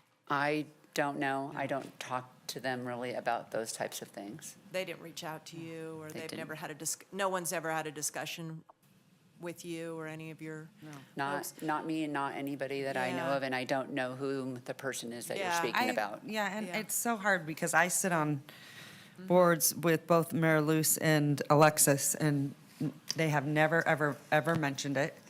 And I think they're doing a lot of really good work as well, and, they're getting ready to open up, West Hills and the Crisis Center. They're doing a lot of really, really good work. I would think if Their this hands are was pretty something full. that they wanted to do, they would have jumped in a long time ago. This has not been a secret that this building has been available in any capacity. So I just want to say, I think there would have been a conversation. I mean, we talked. I know you want to keep going on No, I don't this see candy, it that way. but I mean, like, they and I'm somehow have glad an you impression don't. it's not our vision. That's a manager there, and their you protocols know, maybe that they Alexis. get it to the table to give their manager the discussion, and a county commissioner was trying to get it to the table. I'm just saying, like, to have the discussion. I have conversations with them regularly because we sit on so many boards together, because we collaborate together. And I'm just saying, I think if there was some strong desire to do so, they would have expressed it to us, which I love. That would be amazing because they do all the mental health aspect of everything. But they've had signals I'm from just someone saying- that not to apply and I'm not just to use saying that there's- building for social I'm services. just saying, like, that would have been great, but that has not been anything that I've heard. But what if the optics are, look, the city council just doesn't want to do social services downtown for people and sell buildings to people for $3.5 million I don't think property so, for 'cause we're working on, $600,000. we're working on the mental health and addiction center together. I don't think so at all. All right. Mayor Shivi, we do have. Where are we at? The other two applicants are on Zoom if you wanted to speak, and I believe we have one here present in the room. All right, that's Two fantastic. in-house, one. Okay, Sorry, but two where are we in-house, at, one in- Madam Clerk, as far as rounds? I think you've done Some have everything. had 2 rounds, some have had 1, so I think those who had 1 indicated they didn't want to speak a second time. Okay. So this time, Madam Mayor, we would turn it back over to the body. All right, If and I'm you going to would- hand it to Councilman Reese. Go ahead. Madam Mayor, are you asking me to hazard a motion? No, I think you were Oh, trying to ask the I do applicant. have questions for the folks from Ulysses. So if Ulysses is on the line. Hello, good afternoon, council members. Can you hear me? We can and can hear we you see just them fine. too? Can you tell me who's speaking? Yes, this is Ryan Watt with Ulysses Development Group, Senior Associate of Bill. And Ryan, have you watched our meeting? We'll kindly call it a meeting today. Have you been watching our meeting? Yes, we have been listening in the entire conversation. We weren't able to speak a few minutes ago, but it looks like it's the Zoom is working now. Okay, so I had the opportunity to look through the pro forma that you submitted, and I think, first of all, the proposal was very comprehensive. It speaks to your depth of knowledge and your experience in this area. There are elements of your proposal that I find very attractive. One of the concerns, however, I have is about your cost of the units that you hope to deliver. And I don't know how you arrived at that number. It could be said that perhaps your consulting fee or your management fee or your developer's fee is significantly higher. I don't know where you arrived at that. So yeah, we can see you in chambers too, by the way. So thank you so much for being here. We are struggling because we're trying to balance a lot of competing concerns among 7 people with various backgrounds and experiences. So I'm asking a very specific question about how you costed your per unit cost, which seems lower than I would have anticipated. Yes, thanks for the question, Councilmember Reese. So this, our construction hard cost was based on a pricing estimate provided by a general contractor local to Reno, And it was based on the design that was submitted as a part of our response. So we shared the drawings and specifications with the contractor, and they provided an estimate based on recently completed projects of comparable size and scale. Including one in the Sun Valley area, right? You've built a project here in northern Nevada. That's right. We have a project under construction in northern Nevada that was financed with 4% federal tax credits and taxes on bonds through the housing division, the same financial resources we're proposing. And is Ulysses willing to consider not requiring subordination of the city of Reno to its greater lien interest? I didn't We are understand that absolutely part of a open to negotiate. proposal. Yes, so we're absolutely open to negotiation.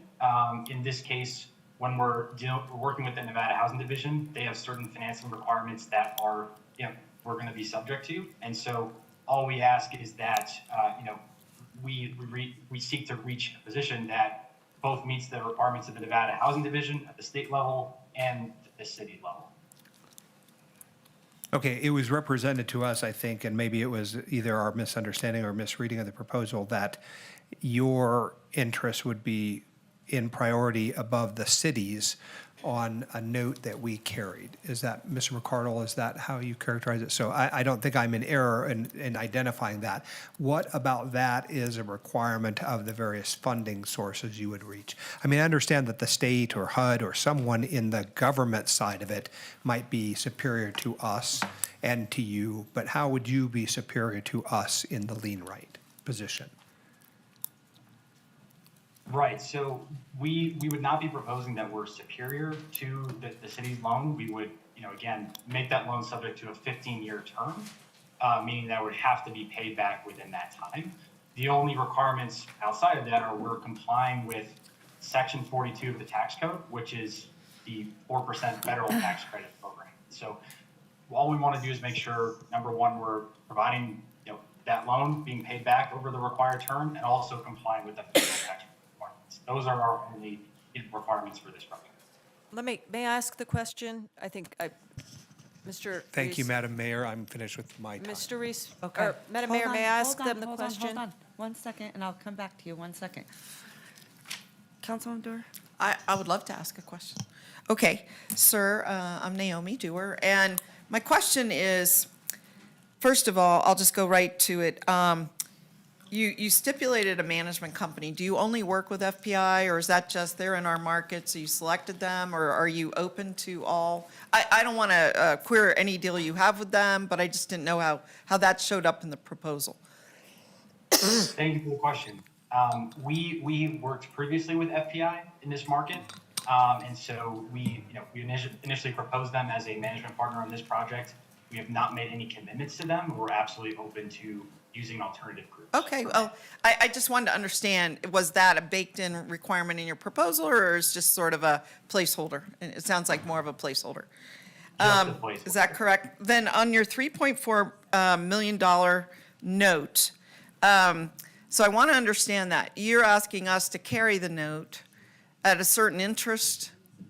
I wasn't, like, we would be the lien holder, so, or the mortgage, and you would be paying us back, and had you proposed an interest rate, or was it zero, or?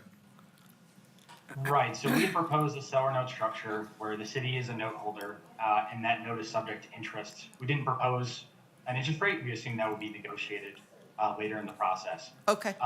In terms of the payback, again, we're proposing a 15-year payback. Okay. And the only folks who would be superior to that seller note would be, number one, our senior lender, and number two, the Nevada Housing Division. Okay, so you'd have a second lender that would be senior.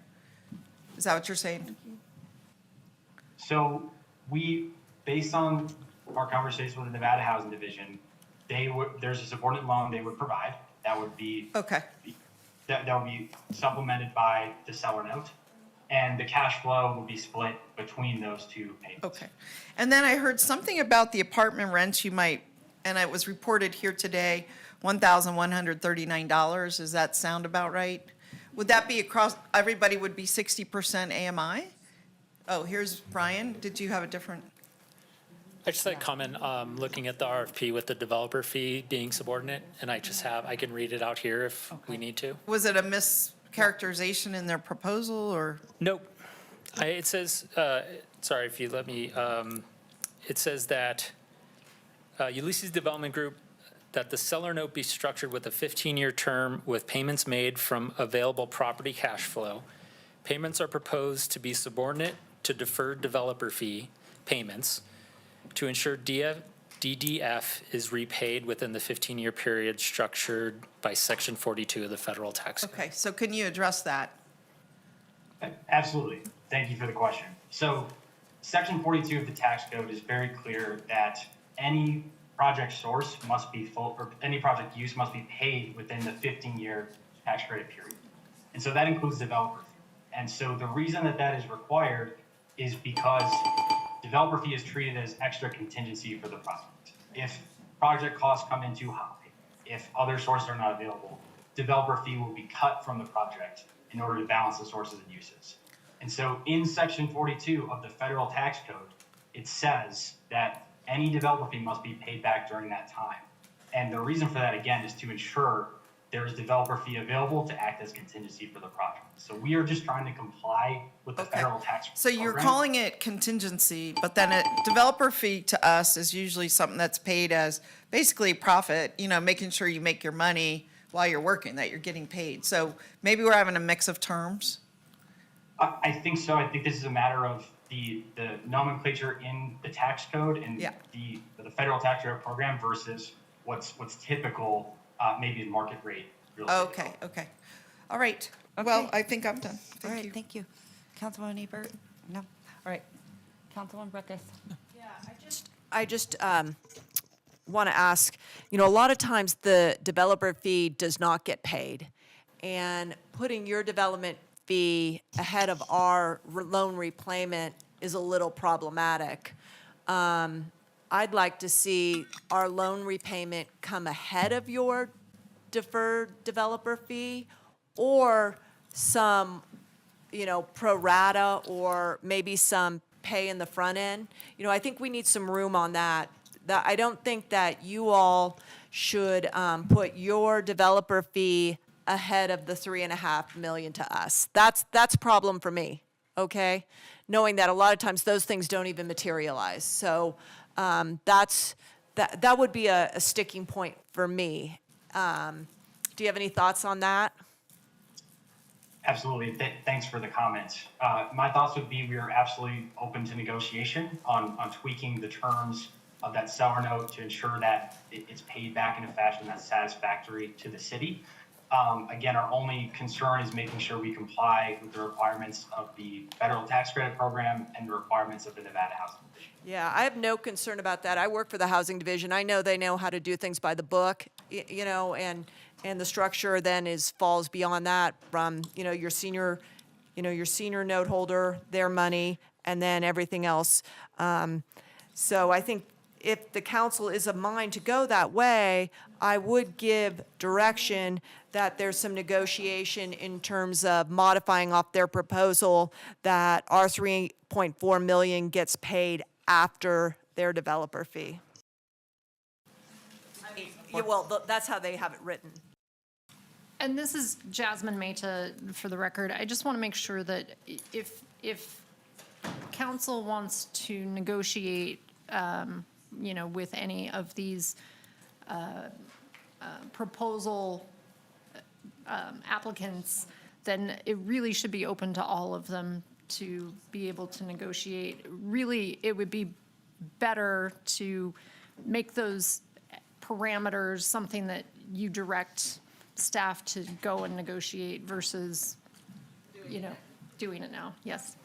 Well, Madam Mayor, that was one of my questions. When we look at the criteria of the scoring, it seems like we're talking about things that have already been scored in the RFP, and we're opening up things like design, financial structure, financial capacity that we would have to open up to all the other proposers when we're having these discussions right here. We're trying to fit Ulysses into something that was already reviewed and scored based on the criteria, where Baxter came out. So we have one proposer that has given us everything that we said that we wanted to the most of the ability with the housing, the financial capacity, the design, our vision. And we have the second person or the second proposer that came in that we're trying to fit into something that we should probably open up to everybody again. So I just want to make sure that, I guess, we have clear guidelines from our legal of what we should be asking for. Are we going to say, okay, Baxter, can you put solar in? Then can you do a higher price? Or Marmot, can you change your design structure? This just doesn't feel consistent to me. Thank you. Madam Mayor, would you like a motion? I mean, have we finished our round? I just want to make sure. We have to go to Is there public Madam comment? I Clerk. don't know if Yep. we- Madam Clerk? Madam Mayor, give me one moment to double check for you. Madam Mayor, if I can speak to Councilmember Taylor's point, I would say at this point, the council has asked for concessions of sorts from one of the proposers, and they have given you a verbal response to that. If that is the will of this body, again, the other two applicants are in the audience. If you have questions for them, just so you're keeping your process open and equitable.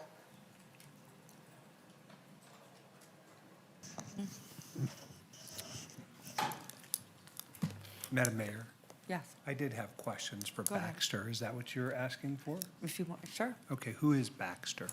I believe Representative for Baxter is Brianna Bolentini, and she is here in the audience. She can come up. Ms. Bolentini, thank you so much for being here and for being here for most of the day.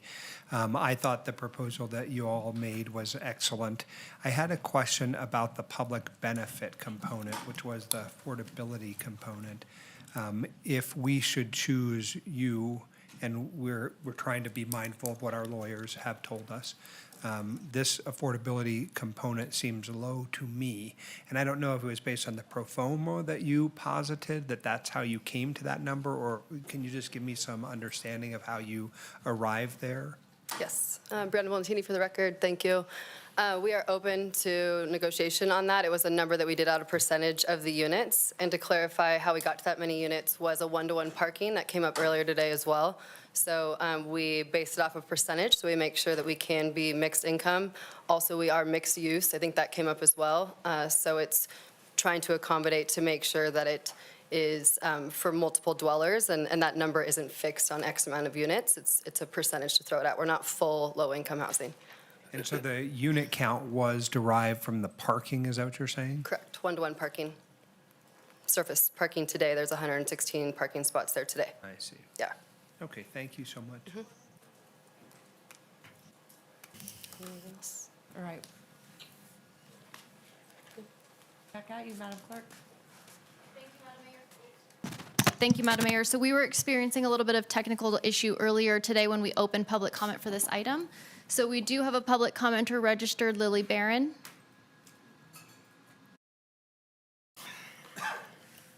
Lily, if you would unmute, state your name for the record, and begin speaking.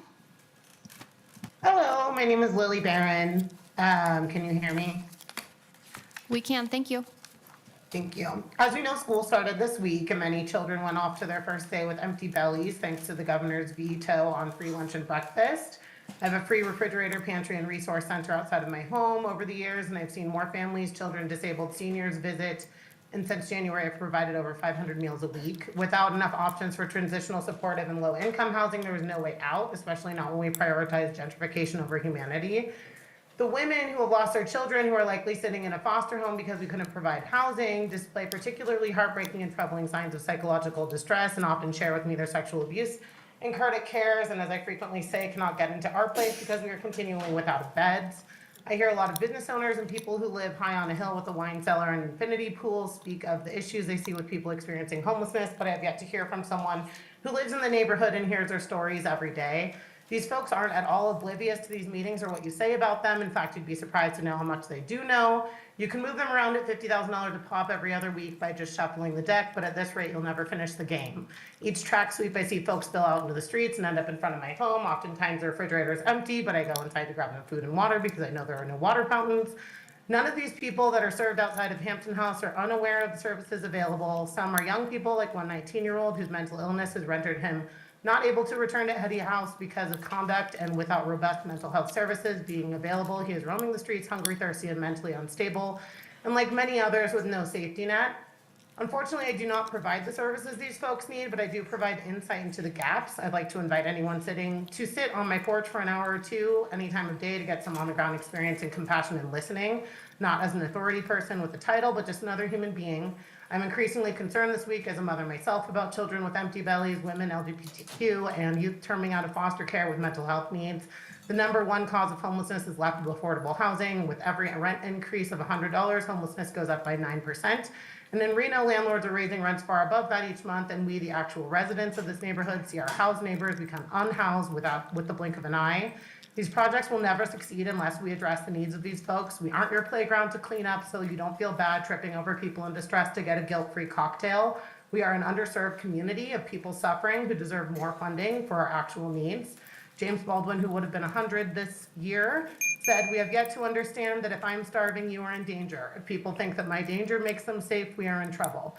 If you'd like to donate through the Black Community Collective or just stop by, drop off aid to mitigate the harm being done daily by non-evidence-based practices we are hell-bent on pushing through, please do so." Also, I am worried about the amount of people that probably did not get to public comment due to Zoom not working pretty much since 10 a.m. I've tried to get in 5 times. Thank you. All right, Madam Clerk. Anyone else? Vera Miller via Zoom. Okay.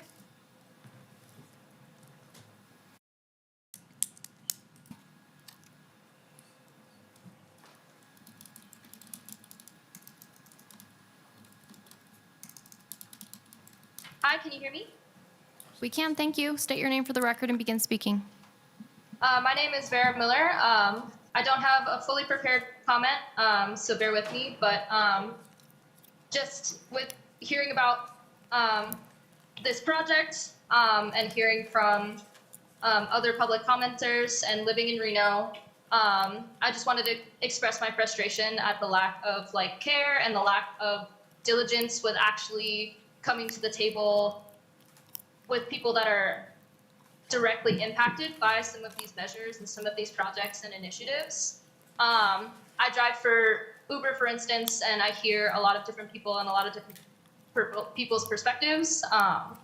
And when we talk about housing and rent and some of the things that working class people and lower income people deal with, we deal with really crappy landlords, and we live with really dire circumstances, even if we pretend like we don't. Most of us are just one bad paycheck away or one firing away from not being housed. And yet, within the same breath, people will talk about cleaning up the filth of the city or cleaning up downtown or midtown, right? I don't want a brewery. I want something that's gonna help stop my landlord from raising my rent randomly $100, even though they didn't give me central AC or anything like that. We still have to buy our own AC units. That's horrible. And there are people that need to be taken care of. And if we take care of people, then we can open a brewery together. It's really frustrating to always come to these things and never really be heard.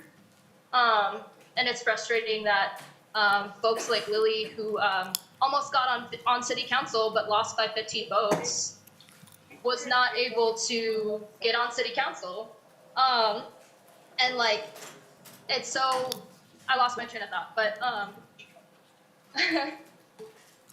it's frustrating. And I think if we meet the needs of people that are just the same as us, then we can open a brewery together. And we shouldn't have to wait from 10 a.m. to 3:30 right now to be making these comments for technical difficulties. We need to meet the needs of people. We need to stop trying to sweep people away like they're trash. So, and that's all I have to say. All right, Madam Clerk. Thank you, Madam Mayor. With that, we have no additional public comment on item D4. The one question I do have, Brian, is this, is the expiration on the project, is it 30 years?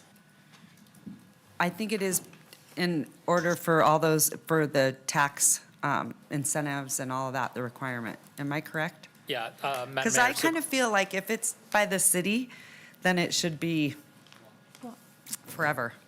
It shouldn't have a date on it. There is a, Brian McCardle, Revitalization Manager for the record, there is a cost to the city to do this type of monitoring on these projects long-term, so that is something to consider when considering these stay forever. The 30-year requirement is a federal requirement, I believe, under receiving federal affordable housing funds. The city could match that, the city could go a different direction. It is up to this body. Okay. There's no requirement that the city do a certain number of years. Okay, so wait, we could put that stipulation on any proposal, correct? With federal funding, I think. I don't know if that's an attorney thing. Jasmine Mate, for the record, are you asking if, Can we put that in our proposal that it must stay in perpetuity affordable? I mean, that is one of the parameters Is that you could Okay. direct staff to negotiate. But as Mr. McCardle said, there is a cost in monitoring that and ensuring that they're Yeah, complying with that. So that's also something to consider. okay. I would say this, the cost is gonna be much, probably much lower than having people displaced. So I do think anytime the city is doing something on the affordable side, it should be forever, so that those residents can continue to stay in those. We saw one, I don't know, how long ago was that, 5, 6 years ago? So anyway, it was not good. Monica It was Kirsch for the pretty record. heartbreaking and super frustrating, so. It is, and I guess in recent years, the contracts through the Nevada Housing Division with LIHTC properties have changed some to limit those loopholes where some of those things can happen. In addition, my team actively watches complexes that are going to come out of their periods of affordability, and we work with them to try to possibly infuse some other rehab dollars and then get like another 30 years. Yeah. And again, those are projects that if there are federal funding put into them, we have to monitor them, audit them. There's a great deal of work that goes into that, making sure they're charging the right rents and all of that. Our sewer credits, or not the sewer credits, but the sewer waiver program, we typically do, the body has chosen to do 20 years on that. Most LIHTC properties now are 30 years. There's a few things like perhaps maybe the Reno Housing Authority, some of theirs are in perpetuity because that is their mission. Even HUD has changed. Back in the old days, they used to do 99-year terms, and they have gone away from that just because of the administrative burden on that and just a lot of things that happen over 99 years. So Okay. hopefully that answers that question a little bit. Okay, thanks. All right. Madam Clerk, any more public comment? I don't think you do, correct? Okay. All right. I'm going to need a motion. Yeah. Do you want to go for it? I'll try. Go ahead. Okay. Look, this is challenging. We have some great alternatives here. I think we have to look at our overriding city objective. Our number one priority for the last several years has been affordable housing. Even over making money, it's getting people housed. And so they're very close. The Baxter and Ulysses both have compelling aspects to them. But I think I'm going to lean towards recommending to the council, make a motion to approve moving forward with the deal, I guess I'll call it with Ulysses. and to direct our staff to discuss and potentially negotiate with them on a couple points. And I'm not saying what the answer has to be, but do your best. One would be to look at the offer price and its financing, okay? See what you can come back with based on the input from the council. Number two is to review the length of affordability, to extend that as much as possible. If 99 years isn't the right number, what is the right number? And let me ask the rest of the council, I don't know if there's any other, if anybody's interested in this one, are there any more deal points that we would like our staff to look at from anyone? I think that's a good question. Maybe there's something, Jasmine, legally to put in there in case that some deal point comes up. Can you give us any advice? Jasmine made for the record. I mean, perhaps what you are seeking to do is maybe enter into an exclusive negotiation agreement. Yeah. That we could then, have time to negotiate with that particular. Yeah, that's exactly what I had in mind. For negotiation of. Yeah. Yeah, I'm recommending offering Ulysses an exclusive negotiating agreement. Is that what you said? And to have listened to this recording, the issues that the council brought up, whether it was parking, affordability, length of affordability, the financing piece, and to come back, for staff to come back with us with a proposal for us. Okay, so I have a motion from Councilwoman Dewar. Do I have a second? I'll second for discussion. Yeah, Madam Mayor. Go ahead. Does that include the deferral of the development agreement? Yes, I should have. And the loan repayment? Okay. Clarification Okay. that the city would Okay. not take, Is- sit in a secondary position potentially. And we can do ENAs under City of Reno and not redevelopment agency?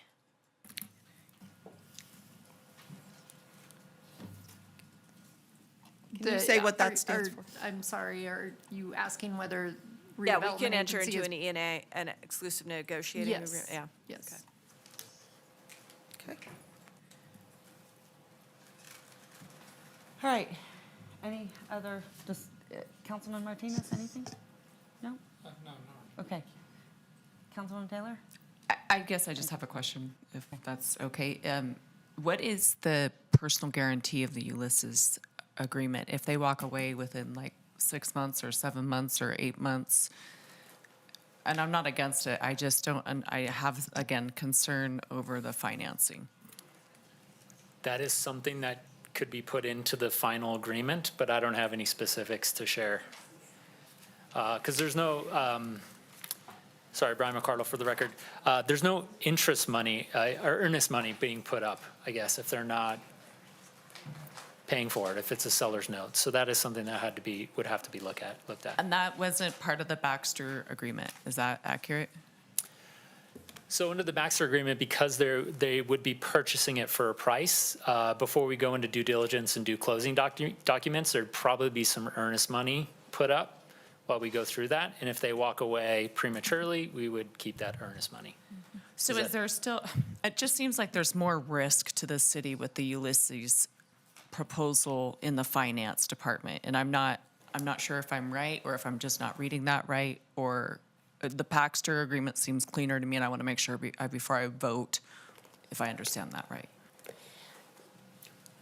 Ashley Turney, Assistant City Manager for the record. Councilmember, I would say that from a clean standpoint, yes, it is clean because you would be entering into a purchase agreement that transfers the city's severance. We're done at that point. As far as additional risk and what would happen if they pull out at some point through this process, as Brian mentioned, there's no earnest money, so the city's put forward tremendous amounts of staff efforts. Additionally, it would delay anything happening on this blighted project if you get to a certain point and nothing happens. And then we'd be back before this body again in some unknown period of time. Okay. I'm probably not going to support the motion with that information. Thank you. And Ashley, if I may, before you leave, maybe I can add that too, that when I asked to explore this $3.4 million note that the city would carry, which you've already heard that we're not too excited about, I would expect that the part of the negotiation would be, what are they putting down? Are they putting down $10, $600,000, anything? to hold the property. And then the second question is does this go forever? Do we want to set a timeline that we want to see a proposal back so that we don't just sort of, Live in perpetuity of Right. not knowing. So we would recommend that through the E&A process, staff would be recommending some clawback time periods and milestones within that process. Because again, council's identified this as a blighted site and you'd like to see something happen sooner rather than later. But if council has specific things that you're looking for of when you'd like this agreement to come back in front of you, you're welcome to give that direction well, I with your mean, is motion. 4 months a reasonable timeframe? We think that's, What's that? yeah, 2 it was like weeks? 4 months feels like a pretty extended period of Look, time I'm based off of. just trying to get a response, so. We're all interested in sooner rather than later, but we also know nothing's coming on our calendar in 2 weeks. So I'm just saying, when can we expect it back on council? You have to go out, you have to negotiate, you have to bring us something back. We may or may not like it. Correct. Okay, it has to get on an agenda. Thank you. Can I suggest September 11? Fine? Madam Mayor, Madam Vice Mayor, we're in the discussion on the motion, is that correct? Yes. So for my part, I probably have been leaning towards the Baxter Group. And so I'm just going to say, if it should pass, what I would like to see in the exclusive negotiating posture is that 100% affordable units include units at 30% AMI as well, not just the 60%. One of the areas where we find it most challenging is in the areas in the 30% AMI. So whether it's some smaller number of them, 10 units, 20 units, or 5 units, it's where I would like to see that concept be discussed. Again, I'm not saying I am intending to vote for the motion. I'm just saying that if the staff is going to be in a posture of exclusively negotiating an outcome, that would be an outcome I would find favorable. And one other thing is to balance that, they may come back with a few units at 80%, and maybe that gets to, they can't? Oh, it can only be 60, okay. The other thing that we don't talk about a lot, and it does cost money, so it typically doesn't become part of the conversation, but that's disability housing.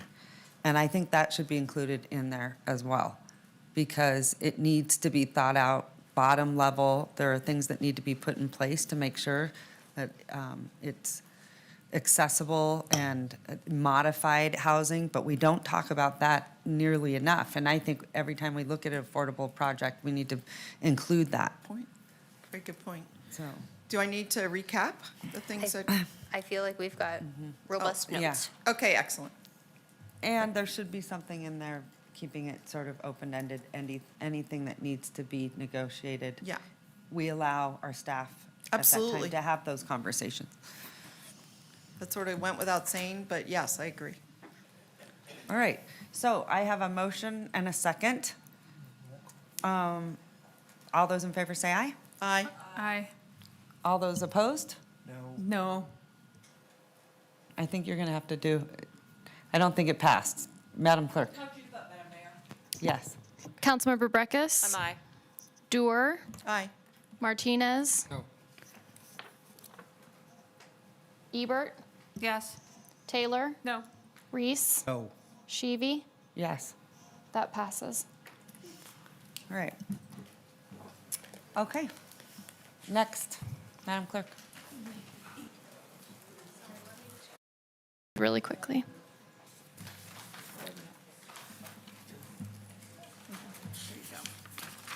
Okay. It's not a perfect world. All right. It's really good for the residents. Okay, thank you, Madam Mayor. We're moving on to item E1.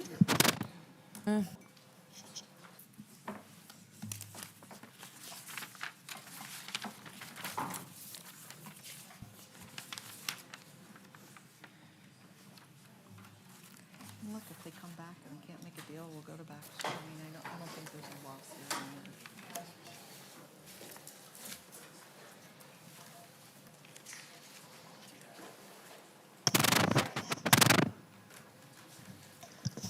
Madam Clerk, any public comment on this item? We do have public comment from Damian Cole.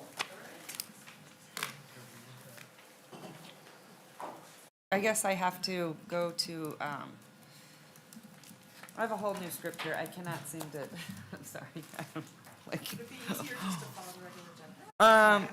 No, I'm trying to get through here. It's just a little bit different. Okay, I'm gonna send it over to our city attorneys. Do you wanna weigh in, Carl, at this point? And then I'll kick it off, go to- Madam Mayor. I'll go Thank to you. public comment after. Thanks so much. Ordinance introduction, Bill number 7275, and ordinance to amend Title 8, Chapter 8.10 of the Reno Municipal Code entitled Offenses Against Property, Prohibiting Trespassing Upon Railroad Tracks and Other Matters Properly Relating thereto. All right, Madam Clerk. Thank you. Public comment. Damian Cole.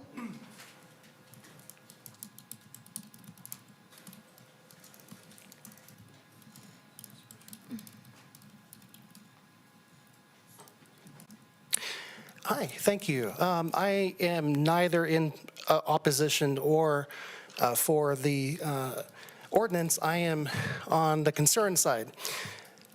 The language in the current draft of the ordinance to amend Title 8, Chapter 8.10 of Reno Municipal Code is vague and subjective, which creates potential for broad overreach of power in which it could result in loss of constitutional protected civil liberties. The history of the railroad property in Reno is long and complicated. The city core was built around the railroad.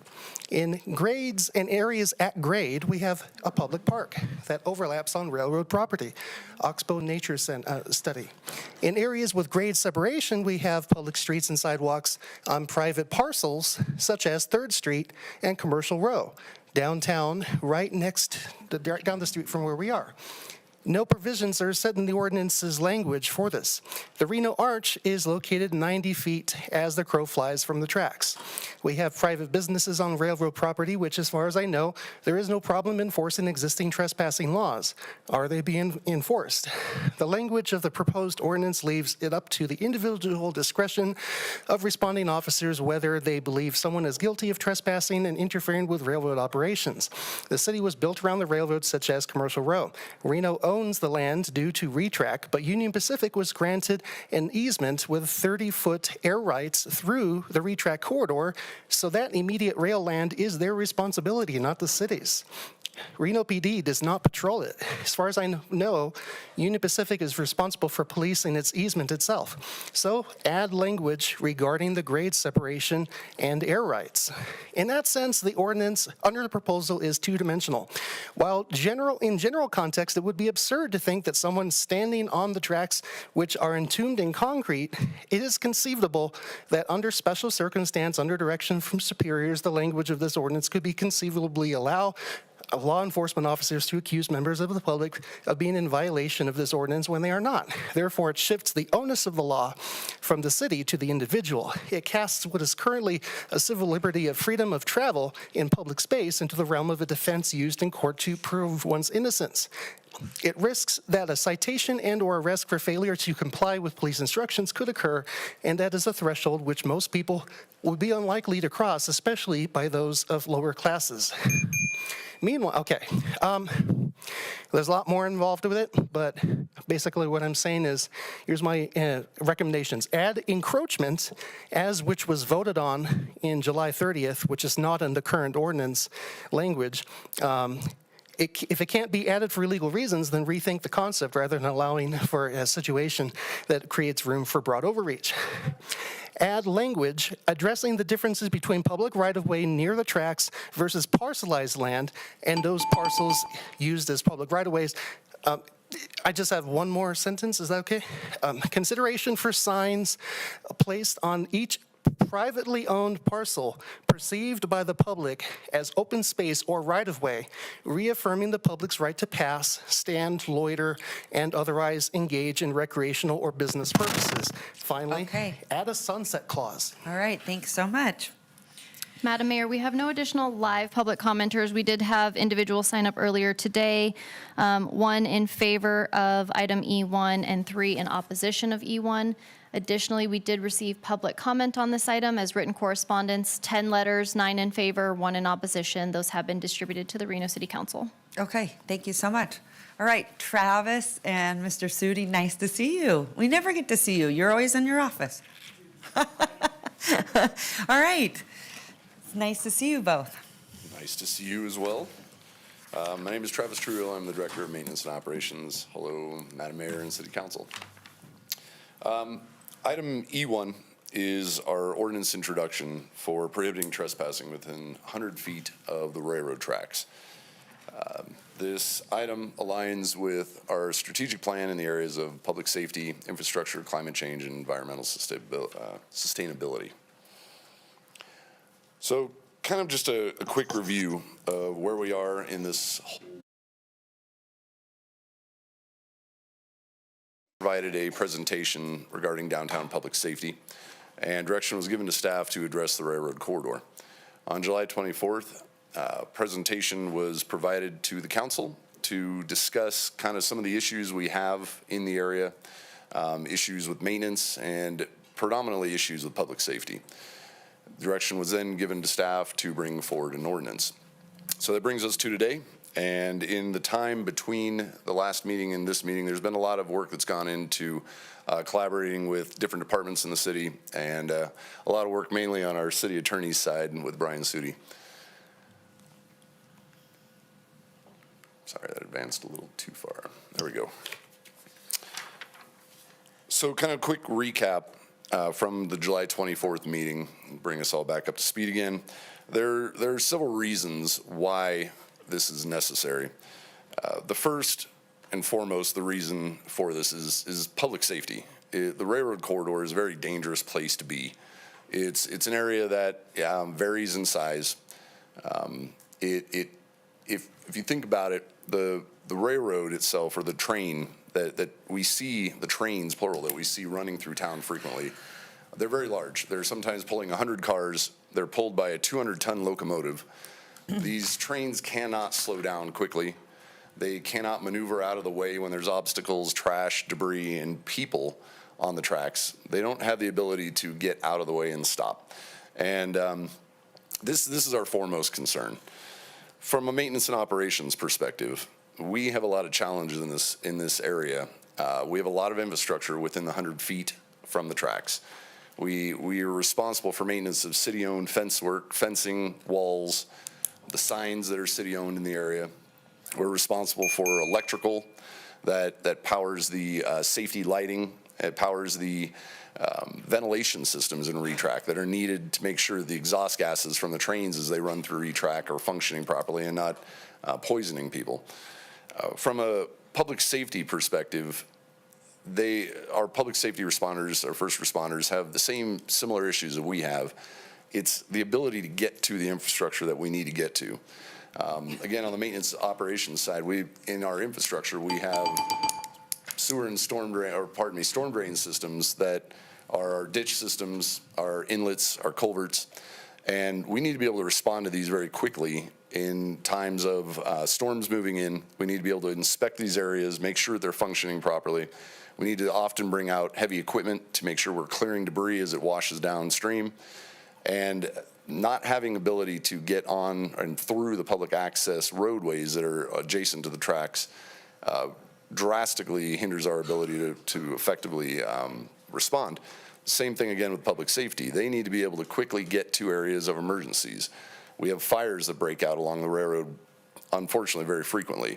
And again, it needs to be responded to quickly. A lot of the space adjacent to the railroads are open space.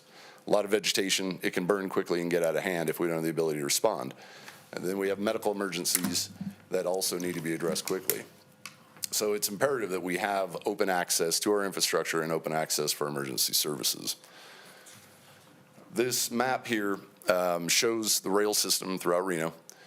We have obviously the east-west route that everybody's very familiar with, but we also have line that runs up into the North Valleys and north of Reno. It's pretty extensive.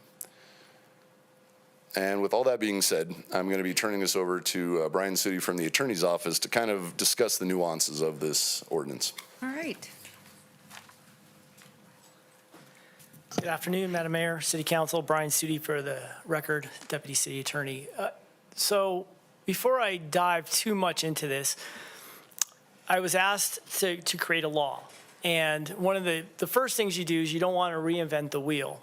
And now, as a born and raised Nevadan, it pains me to admit that I go and do some research And California has a state law that does exactly what this is. So I will tell you that this is a mirror of California state law that was passed in 1992. I was probably in junior high school at that point, middle school at that time. So this law has been in existence for a long time. So it is in essence, a copy of that law. And I like doing that as an attorney because it shows me a few things. Number one, it's longstanding.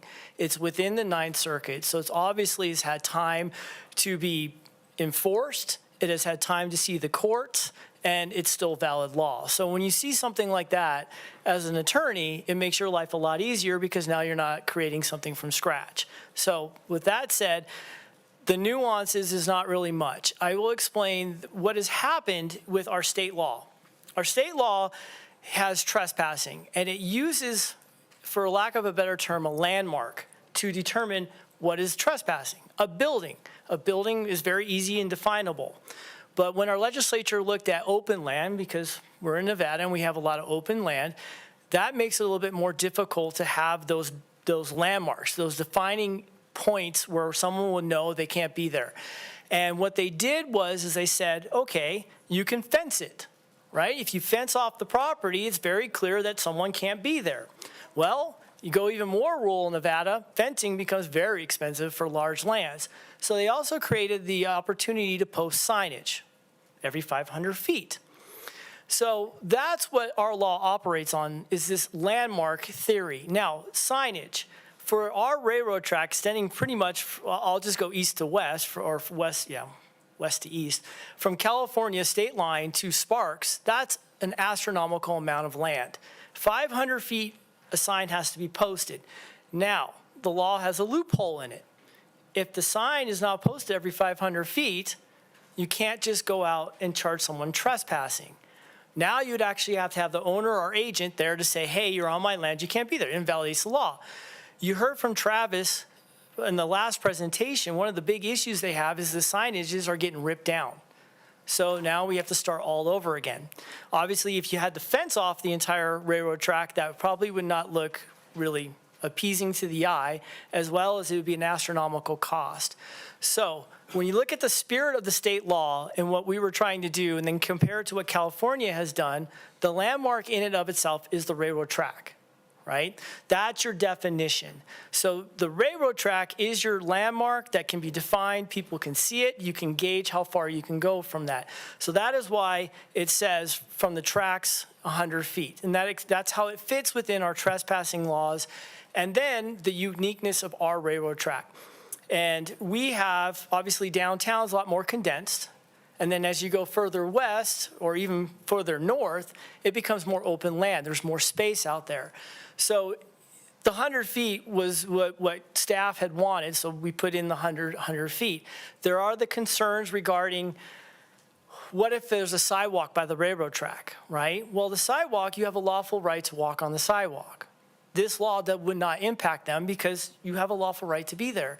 There were questions about fishermen fishing along the river, and maybe it's within 100 feet. Well, you're there. If you have a lawful right to be there, you're doing something legal, you're not trespassing already, you can continue to do that activity. This law is just trespassing. It's already in existence. It's already enforceable. It's just that there are some loopholes. Fences get torn down, signs get ripped down. So instead of having to combat that, use the railroad track. It's going to be very hard to rip out a railroad track. I don't know much about railroads, but I don't think that's an easy task to do. So using that as your landmark is a solidified thing. California has it, Oregon has it, Washington has, pretty much almost every, it's a state law that we're kind of jumping probably ahead of our state. The uniqueness, obviously you get much more dense demographic down here, the land's more condensed. You go further west, there's a lot of still more open space along those tracks. Cars are parking along those tracks. Union Pacific doesn't want vehicles parked along those tracks because if the train derails, it's going to hit a car. So they're also eroding the track line as well, and they have to go back. They just did a major repair on the west side of our railroad. So it costs money, it costs time. So this is a way to enable law enforcement to enforce the law and not have to have, like if a sign's gone, to actually have the owner agent to be present on scene or, have it completely fenced off to be enacted. That is the reality of this, but it is already against the law to be out there. There is no lawful right unless the city of Reno on their land said you can be here or Union Pacific said you could be there. They're already violating the law. It's already in existence. It's just that we're trying to connect this loophole and fix this problem. With that, you could probably skip to the slides. And I don't know who's next after me. Oh, that's it. So that pretty much concludes our presentation at this point. So much. All right, bring it back to this body. Go ahead, Councilwoman Breckus. Yeah, Mr. Sudi. So, modeled after a California state law. So why don't we bring a BDR to the state of Nevada to put it in state law? Because pretty clear when you read NRS 207-200, says you got to post. One legal expert I said felt that the fencing and sometimes could be enough, but it seems like it has to be in state law, not in an ordinance. So a couple things. One is the landmarks. Those are landmarks. They're using a landmark. If you go back and look at the legislative intent, that's what it was for. It was for the landmarks. So we're still staying within the intent of the law when they originally wrote that, and it's been a long time when that law was enacted. Also, our uniqueness and our dynamics. This was written without realizing that cities were developing around railroad tracks. Now we have that problem, like California did in 1992. They did the same thing. It's going to pass muster federally for sure. And if you look at the legislative intent of why they enacted it and how they enacted it, it was to do trespassing is to form the person they're not supposed to be there. How can you do that? Well, you educate the public and say the railroad, don't be around the railroad.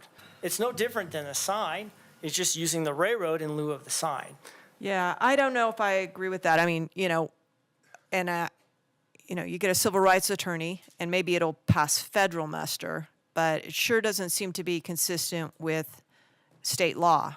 And, because state law is very specific. You got to post. And I don't see a framework where we can pass the city ordinance that preempts state law that's very specific. So we're going through our BDRs, and I don't understand why we're not recommending that we do it that way now. So that's my question for you. For Mr. Truhill, let's talk about this in practicality right now. And I do know a fair amount about railroads, as a matter of fact, come from a railroad family. And I guess I'll talk about the main line, but I have a lot of concerns about the north-south spines going up through, where maybe adjacent to federal lands up there around Anderson Acres, okay? We know the railroad has a right-of-way, but people cross in informal settings sometimes to access federal land.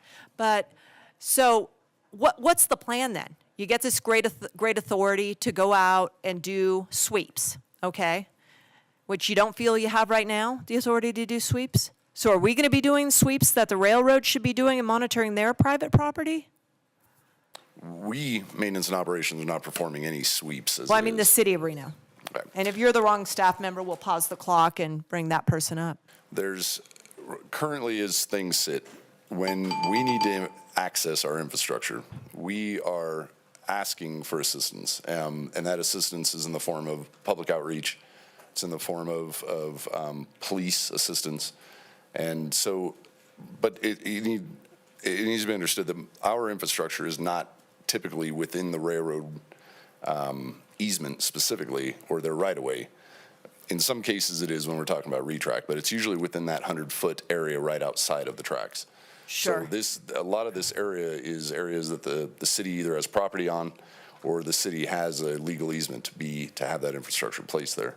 Well, if it's our property, Right. we have the right of a property owner. Let me just conclude this. I'm And going to move on. Councilman, and I'll come back to you. Okay. Councilman Martinez.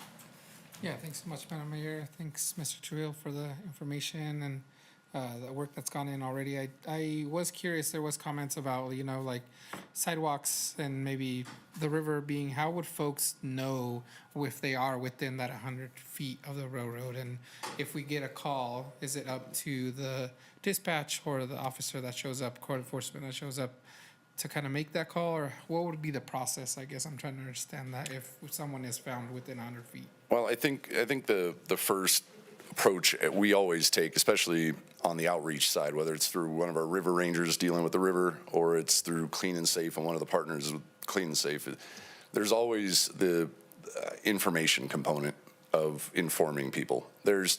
I have yet to see anybody from any of our outreach groups just come in with a heavy hand and not try to inform people first. And so I believe this would be the continued practice. But again, as Mr. Sudi brought up, the railroad itself, the tracks, is that monument, that marker that would allow people to be able to identify that, yes, I'm too close to the tracks, I shouldn't be in this space. Okay. And then was it your example about someone being in the river and potentially being within 100 feet of that? That may have been Mr. Sudi. So, I guess if someone has like traditionally gone to the specific spot to fish, so Brian and all of a Sudi. sudden this is like within that distance, just trying to understand what happens there. So Brian City, for the record, a few things. If they have a lawful right to be there, obviously if it's open land and they can fish there, they can remain there even though they're within that 100 feet because they have the lawful right. If it's a sidewalk, they're walking on the sidewalk, it might be within 100 feet. Reno Arch might be within 100 feet. There's a sidewalk there. They can be there. There's other laws to address the activity that they might be engaging in, like if they're standing in the middle of a roadway, you can't do that. That would be the law that would be enforced, not the trespassing along the tracks. Additionally, we also have several other laws, like no camping along the river within 350 feet. It's not posted, it's not signed, and in essence carries the same spirit as our state law for trespassing. So we've used that for many years, I think since the early 2000s. But that won't impact them. If you have a business, and people are lawfully on your business, doesn't impact it. If Union Pacific owns land that extends past 100 feet, outside that 100 feet, they'll have to go back to signage and fencing for it to be enforced. It's only within that 100 feet corridor of the track that this law would do away with the fencing and signage requirement. Okay, thank you. Those are all the questions I have for now. Thank you, Madam Mayor. Travis, I have a quick question for you. I think I learned a fun fact talking about railroad experience.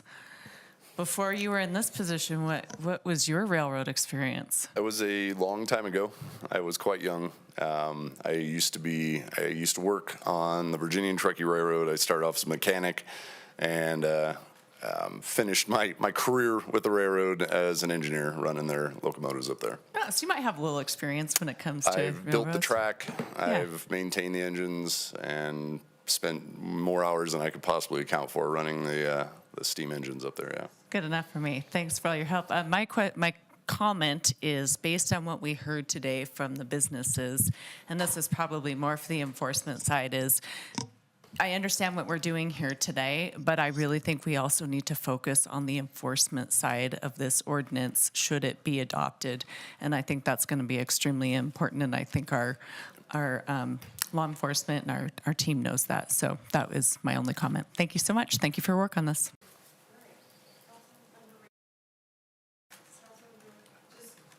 Just generally supportive. I'm glad we're addressing it. It's very reasonable. I love the research that you did with other states and the fact that it was in the 9th district and it's been upheld for over, 30 years. So I think that's a good way to go. I was concerned about the, I guess it is the complexity of enforcing where it begins and ends, and the fact that we have railroad right near the arch or near other places where people can be. And your point was, the places the public can be trumps where they can't be, I think is kind of a way to put it. So if you can be on a road, or you can be on a sidewalk, or you can be in a park that are within that 100 feet, then you can be there. Is that correct? Just to get the final point on that. Brian City, for the record. That is correct. And, I'll also reiterate that, I've been with the city for almost 20 years now and worked with the police department for many years. The men and women of the Reno Police Department do a wonderful job at educating the public. I'm sure, Chief is here today, but they'll do an education program as well as warnings. It's not always the first thing is enforcement. And we have staff, the River Rangers, Clean and Safe, that also, they do the outreach and everything. There'll be enough warning there to inform people before enforcement even occurs, and educate them that if they are engaging in activity that would impact the railroad within 100 feet, those warnings they've always done that. Yeah. As a prosecutor, I always love to see that first before we would ever charge somebody. Yeah. Thank you. And quite honestly, we need to look at doing, and this is something I feel like maybe this is part of Clean and Safe, but emergency relocation services. To be honest with you, some of those people should actually fall to the top of the list over for housing services, but the communication typically is very fragmented because obviously they're living outside and those types of things. So like we really need to look at, because we can all say this all day long, but the bigger issue is where do they go? Where do they go? Right? Now, listen, this is the responsible thing to do. People are not going to like what I'm about to say, but it's the responsible thing, and I'll tell you why. It's the same reason with the river. If there is a fire or a flood on that river, you can bet people will come and say, how dare you, Mayor Sheevy? How dare you? How dare you? It is a tough thing to do. It pulls at your heart, knowing that people need places to, homes, roofs over their heads. And so that is very, very hard to do. Same in this instance. But if something should happen where we have an incident and hundreds of people, that could easily happen on the river because there are people living there. But the bigger issue is where and what do we do?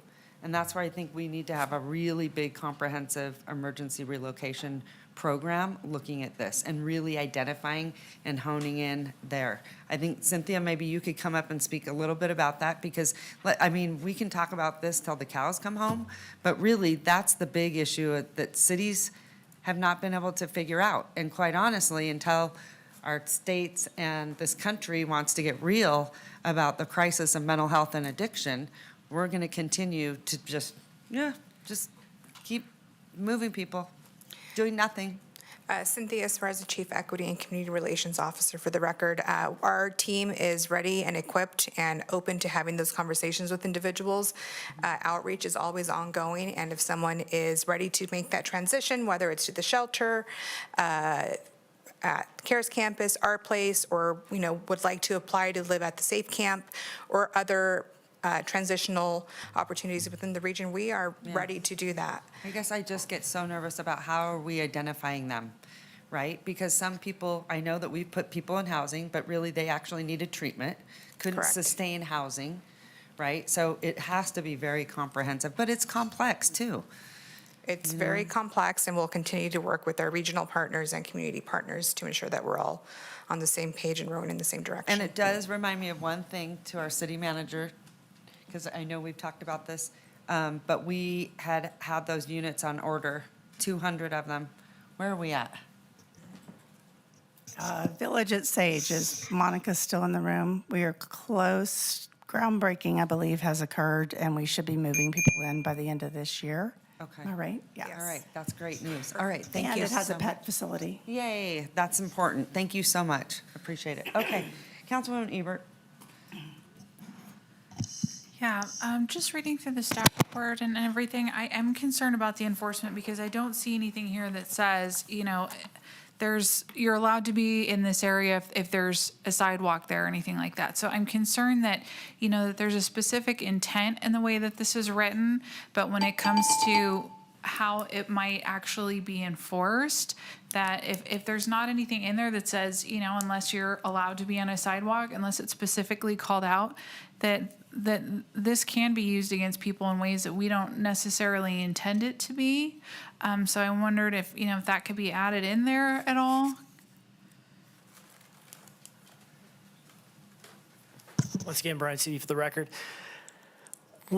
We don't normally write when you write a law, you don't always say, okay, accept this, accept this, accept this, accept this, accept this. You're normally, the only time you will see those type of exceptions is for like ADA, disability, those type of things. But to write a law, especially one like this that extends geographically through a large area of our city, to encompass every single type of activity that might or might not be okay would be probably virtually impossible, only because what you see on the west side of McCarran, like going 4th Street West, the activity that's occurring out there is a lot different than the activity that's occurring in the central corridor of downtown.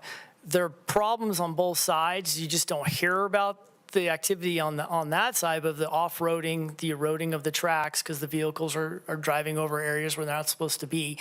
And so the reality is if it's an approved easement already or access point or an area where someone can be like a sidewalk, that will always supersede this law. It does that. We do that all the time with all of our laws. And then once again, I'll go back to law enforcement and how they enforce their laws. You know, there's a criminal justice system as well as in place. I served as a prosecutor for 12 years. You review these cases and you would look to see is it provable, right? You look at those things too. We have a lot of checks and balances that a lot of times the general public doesn't get to see all of how it actually operates. You know, it's not like in a vacuum. There's a lot of hands that look at cases, but it all starts with the officers, you know, and their education and their approach. And the way they have always treated our you know, the citizens of our community has always been with respect and compassion. And I don't, if they are going to abuse it, then they're going to abuse it, but then that's a different issue altogether. That's for the court system to deal with. Yeah, that's my concern. That is if, you know, if somebody gets cited for something and they happen to be in that area, that it kind of gets thrown on because, you know, now it's an extra citation because you happen to do something within 100 feet of a railroad track, that now you're also trespassing. Does that make sense? So that's what I'm concerned about. But that activity already exists. So if Union Pacific put no trespassing on their property, let's use them. Well, actually, we can use us. City of Reno puts no trespassing on the area where we say no trespassing, right? Right on the fence line right here, when you go by Amtrak, it says no trespass. Well, the ones that are still standing. Technically, that's our land, and we said we didn't want you there, but there's a sidewalk right next to it, right? So technically, it would be trespassing. But the sidewalk is what's allowing the person to be there. So that's how it works. So in reality, this is all in place. Like, this law is not doing anything.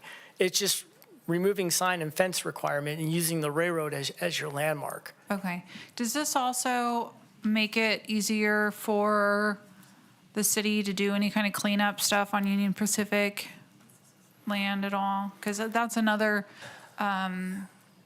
area of concern and that I get from my constituents is people either dump stuff along railroad track areas or people like set up camp there. So does that help with this at all? So the goal would be is to prohibit that activity from occurring in the first place. So therefore, all the dumping wouldn't be there. If someone dumps property on someone else's property, it becomes a property owner's responsibility. The city of Reno can't go on to your house and clean it for you, right? That's your responsibility. So the same thing with Union Pacific.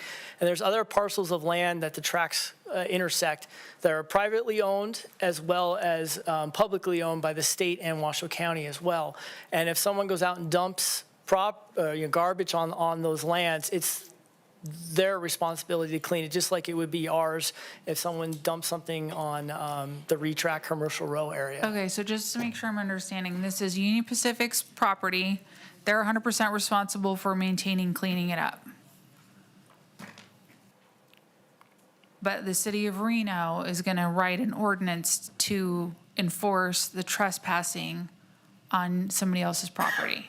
That's to remove the fencing requirements for somebody else's responsibility. So it's already state law. So yes, the police, if it's posted or fenced on your property and you're not home and there's someone there you don't want there, right? Yeah. And they can tell that they don't belong there, They have the authority under state law to go there and remove that individual off that land right now. Okay. So this doesn't change that. This isn't creating something new or doing anything different than what's already there, except no fence, no sign. Okay. The railroad's your landmark. Thank you so much. I'm moving down to Councilwoman Breckus. Go ahead.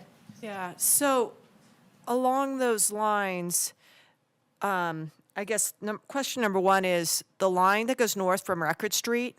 My understanding is it only goes up to Stead to like a pallet place, and then it's abandoned from basically Stead, Panther Valley, all the way up to the California line. And it's still going to be in place where there's no trains running, and it's basically been abandoned by the railroad. And so what if that's federal land? I think that cuts through some federal land over there, and then it also cuts through, say, private land. Do we need the Forest Service to say, come get this camper or someone, or, contact the Orange County guy? He may not have, the owner from Orange County may not have it posted. I mean, is that what this relieves does?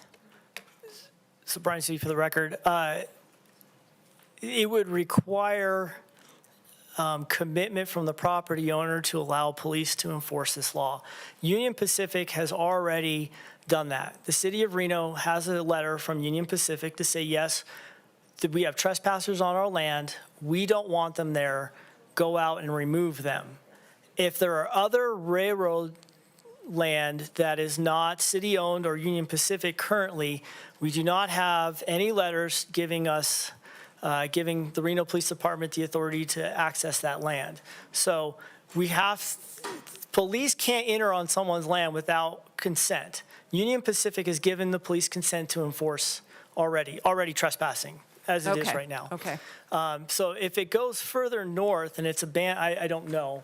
I have no idea if it's abandoned or not. But whatever land it intersects, if it's federal land, then the federal government would have to give the authority to the Reno Police Department to access that land. I mean, it seems, here's the practicality of it in my mind, and there's two pieces. One, I was very moved by the property owners up here talking, who would go along the corridor, and I've talked to the Eagle Window guy for years, about the camps and settlements. And it's kind of being portrayed that this is a save-all to those people. Those people, please vote for this ordinance. We've been so, harmed by all this. But, it's easy for us to write an ordinance, first reading, second reading, get the attorneys involved. But it's not so easy to solve the real complex problem. And, we're looking at $20 million a year to come from the redevelopment agency. It's, we've all got stars in our eyes. Why not amend the redevelopment plan and say we're going to spend half of our money on subsidized housing, to eliminate poverty? Because what do homeless people not have? Homes, right?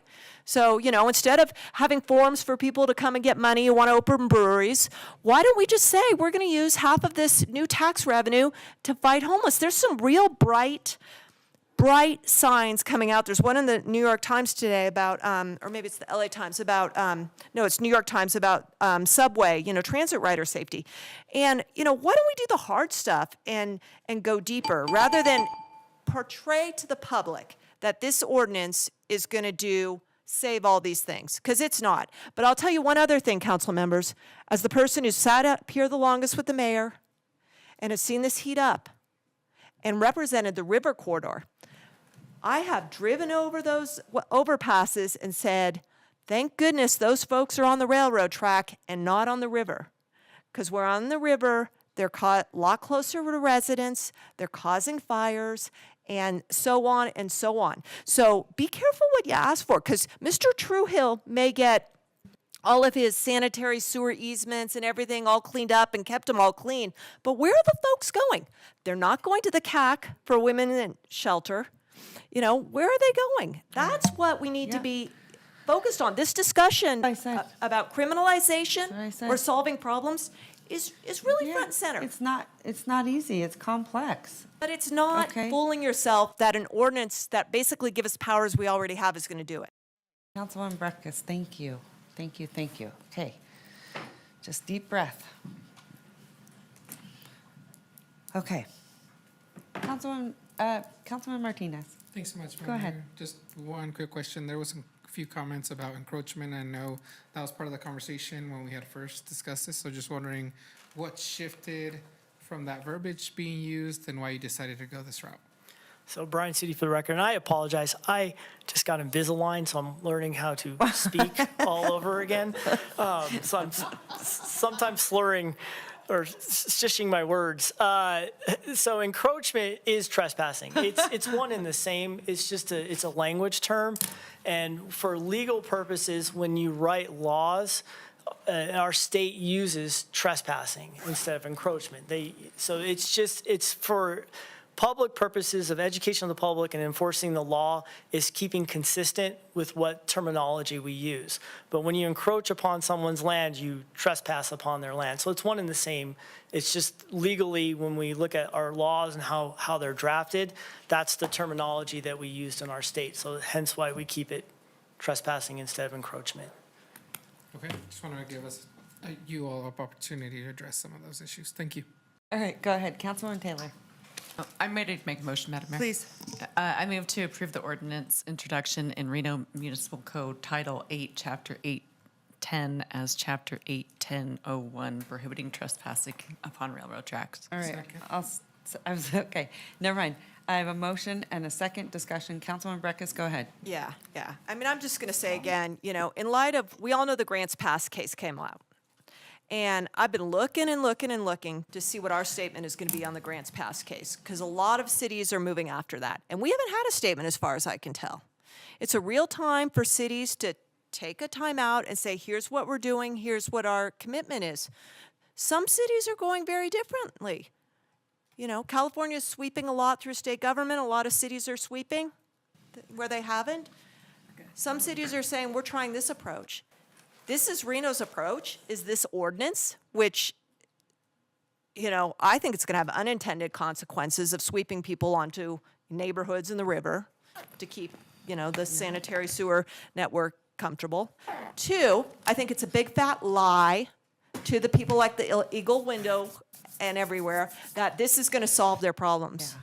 The real issue should be finding housing and, the great resource out there is that redevelopment fund. And we just quickly passed some, application documents for people to come get money to build breweries instead of a substantial commitment to. We didn't do that. That's not correct. That's what I saw. I saw a form. That's not correct. So I vote no, and. I'm sorry, And today you it's- seem yeah. to be very angry, so just take it down a minute. Thank you. But no one said they're gonna go build breweries, Jenny. I'm working on mental health every single day. I know how tough this is. Tax increment that's not going to police, not going to All right. Washoe County, not going to social After this services. break, we're gonna keep taking. That's fine for me. I vote no. Call the vote, Mayor. All right. All the. Discussion. Opposed. You Yeah, I wanna just weigh in? wanted to say Go something. ahead. Go ahead. That I just agree that I think that the public's perception of this is not necessarily accurate. I think that this is perceived as a way for the city to keep these areas clean, the city specifically. And I don't think that, some people are going to be happy with the end result of this, that, there might be more freedom for enforcement of some rules and stuff, but it's also not going to be like a magic bullet to keep everything from happening around. So I also sympathize with the business owners that are struggling with problems. I also agree with the mayor that we need more help and services. And I don't want people to think that, this ordinance is the magic solution for this, because it's not. Really, it's just,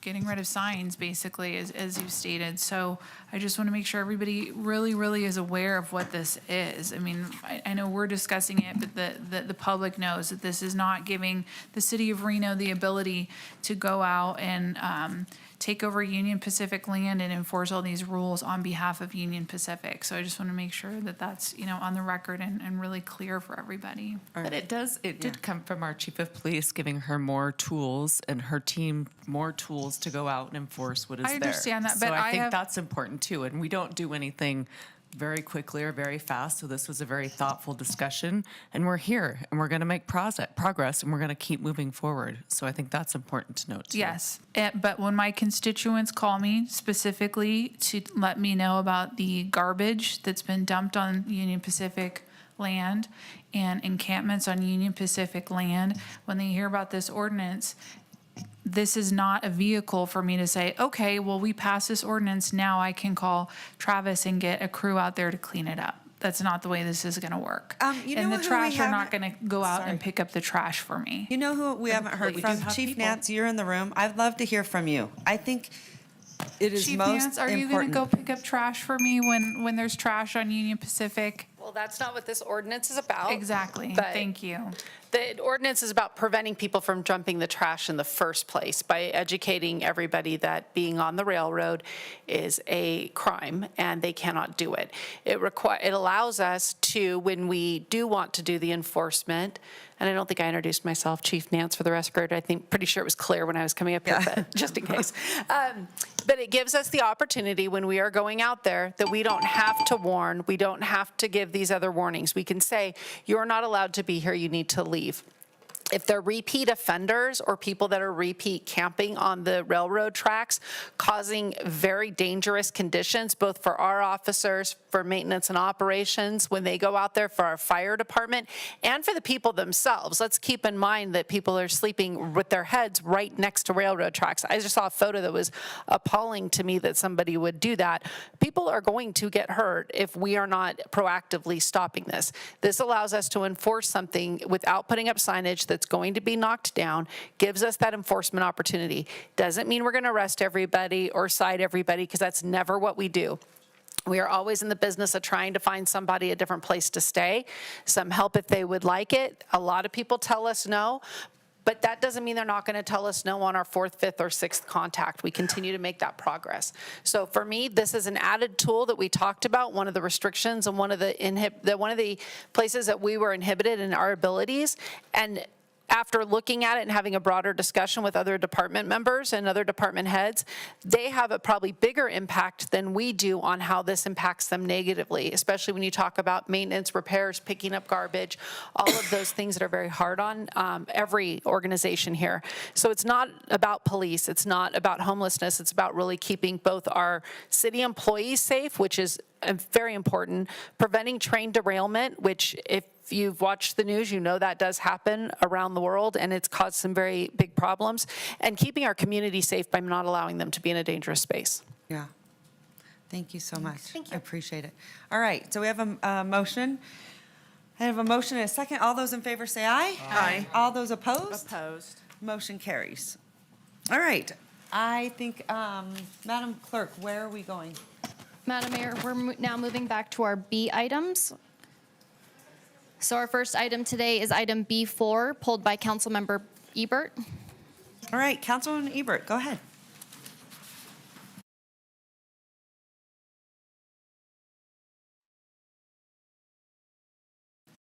They're probably gone for the day. I just wanted to call out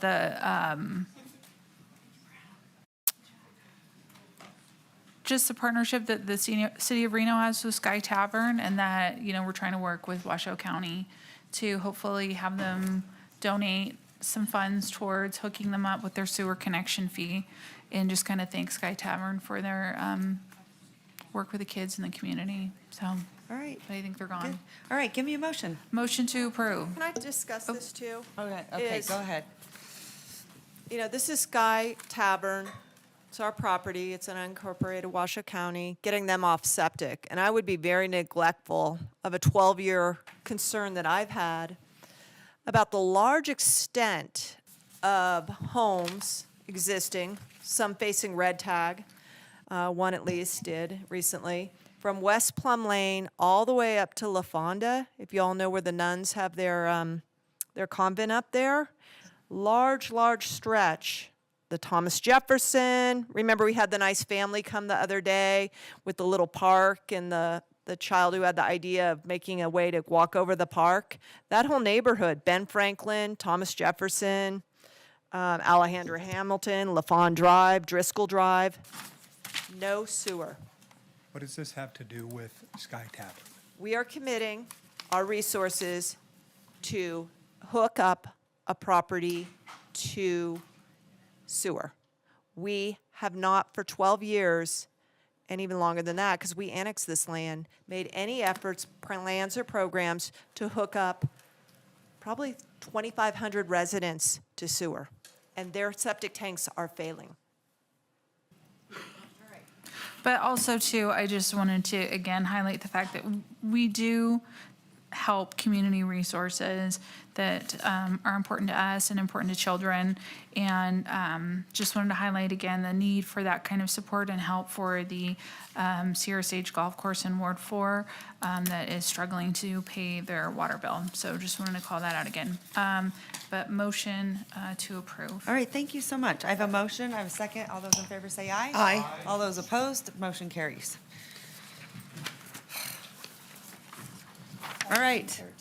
Item B13, Eberts. Councilwoman, go ahead. Hold on a sec here.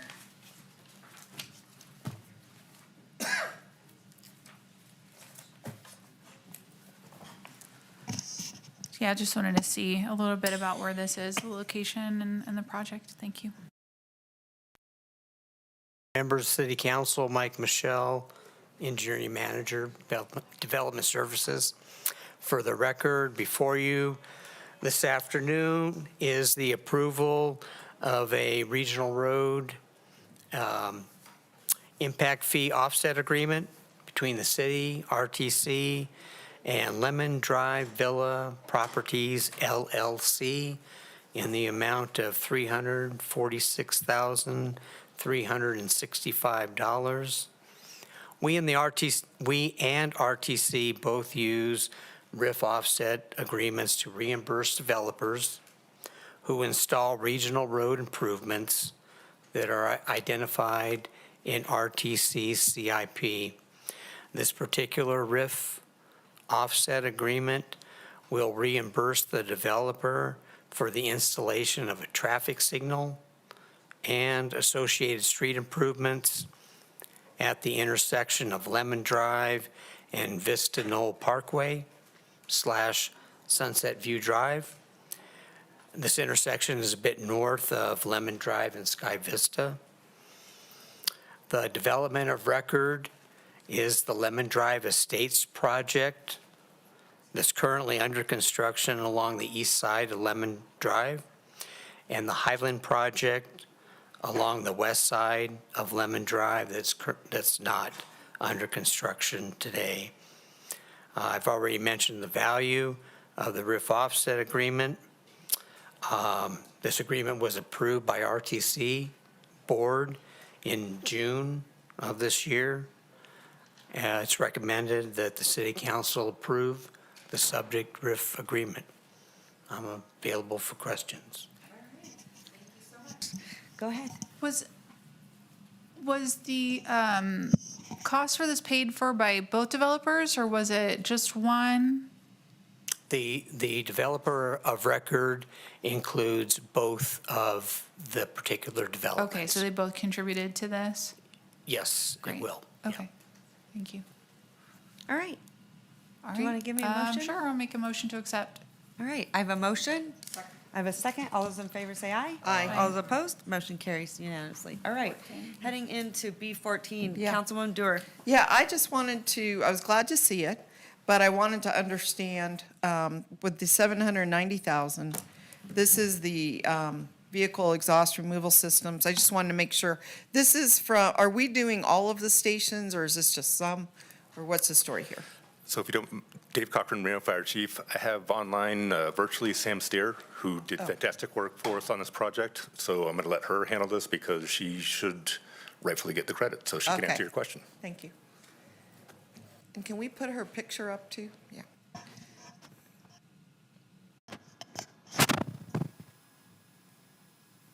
Sam, if you can unmute, you should have access *6. Oh, she's on phone? She's on Zoom. Good evening, council members. Sam Steer, Management Assistant with the Reno Fire Department. So the question was. I just wondered 790,000. how many fire stations we have altogether, how many we're going to be able to do with this grant? Of course. So we have 14 fire stations along with our fleet services or fleet maintenance facility. Our hope is to do all of those. Oh. Unfortunately, the amount that we received is a little bit less than what our initial quote was. So we're going to put it out to RFP and see what we can do with that. So you think this may or may not be enough money to do them all? Is that what you're saying? Yes, that's correct. Okay.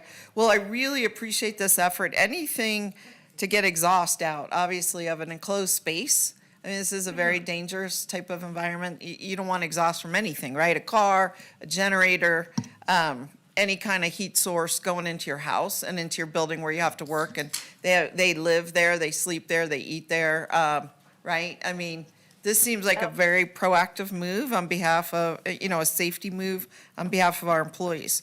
So do any of them have these now, and are they being retrofitted, or is this brand new? So all of our stations have a system currently. They are very old, so we're having a hard time finding parts to get them fixed. So our best option is to replace them completely. Okay, great.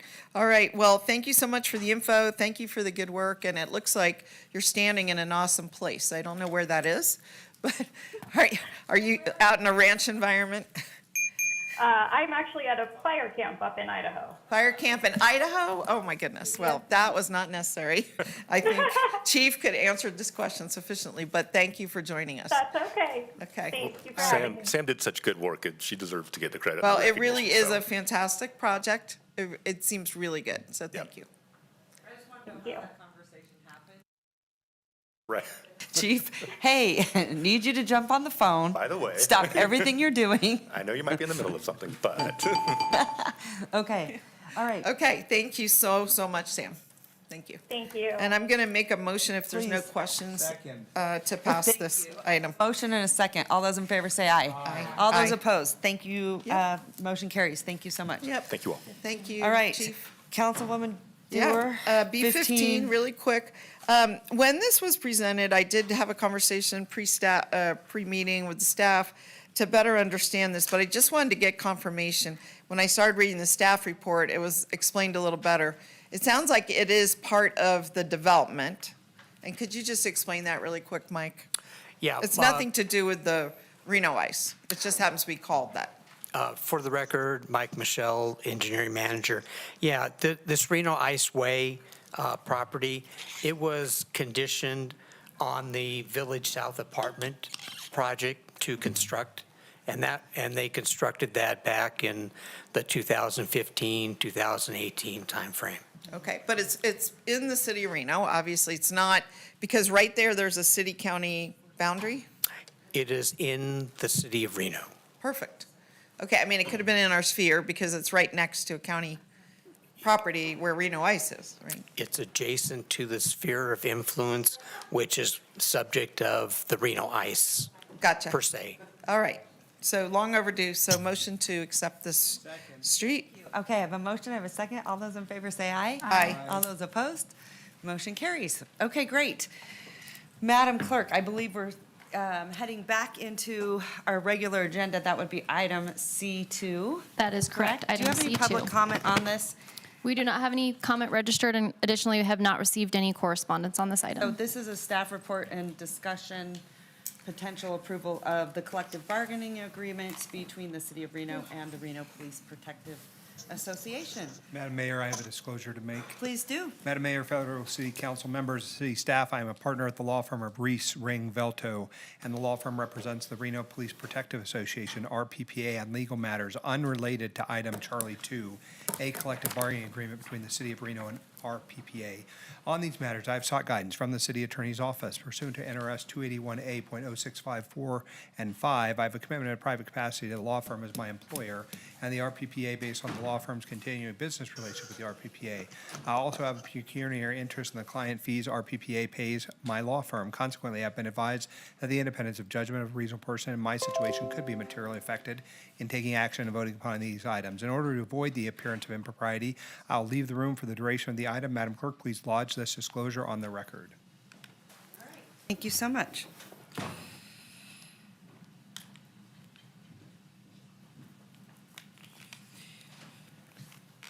Jesse Pewitt, Labor Relations Hi, Manager. Jesse. from How are Human you? Resources. I'm good. How You are you? doing good?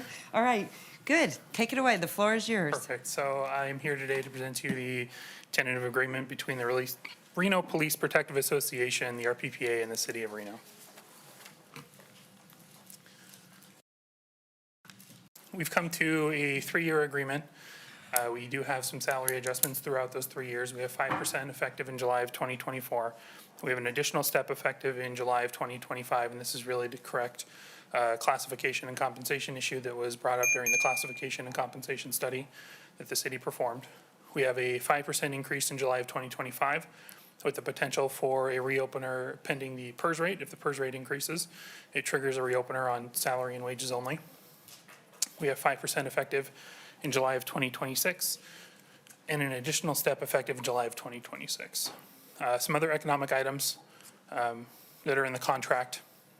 An increase to the deferred compensation match. Currently, they get $20 per pay period.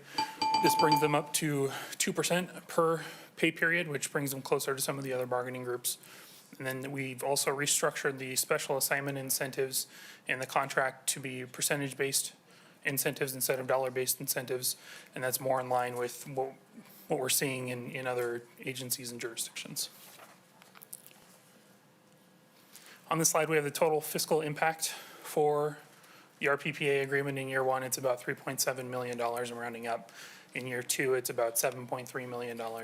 And in year 3, it's about $12.2 million, and that includes the costs from the previous year. And then before you, I've got a recommended motion, and I'm happy to take any questions. Okay, thank you so much. I appreciate it.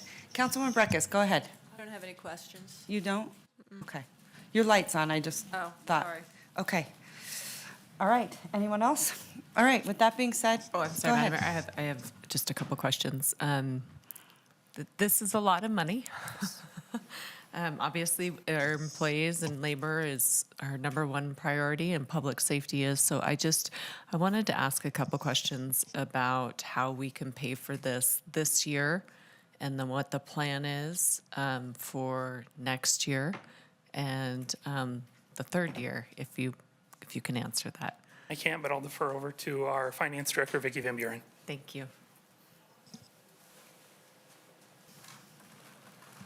Sorry, I didn't lower the microphone. Oh, you're good. Didn't adjust it for you, but I know, that's right? okay. I know how it feels. That's why I feel for you. Vicki Van Buren, Director of Finance. Yes, we've been working very closely with labor negotiations with our HR department during their labor negotiations. They're keeping us abreast of what was going on. We're doing costing, doing all of that. As far as for the current year, we still don't have all of the agreements, coming forward to council. But the plan moving forward, we do have some money budgeted because we anticipated increases when these contracts were coming forward. And then we are having to use some of our prior year savings to cover these contracts in the current year. For going forward, we've made projections to make sure that we would still be fiscally sustainable going forward. We will be having to make some tough decisions, but it still works going forward, but there will be some tough decisions coming before council for the next budget cycle. Okay, and that's what I just wanted to understand. I think you and your team and Jesse and Norma and everybody have done a really good job, and this wasn't an easy task. But I think for me, I try and be very thoughtful anyway with the financial aspect of the city, but I think we're going to be in the next couple of years looking at some different challenges financially. But thank you for your work on this. Okay. Anyone else? Vice Mayor, go ahead. I'm glad we're at resolution. I'm sorry it's gone past time. You know, we would have liked to complete something like this prior to July 1, and we're in August. The numbers are pretty high, to my colleagues' points. I am really concerned about what it means for the future. I know we wouldn't approve anything we can't pay for, but it may crimp us going forward. I made comments when we approved the other contracts with the other employee groups. They settled, they agreed to much less, in contrast, as I recall, in looking at all the contracts. You're neither nodding this way or this way. You are correct. I was correct? Yes. Okay. So I had put out a great shout of thanks to the other bargaining units that they were willing to settle and understand our financial position.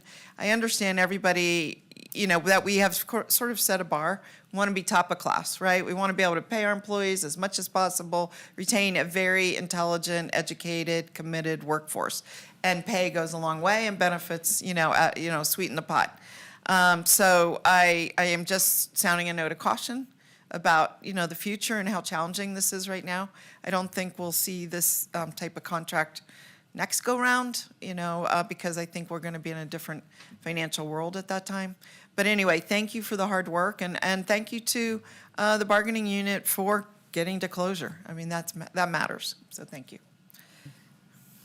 All right, give me a motion.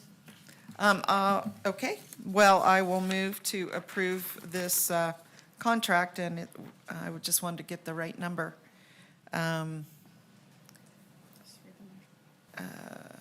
Got a motion you can read up Which on the one? screen. We got a motion you motion can right read I up on got the the screen if you motion like. right here, but, okay, I'll read it. Motion to approve tentative agreement between City of Reno and Reno Police Protective Association.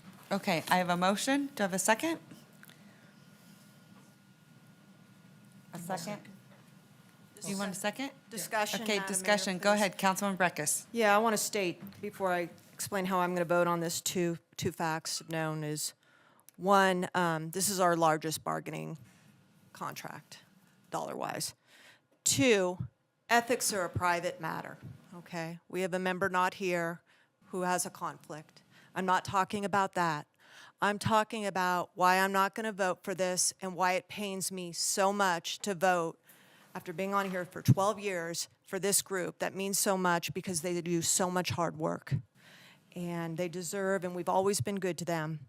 But I think their leadership has approached this bargaining agreement in bad faith in hiring one of us to represent them has created an untenable situation, an appearance of impropriety, and is very wrong, okay? And let me just elaborate upon that. Okay, the leadership of this group decided to hire one of our sitting members who now cannot participate. That's fine.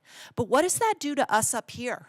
Okay, we want to have good relationships with our colleague, and we know he has a financial. Wait a minute, are you insinuating, what are you insinuating? I am stating that that the bargaining That group he's had hiring one of influence our on us? colleagues puts us in a tough situation because we all Why? know that our colleague has an interest in the outcome of this contract. Okay, and our staff, when they go to the table, they know that there's a council member who they have to work with a lot, who has a financial interest in the outcome. That is wrong. No.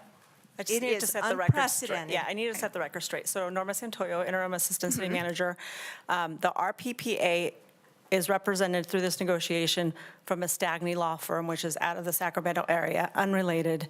When we to the started, the sheet showed another law firm.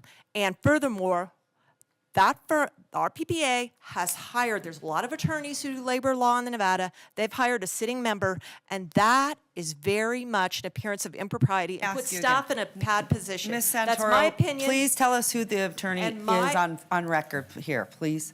Yes, so the law firm is Beth Stagney, and I don't recall the other, but they are completely different and not from this area. When we started, it was Alex Velto, his partner, as the representative, and that's fine.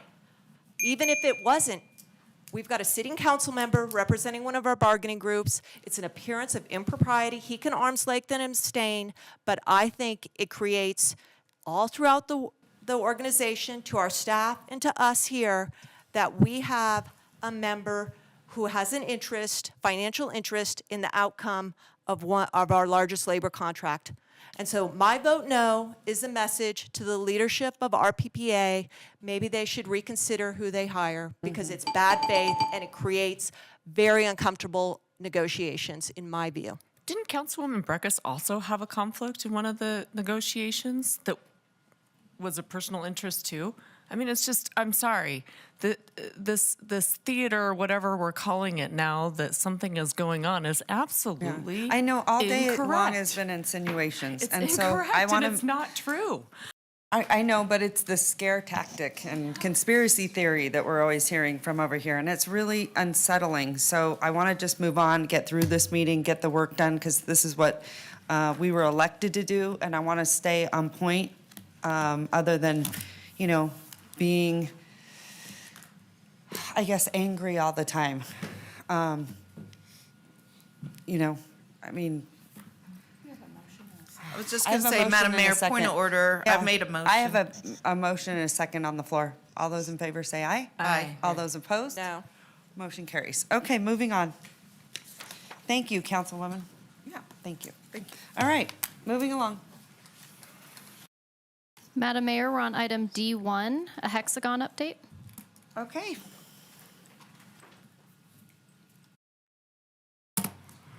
Hi, how are you? Nice to see you. It's been a while. But I don't know what it is about you, but every time you come, the room gets a lot better. So there you Well, go. I hope so. Cody Shadle, for the record, Director of Public Safety Dispatch. I'm also one of the project coordinators for the topic we're about to discuss. I was asked to come here today to give you just an update. It's been over just nearly a year since the last time we discussed it at council, and I just wanted to give some exciting updates about what we've accomplished in that time frame. For some of the body that's been here, I just want to orient you to the project, so hopefully and briefly I'll talk about the background. We'll get to some key accomplishments that we've already achieved. We'll talk about how that's going to meet our goals regionally, and then we'll talk real quick about what's left ahead of us before we go live. I am joined today by representatives from the City of Sparks, the Washoe County, our vendor as well, Hexagon and REMSA. So all of the agency coordinators for those organizations are here with me today. So as I mentioned, this project started a long time ago, and I'm sure a lot of you have heard this for a long time, that we've been looking at trying to replace our CAD system. In combination, we've also been looking to replace our RMS system. This started back in 2020 when we hired a consultant to come in and actually build our RFP. They assisted us in evaluating that RFP. They're now continuing to assist us in implementation. It was an extensive process. We did site visits. We had vendor demonstrations. It took over a year for us to get through that RFP.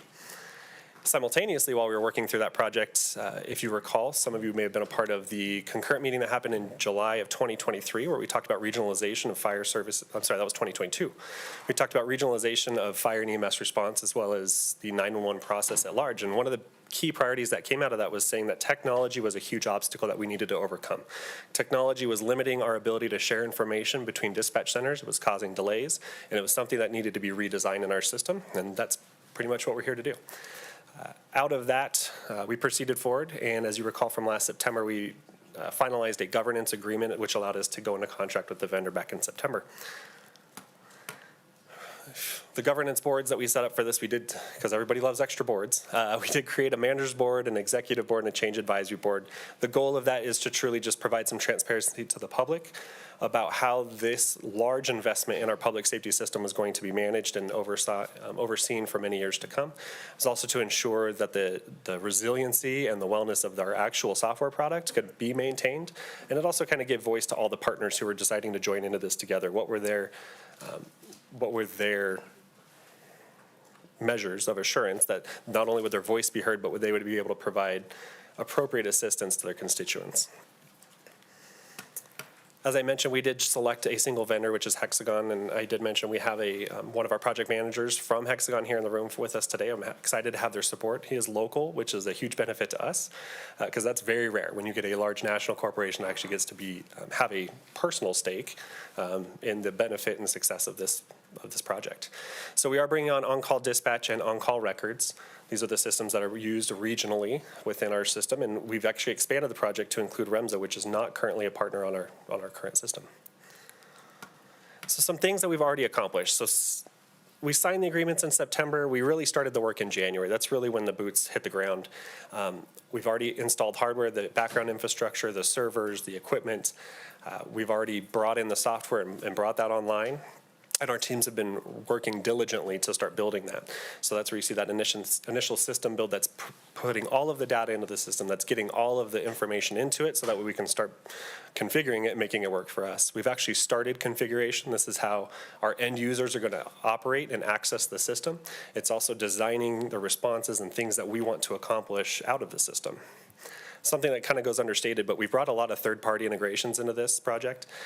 It sounds crazy, but there's 57, actually when we started it was over 50 third-party integrations that we're trying to basically bring these over-the-top systems and make them integrate with our CAD system for the purpose of streamlining our processes, making information available and accessible.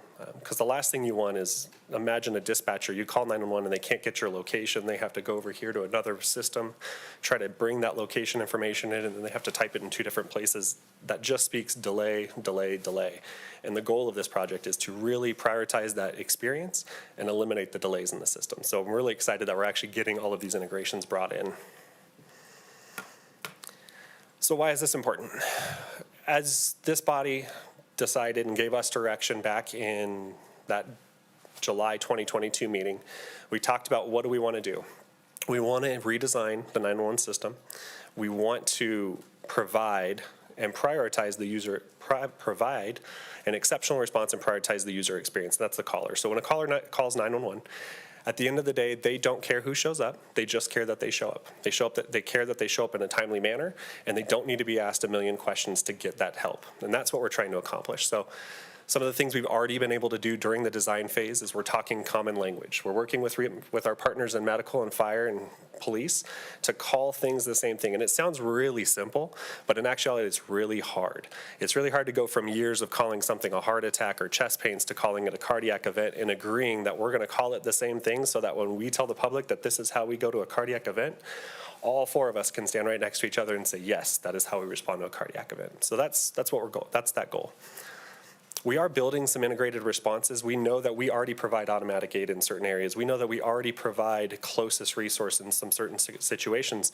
So instead of relying on phone calls back and forth to coordinate those responses and rely on dispatchers to make those decisions, we're going to just build those responses from the get-go. We're going to say, yes, you 2 agencies have already agreed to provide automatic aid response. Let's send both of you. Let's make that recommendation, and then we don't have to delay that response.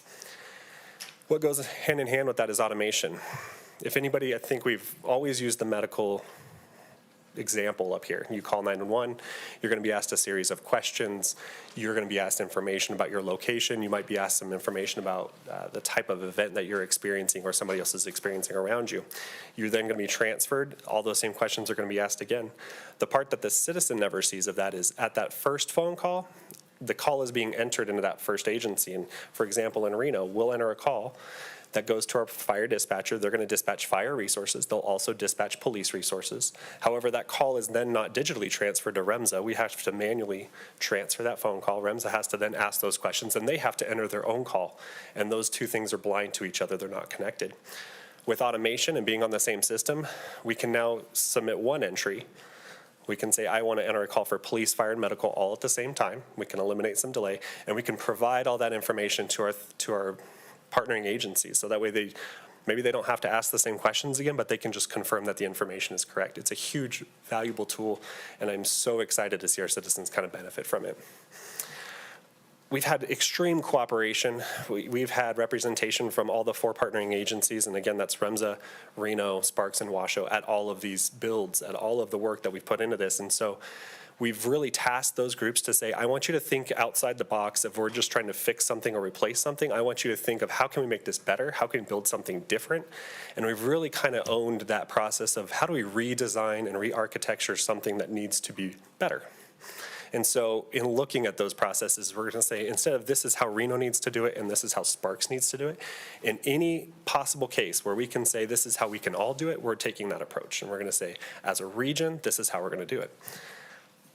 And surprisingly, we've had some bad history in the past between each other, but realistically, the people working on this don't have that history, and they're doing a phenomenal job working together, and I can't restate that enough. I've already mentioned information access. That's just the getting everybody on the same page, having the same information, working out of the same dictionary, talking about the same things. It's immeasurable. Realistically, we're going to provide information vital to the response of our citizens on the same platform, and we're also going to be able to provide officer and responder safety quickly. If I'm taking a 911 call and we have medical, and I'm sorry, I don't take calls anymore, much to the chagrin of my staff, but if my staff is taking a 911 call and they get information about a gun or a weapon or some citizen or some scene safety issue that changes, they want to immediately notify every impacted agency. And being on the same system will provide us that access, and so that's going to be the biggest success out of this whole project. So what's left? Not much, actually. It seems like a year, but it's going by already really fast. So for the rest of this year, we'll be configuring that system. That's September to January. Starting between January and March, we're really going to be testing the system. We're going to put it through the ringer. We're going to try to break it. That's how we test these systems. We're going to say, I want to break you, so that we know how to fix it, and we can make sure that it won't break again. So we have a really robust testing schedule that'll test everything we put into the system. And then we've committed to training over the summer, which is something we usually avoid. Summer's busy. We typically don't ask our staff to train in the summer when it's busy, but this is a priority, and that's the time to do it. So we'll be training. And the thing to remember is go live is going to be in September. That's when we're going to go live. So September next year, I will be happy to be here and tell you about how we went live. I'll be excited to tell you how we went live and how successful it was. So currently, things to remember, we're excited to say we're on schedule. The date of 9/9/25 has not changed. We are on budget. Our vendor has guaranteed us, well, not guaranteed, but they've committed to the fact that we are fully supported. We have the right resources. They feel confident that we can hit our goals. And we are prepared for that go live on September 9th of 2025. So that's the end of my presentation. If you guys have any questions, I'm happy to answer. Thank you so much for being here. This is such an important project. We've been talking about it again the whole 10 years I've been on city council. At this point, it was a dream, it was a vision. It's a huge improvement to the health and well-being of our residents who are calling in, right? It saves time, and time saves lives. And I just am so appreciative of the work you personally have put into it, but this whole integrated team that's trying to figure out all the bugs, all the whistles, all the angles to make this actually work. And I mean, to your point, I once worked on a committee. We were just simply trying to get a database to talk to each other on things like temperature. In the database, do we call it T for temperature or temp, or spell out the word? Is it centigrade? Is it Fahrenheit? Do we write 0F, 0C? Do we write degrees at all? How do we have, I mean, it was so difficult. Now, it was across many more agencies. Probably 18 counties were included in this project, and they all had historic data groups that were very committed to their T or whatever. And it meant having to reconfigure the databases, right? And which is what's happening here, is they have to reconfigure these systems. Although maybe what I heard you saying is we're putting in the same system. Could you explain that part just a little bit more? Yeah, and the benefit of getting everybody into a single system means that we no longer have to translate information from one agency to the other. You're not writing code to somehow communicate across, a space to someone else, right? Correct. I mean, it is the same system. I just want to. It is within the same system, yes. When you say within the same system, what does that mean? Sorry, it may sound like I'm parsing my words, but reality is, right now in our current system, Reno, Sparks, and Washoe all operate on the same CAD system. We can see each other's information, we can see each other's calls. By adding and bringing in REMSA into this equation, they will have the same access. They will be, within some limitations as far as confidentiality and criminal history goes, but they will be within the same system. They'll be to see the same information real time. All right. Well, let me ask, does the council have any comments, questions at this time? What's that? You're good? Anyone? All right. Yes, Councilmember Taylor? Thank you, Madam Vice Mayor. I just wanted to say thank you to you and all of our partners. I think this is really important. Obviously, I haven't been here for 10 years, but I've been in the community for my life, and I know this is something that we've always been talking about, and I think this is the first step to bigger and better things down the road, I hope. And I think one of our assistant city managers, J.W. Hodge, where is he? Did he leave? Where are you hiding? Come up here. Cody had his time. I know you don't like this, but I wanted to say thank you very much. And to your team, Christy, I know you guys are working really hard on this, and you're making great progress. You're on schedule, you're on budget, you're meeting the goals. And I don't know personally how tough it is, but I can only imagine, and it means a lot to our community, what you guys are doing. So thank you, all of our partners. Well, thank you, and thank you to Cody and the back row of people that have been doing all the work to get this done. So thank you, Councilmember. I've been eyeing those back row people, frankly. I don't know them all, but I said I know they're here for this. What? I can introduce them if you'd like to. Please do. Awesome. Left to right, I have Eric Woolrich. He's our agency coordinator with Washoe County. We have Sheila Licious-Ill from Sparks, same agency coordinator. We have Kenny Kitts with REMSA. And in the far back, we have David Bonini with Hexagon. He's our project manager from the vendor. Okay, cool. Yeah. All right. Well, I think our action here is to accept the report, and so I'm looking for a motion. Who made the motion? I'll make the motion. I made the motion. Oh, All right, you I made the motion. You seconded it, Councilmember Reese. All right, all in favor, please say aye. Aye. Any opposed? All right, motion passes unanimously. And then we're moving on, I believe, to item D2, which is about our city manager search. And we have a special guest with us representing the Bob Murray and Associates Group. So,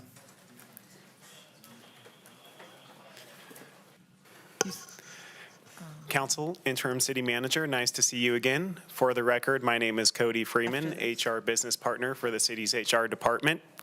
Today, I'm joined by Executive Vice President and Recruiter Gary Phillips from Bob Murray and Associates. We are here to give a presentation on item D2, which is the Reno City Manager search. yeah. I was going to say we don't. To begin, I feel it's important to bring up our goals and strategic priorities as the Reno City Manager plays a pivotal role as the administrative head responsible for planning, directing, managing, and overseeing the activities and operations of the city. In doing so, each one of these priorities in front of you are applicable to this item. Very shortly, Mr. Phillips will be up here to discuss and receive direction on the following items.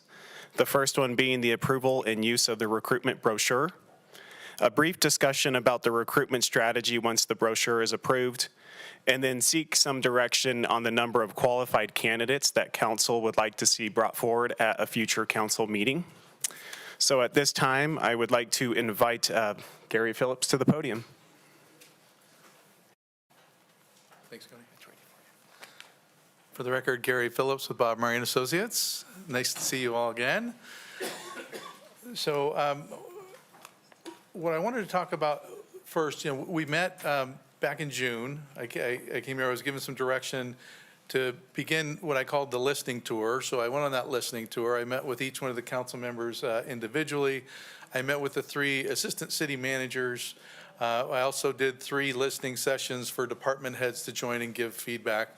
So I was able to use that feedback that I got from the different internal stakeholders, along with working with staff to get a lot of the material for this brochure to develop this draft for you folks to consider. It's very similar to the city manager brochures that we use for, most of the other city manager recruitments that we do. The area that where we try to customize that is the area of the ideal candidate profile. So that's where I took the feedback that I got from all the different stakeholders and tried to bake that into to that feedback there.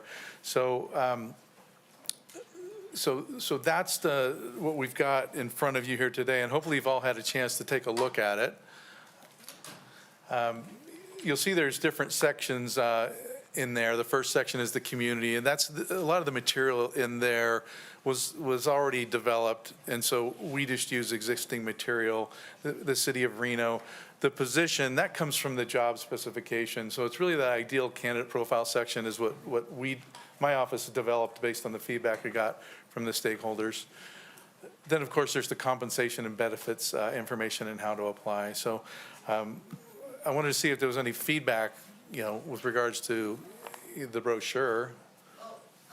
Let me just ask, how, you do a lot of these, so how different was ours? I mean, did it just, a city manager, city manager, city manager, was it 10% different than your standard or way different? I mean, what's your assessment? It wasn't very different. Right. I mean, when you think about the qualities that you're looking for in a leader, Right. they're all kind of the same. I mean, that's what I was I think getting the at. important thing is to really describing the community and the city of Reno and giving some stats and some details. Yeah.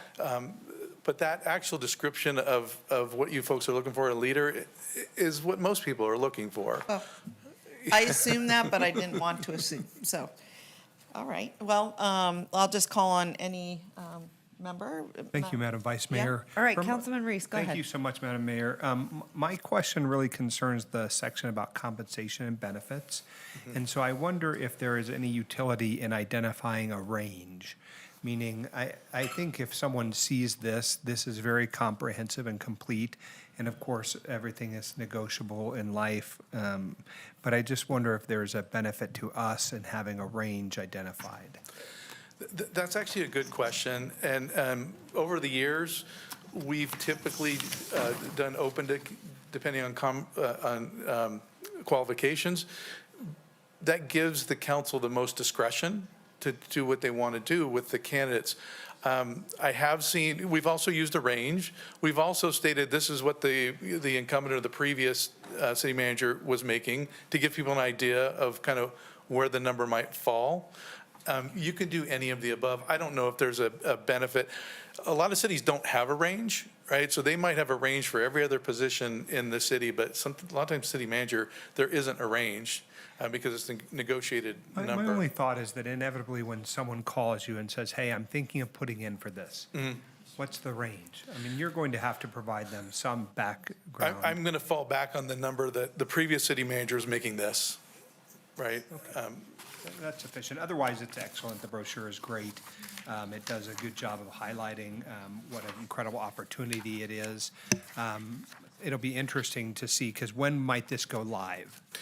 So our plan, part of our recruitment strategy was to time this around the election, right? So with the goal of presenting candidates in the November 20th meeting to the newly seated council. So we backed away from that and said, we'd like to do the bulk of our marketing where we're actually doing our targeted outreach and social media and sending this document out to everybody. That'll happen last week of September and the entire month of October. So that 5 to 6 weeks is when we would actually do the targeted outreach. We could go live tomorrow, right? Well, I only ask because, of course, this fall there'll be, ICMA, League of Cities, a bunch of different kind of gatherings of persons who might otherwise be interested. Right. And so just want to make sure it's out there. And then when it is live, I'm sure that each of us has our own networks of people that we might want to share it with. So my recommendation would be that once the brochure is approved, so it's on our website right now as an upcoming opportunity. I've already got 4 applications, right? But they're applying without having this Yeah, the information, right? So if you approve this brochure, we would put it live on our website, attach the brochure to it. Now, when we go to the League of Cities and all these other meetings, people will have that additional information. We'll just hold off on placing all those targeted ads until that end of September timeframe. But we could have it live as soon as you folks approve this. Thank you so much. Okay. Any other questions? Go ahead. Thank you, Madam Mayor. I just was wondering, and I apologize if I missed this, where is this brochure going and how is it going to be used? Thanks for asking that question. That's a good question. So we use it in a multitude of ways. Number one, it's going to be placed on our website attached to, so when people go to our website to look for opportunities, the PDF will be attached to the City of Reno's city manager recruitment, right? Somebody can click on it and the PDF will pop up. We're also going to use it to do direct mail campaigns. So we do email blasts, right? So our database has over 50,000 people in our database that if they're in similar positions, we're going to blast out an email with this electronic copy. We're also going to do, we're going to print out hard copies, and we're going to do hard copy direct mail campaigns to target a target audience, right? So, and then we post it on all of the social media, so LinkedIn, Facebook, Instagram. We'll also post it on a regular basis so that it's in people's feeds. So you're not just, it doesn't sound like you're being passive with the recruitment. You're actively going out and pushing it and trying to find the best candidate with the information. We use it for targeted outreach. Targeted outreach. Absolutely. Thank you so much. Yeah. All right, any further questions? Seeing that there are none, move to approve. I have a motion and a So second. actually, there's one other thing that I wanted to Okay. get some direction on, and that was the number of qualified candidates, although I think it is in the motion, but I wanted to make sure that we discuss that a little bit. Because of Nevada's open meeting laws, I wanted to make sure that we all understood that the impact that has on candidates, Yeah. right? I'm And- so glad you're mentioning this because this was problematic last time. Right, so it changes our strategy a little bit in that I don't want to bring candidates, I want to bring a select number of candidates forward to present to you folks in the 20th, because it'll be a public meeting, because if their names are going to be put out there, I want to make sure that they're qualified candidates and that you folks actually want to interview them. So I think that should be a smaller number, right? So part of what we're asking for is to agree or give me direction on the number of candidates.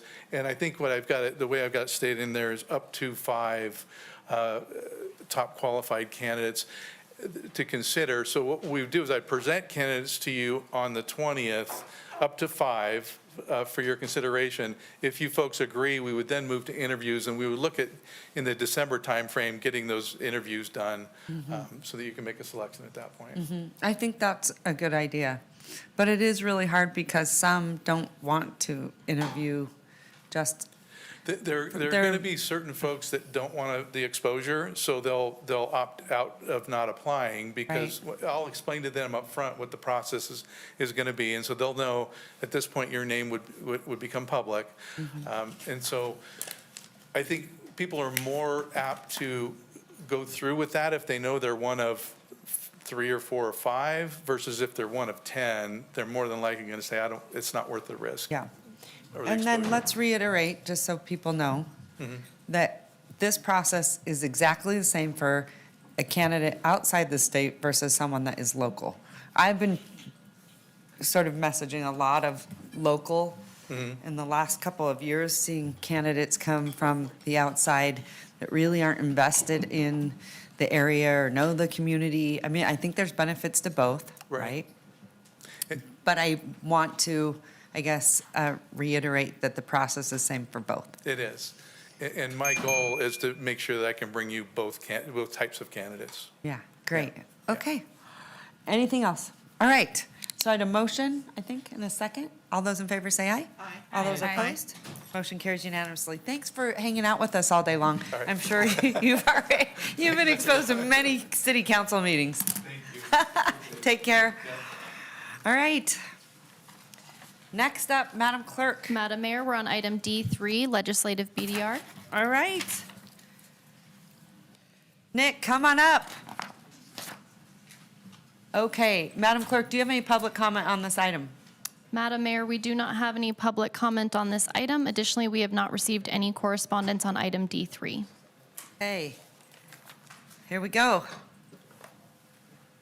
Good evening, Council. Nick Ciccone, Government Affairs Manager, Office of Policy and Strategy for the record.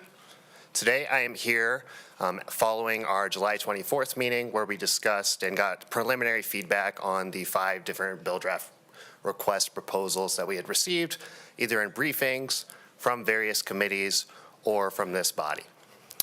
So today, my recommendation will focus on fiscal sustainability, public safety, economic opportunity, homelessness, and affordable housing. As a reminder, the city of Reno is allocated up to 2 bill draft requests, but the city does not have to submit a bill draft request if we do not find it appropriate or timely for the city to be asking for an individual bill sponsored by us. So just to go through the process again, since the end of last session, we had been gathering ideas, both from this body, from stakeholders, doing preliminary research on what might be feasible, and working with stakeholders to understand what might gain traction or support in the state legislature. At the July 24th meeting, I got some discussion and direction that helped me form my ultimate staff recommendation. And we did a little bit of additional research and outreach. And then again, the deadline in order to submit a bill draft request proposal is September 1st. So as a reminder, these are the 5 BDR request ideas that we had discussed. The Charter Committee recommendations, they had a concurrent meeting with you on July 29th where they presented their ideas for a bill draft request. Changes to the Capital Surcharge Fund. We met with the Capital Surcharge Committee on July 30th, and generally the feedback at that meeting was that the individuals that sit on that board were not willing or did not want to raise the rate from $2 to a different amount. And in preliminary discussions with other hotels in the area, they did not see fit or did not want to pay the additional $2 for capital maintenance in the downtown area. The third would be the changes to residential construction tax. And I know this is a lot of information, so I have the slides at the end if you would like me to go back over the various ideas. And the fourth, so from the direction or the discussion from this body on July 24th, it was generally seen as supportive with respect to finding another way to subsidize or find a way to replenish the costs of waiving sewer connection fees and building impact fees for affordable housing development. Since that meeting, the Nevada League of Cities has met once and entertained the idea of sponsoring a bill from the Nevada League of Cities to create a state fund to replenish those costs for cities when they waive those. They have a meeting next Monday, and I will be there to provide answer any questions that are asked by any of the members of the League of Cities. And then fifth would be an update on the fire regionalization and consolidation conversations. So again, these are the factors. Ultimately, we're at the council input phase. This will be the last meeting before the last meeting with this item before the September 1st deadline. We looked at how these BDRs would align with our strategic priorities. What is the impact or need? And is it urgent, or is it something that needs to take a little bit more time to actually build out and make that request so that we can effectuate that change? And working with stakeholders and partners in order to make sure that we're not surprised and we're not surprising others when we're bringing our bill draft request ideas to them next session. And finally, political capacity. This is always admittedly hard to gauge, especially early and before the elections happen in advance of the next legislative session. But that is another factor that we take into account. And again, as I had mentioned, we're working very closely with our stakeholders. I have had the honor and the privilege to work very closely with the City of Sparks Government Affairs folks and the Washoe County Government Affairs folks.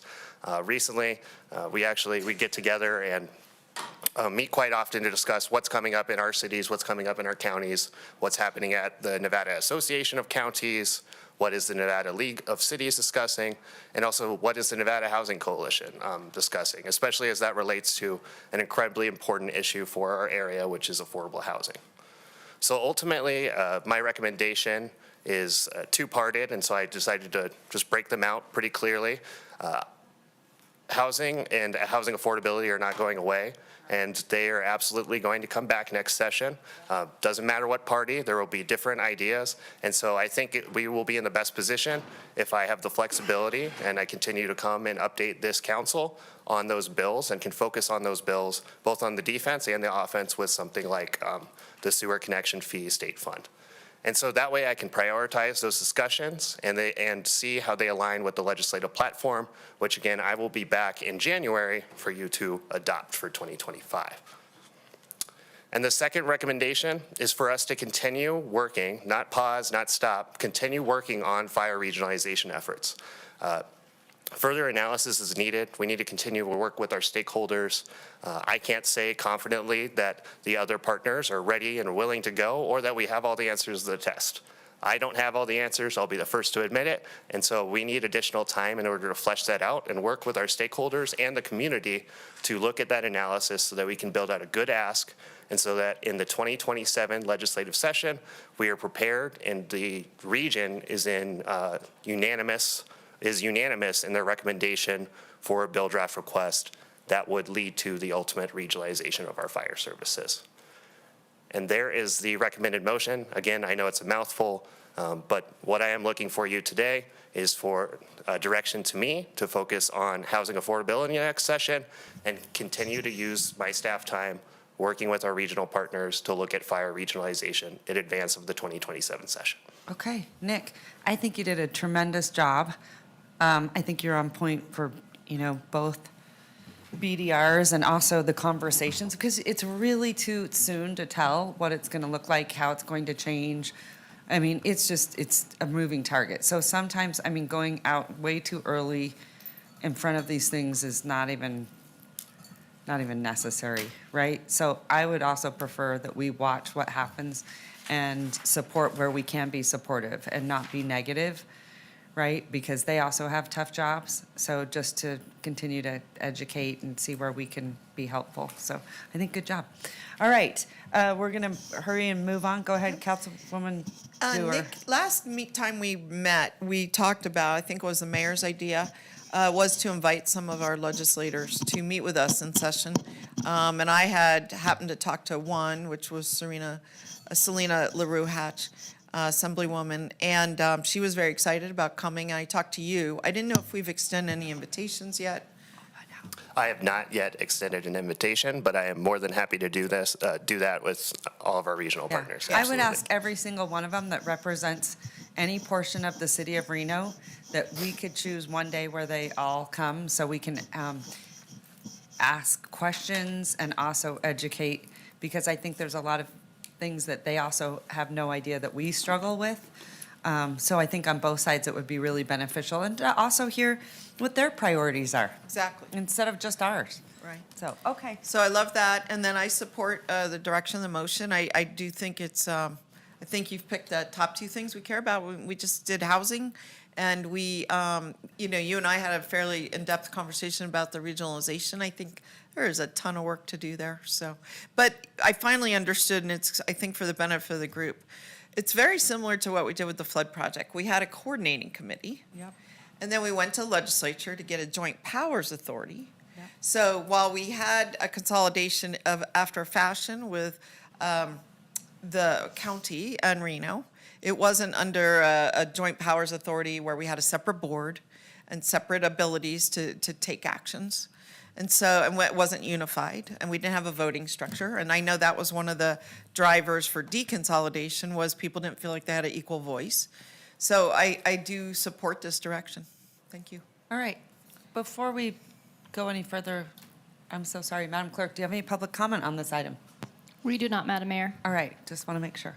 Okay, that being said, give me a motion. Sure, Madam Mayor, I move to direct staff to prioritize efforts to advance affordable housing legislation that aligns with the city's final legislative platform, and to continue to work with regional partners to identify a funding mechanism for the regionalization or consolidation of fire protection services in the Truckee Meadows in advance of the 84th session of the Nevada Legislature.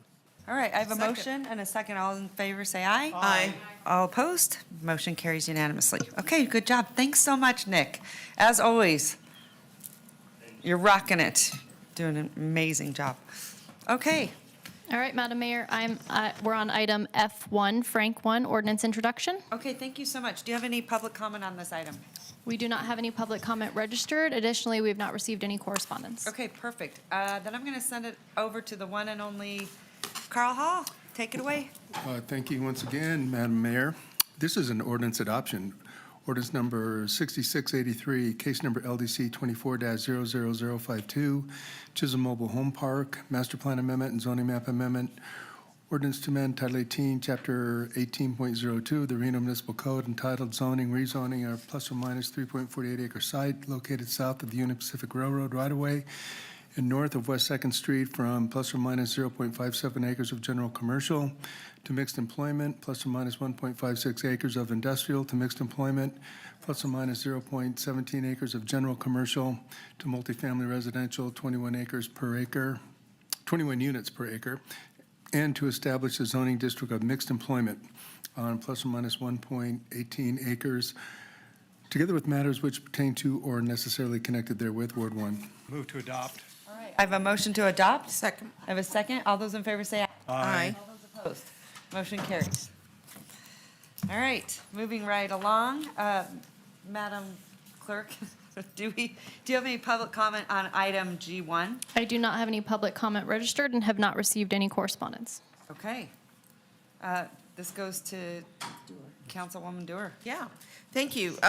It was a tough choice. They're both awesome. But I've come down on the side of Annalise Hadjakis. Second. Think she'll do an awesome job, and I look I have forward a to. motion and a second. All those in favor say aye. Aye. All those opposed, motion carries And I unanimously. just want to say I look forward to, at some point, talking more with Barb and getting her more involved as well. That's great. And the Hadjakises are amazing. Is what? They're amazing. Oh, they are. Yeah, okay. Madam Clerk, any public comment on this item, item G2? No public comment registered and have not received any correspondence. Okay, I'm going to send it over to Councilmember Martinez. Or no, I guess I'm, Martinez. it's Martinez. Yeah. He Oh. stepped out, so he asked me to. Had to step out, so Councilman Taylor, you were going to step in. Go I ahead. am. I recommend Kylie Quigley and Justin Solomine. All right, I have a motion Second. and a second. All those in favor say aye. Aye. All those opposed, motion carries unanimously. Okay. Any city council comments? Seeing that there are none. Public comment?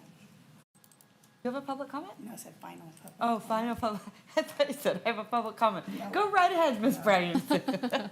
All right, any public comment, Madam Clerk? Madam Mayor, we don't have anyone registered for public comment. If you're in Zoom and would like to make public comment, please raise your hand at this time. For the record, I'd like to state that we did receive 6 letters of correspondence after 4 p.m. yesterday, or that were just general in nature. 4 letters of opposition and 2 letters of concern. Those have been distributed to the Reno City Council. Additionally, we have no hands raised in Zoom, so we are on item K, motion to adjourn. All right, I have a motion, I have a second. All those in favor say aye. Aye. All those opposed, motion carries unanimously. Thank you so much, everyone. Thanks for sticking it out with us. I know it was challenging at times, so I really appreciate all of you and all of staff. And have a good night.